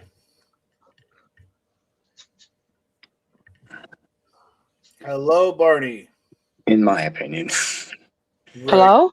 Hello. How are you? Good, good. Welcome to the channel. Thank you. You're welcome. So we know there have been a ton of FOIA requests in Nancy's case. Okay. A lot of the FOIA requests are not being acknowledged right now because of quote unquote so many requests, and others are being denied because it's asking for direct information while the investigation is still ongoing. Correct? Right. We get two different reasons. As long as this case is not solved, we will not see the necessary documents with information that would lead us to the truth. So who would want to put the squash on those FOIA requests due to the information? Who would want to hide all of that? Person, this is why they're asking for it. But as long as it remains in an active investigation, we cannot get those FOIA requests. Nope. And so if you are somewhere in the circle there of this investigation, perhaps you were part of the issue to begin with, and therefore might you hinder the investigation, and therefore documents cannot be released. Does that make any sense? I mean, he's going to do everything he can not to give what people want, because that's just how he's been and what it appears that's how he's always conducted himself.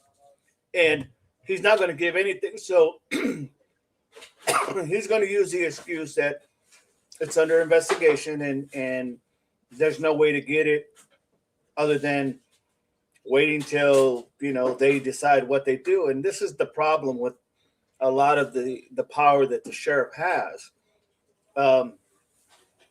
But here's the thing.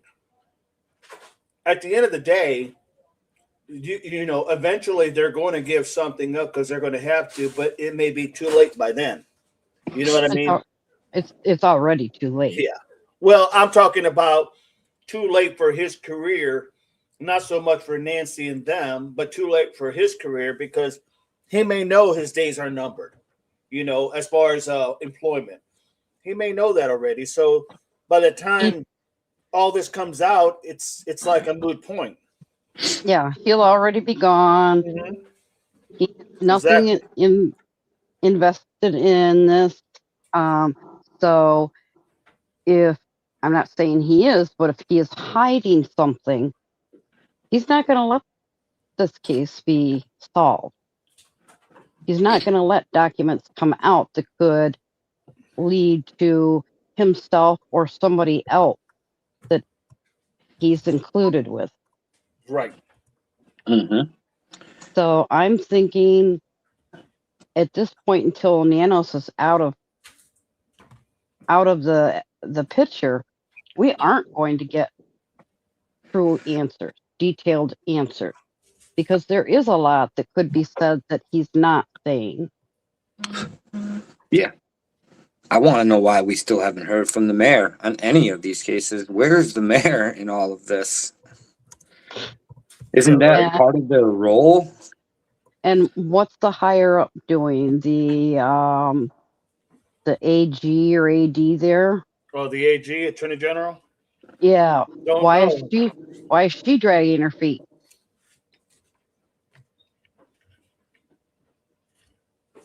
She's only going to know what the investigation knows, so. But the mayor is going to at least come out and give some confidence to the public. Yes, at least One way, shape, or form. Please be on alert. There is a possibility of blah, blah, blah. We don't want to alarm anybody. We just want to make people aware. Something like that. There's no liability in saying something like that. Right. So I do think something is being covered up. By exactly who, not sure, but we are not going to get the information we're looking for through FOIA. We're just not. Not as long as Nanos is in his place right now. And I'm not saying Nanos does or doesn't have something to do with it, but maybe he has some knowledge that could put him in a bad place. Right. So who does this all keep pointing back to? It's the officials. Well, probably because they're, I don't know, for some reason they have this fear with Nanos. Somebody has a fear of somebody somewhere. That is the truth, no doubt. But, I don't want to see people give up on this. Yeah, keep asking for those FOIA documents. Absolutely. It's so sad that more information can't be given because we know it can. Right.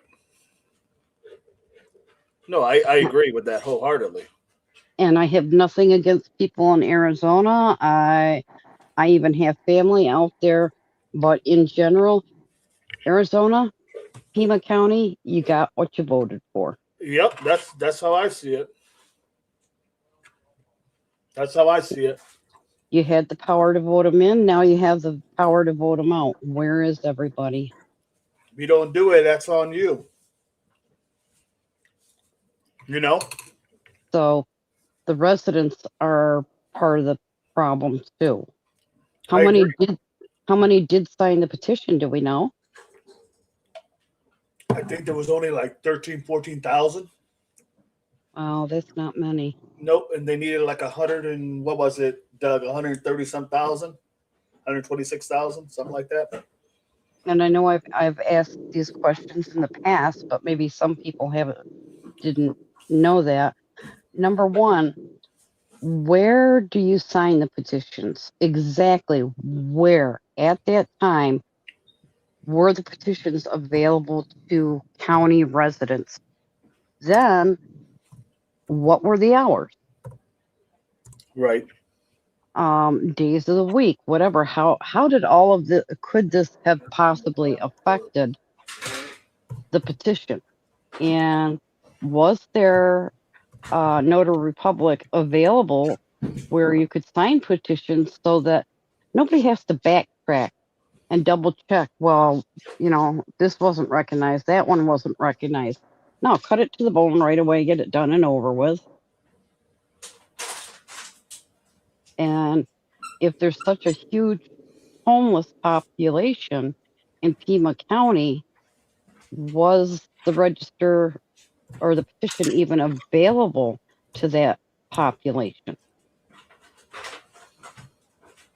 Well, that's the thing. They made it so much harder.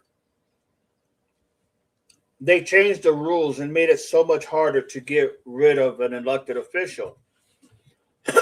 And so now you don't need to have the signatures, but they all have to be notarized. And then they have to be, They have to be notarized. and they have to be done by a certain day. And there just was no way they're going to have all that done by then. It's Exactly. nearly impossible. And they did that on purpose. And that's why I was saying, was there even a notary available on the spot? So there's not more time taken up later at even more cost to get somebody to verify those signatures. You know, one-stop shopping. Mm-hmm. So it's a catch-22 no matter how we look at it. Nanos is in office till what, 2028 or 29? 2 more years, I think. Good grief. Yeah. It won't take 2 more years to run that county completely to the ground. I feel so bad for the people that live right there and have no control after the fact. Wow. So yeah, I just wanted to comment on the FOIA request and how that game is. It's true fact. That's how it's going to work out. Pretty much. Yep. I mean, that's just,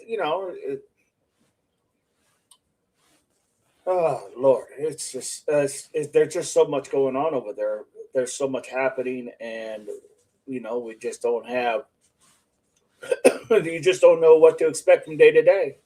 No, you don't. And how many people were even aware of that petition? Right. Yeah, because I don't think they advertised it really well. No, they didn't even. Yeah, I just the idea of what you needed to do now. Have to have the signatures, have to have them all notarized, have to be verified, and then have to go ahead and done by a certain time. I mean, it's just not going to happen. No, because they didn't really even advertise Nancy. Yeah, I live here in Tucson, Arizona, and I never saw any type of petition or anybody out and about trying to get people to sign for it. So just for clarification, like on the ground, I never saw it. Exactly. So they're changing the rules as they go along, and just when you think you know how to play the game, they change the rules again. It's not. Ellie isn't doing the public awareness stuff like they should, or even the mayor or anybody else. Right. I look at when a few of the YouTubers went out and put up some flyers about Nancy. We saw nothing else. Nothing. Why? Yeah, you know what? Where I live, it's illegal to even put a garage sale sign on a telephone pole. But guess what the telephone poles all have? Signs. This for sale, that for sale, yard sale here, yard sale there. And the signs stay up for months. So why not go ahead and break the law and just put a Nancy sign up somewhere? I don't know. I get, yeah, it's illegal, but what are they really going to do? Right. They can't even catch other people. So really, you're gonna bust me for putting up a notice on a telephone pole? Seriously? Okay.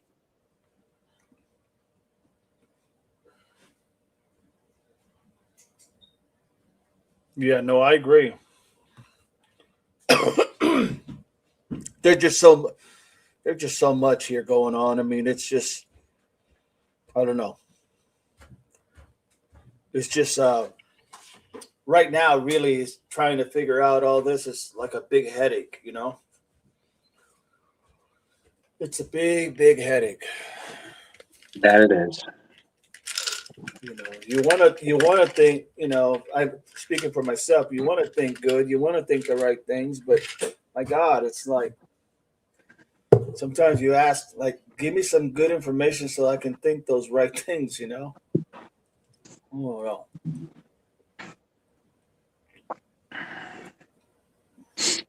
Yeah.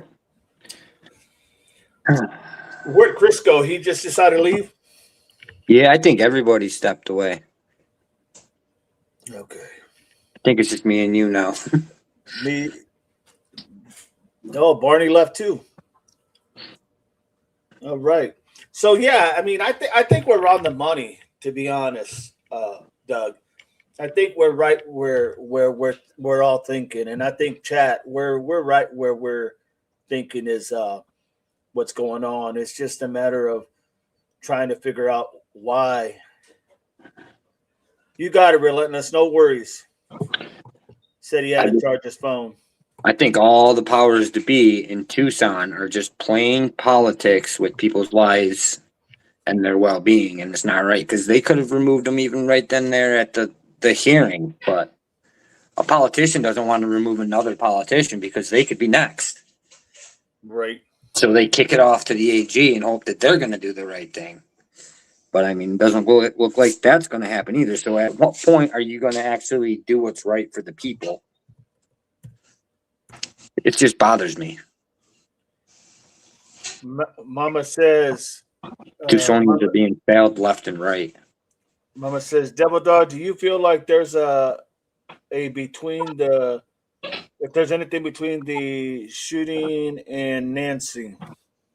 Honestly, I don't know, honestly, because of the fact that, I mean, there's some similarities, but not with the necessarily on the dynamics. There's just some similarities on the individuals, you know, like the reasons why they would do what they're doing. But I just don't see it just yet. Not that it can't be. I haven't found that one thing, Mama G, that it's actually going to make me say, yeah, there you go. This is that piece that's missing.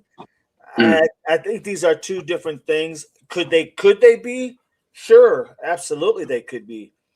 You know, they could very well be somehow, but I'm just not seeing that link there just yet. Not quite yet. Yeah. The only raw similarities I see is masked guys with a gun. Yeah, pretty much for the most part. Yes, exactly. Having crimes. There's no other similarities. The demographic is different. The one was taken, one was left there. Like the only similarity is masked guys with a gun. That's the huge difference right there. Was one just disappeared, the other is unalived right there on scene. I'm gonna say no. There's no connection between the two. I don't think there is any, to be honest. I don't think so. At least not yet. Yeah, I agree with that wholeheartedly.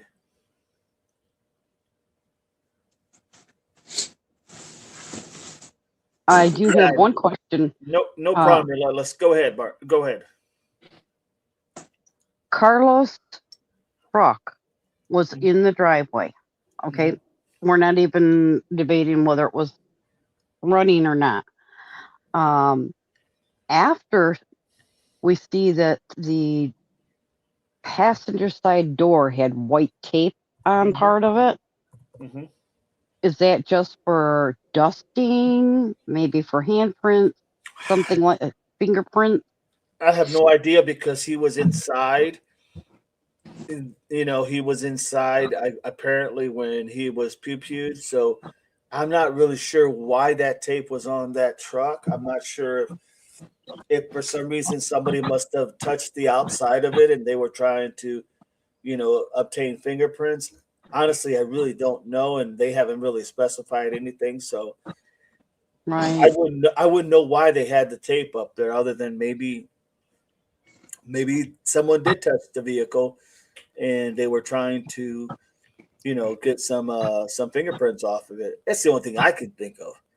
Yeah, and we aren't sure as of this moment, has that truck been taken for evidence, or is it still sitting in the driveway? No, I think it's still sitting in the driveway. I think. Don't quote me on that, but I'm almost positive it was of the other day. So right, there was an officer parked in front of the truck. What? And I think he even left, and that truck was still there. So that truck has been there. Interesting.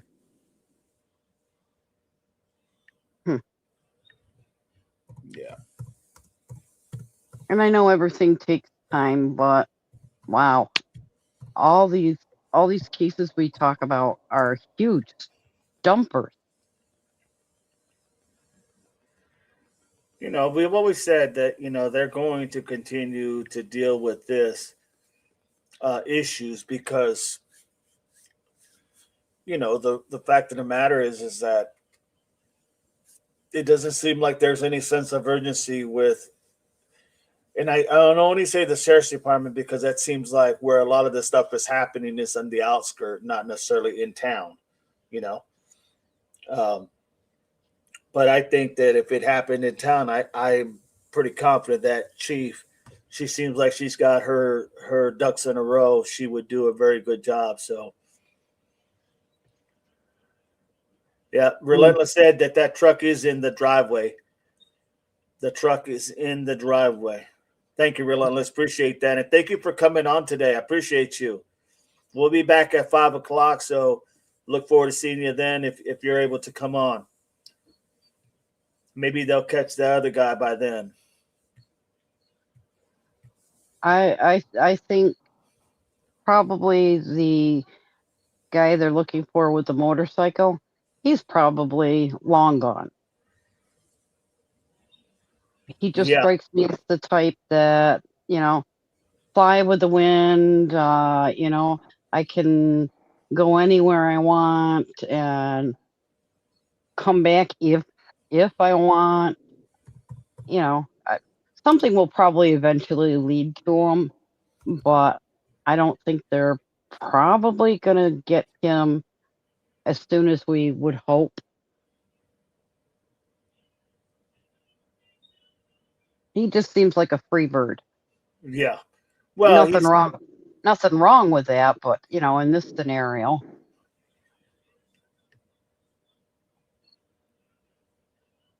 Yeah, I agree. It's just right now I think that I think it's just there's just nothing. They're gonna find this guy. That I can tell you. They're gonna find him. They are. Oh yes. They're gonna find him, and he's gonna get caught because they have to catch him. They don't have a choice. They will talk. The people they got already, the one individual that's been arrested, and the other one that's kind of been, for better lack of words, questioned. They're going to talk. They're going to give that information that they need to give for a better sentence for themselves because they, at least the one we know, is an accomplice because he was actually a suspect and, served a warrant for that. And the head guy is he's probably just brewing more right now. Mm-hmm. So, yeah. He'll be found in time. But we also need to remember, he did not unalive an official law officer. Carlos wasn't there yet. So close and so sad. This didn't need to happen, but he was not a law enforcement officer yet. Right. That is true. I am curious to see, will they give him some kind of honors? Yes, in some respect. Yeah. It doesn't have to be full honors, but right. At least do something to honor the road that he was on. Yeah.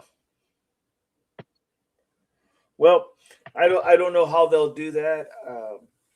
I just don't know. It's so hard to say because, it's difficult to say. We just don't know what they're thinking is. But he's technically not an officer, even though he was going to be one 8 days.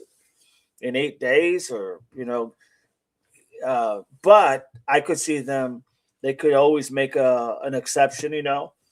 All that has to come down is from the chief and the governing body of the council that they're going to do this. Yeah, even if they just put a couple of motorcycle officers at the head of the procession or something, it doesn't have to be full force, but at least give them some recognition. Right.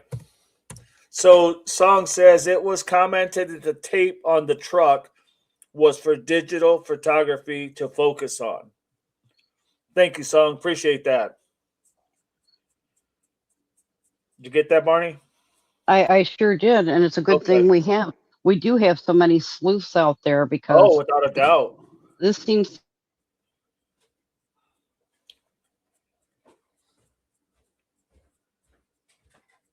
I agree with that, Relentless. I think that would be a kind gesture under the circumstances.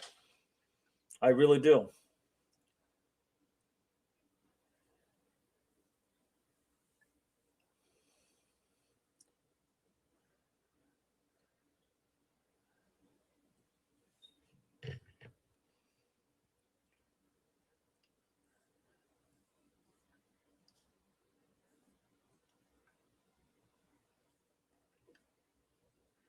Tweety investigates, welcome in, says there's two things that the streamers can do.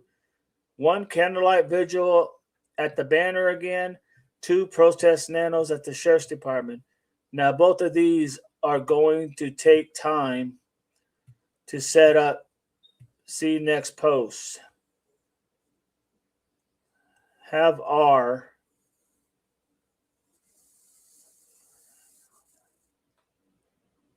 That is true, Pebbles. Very true. Yes, Song. I heard that too. Yeah, I agree. I gotta run, so I just want to say my goodbyes and say thanks to the Devil Pups and the mods and the chatters and anybody new. Hit that thumbs up, help support the channel. It's greatly appreciated, and thanks for having me, dog. You got it. Semper Fi, my brother. Be safe. Semper Fi. Everybody, have a great day. We'll see you later. Right. Later. Bye. When the coroner left, they did have a police escort. Interesting.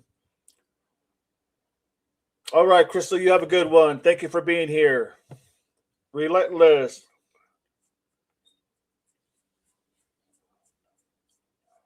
Got you. The coroner didn't get there, says Relentless, until in the evening time.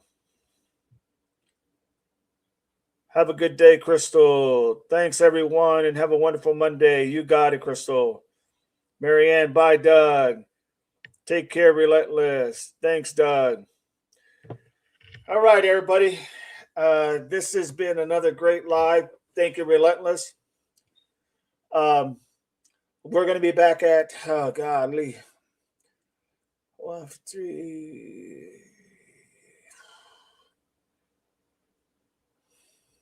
I'm thinking here. I'm going to keep it open. I'll send out something if we're going to go on. If we do, it'll be at 5. We're probably going to go on at 5. So plan on that if you guys are coming back. Tweety Investigators, have the members, chatters join all the Facebook, Twitter, Kick, etc. Have a poster and the same message where, when, how, why should be the poster. Have chatters do not post if a poster is already posted. Got you, Tweety. Have a good one, and thank you all for coming in. Great live, DD. You got it, Marianne. Thank you all for all the mods and everybody in the chat. Relentless, thank you. Look forward to seeing you at 5 if you're able to come out. Heard, I'll be there, DD. Person, you got it. Thank you. April, thanks to all who liked and subscribed today. Much appreciated. Well said, April. Carol, have a great and blessed night, everyone. Relentless, you're welcome, and I'm here anytime for you guys. Thank you so much, Relentless. Appreciate you. With that, everybody, Pebbles, have a wonderful day. Everybody who helped and support the channel, I really do appreciate you guys. Remember, everybody, like I always say, everything is common sense. It really, truly is. You just have to see it for what it is. because it's that's exactly what it is. It's just you got to look at the common thing of what's happening, and that is why it's common sense. Sky, thank you so much for being here. Sky Angel, appreciate you. Hope you subscribe. It is free, everybody. Subscribe, like. If you want to be a Devil Pup investigator, by all means, go ahead and be a member. Yes, Army vet. He had to take off because he had some governmental things he had to attend to. So everybody, look forward to seeing you all. God bless you. Take care. Appreciate all of you. Thank you for making this channel as great as it is, everybody. Thank you. You guys are the reason. With that, Semper Fi, everybody. God bless.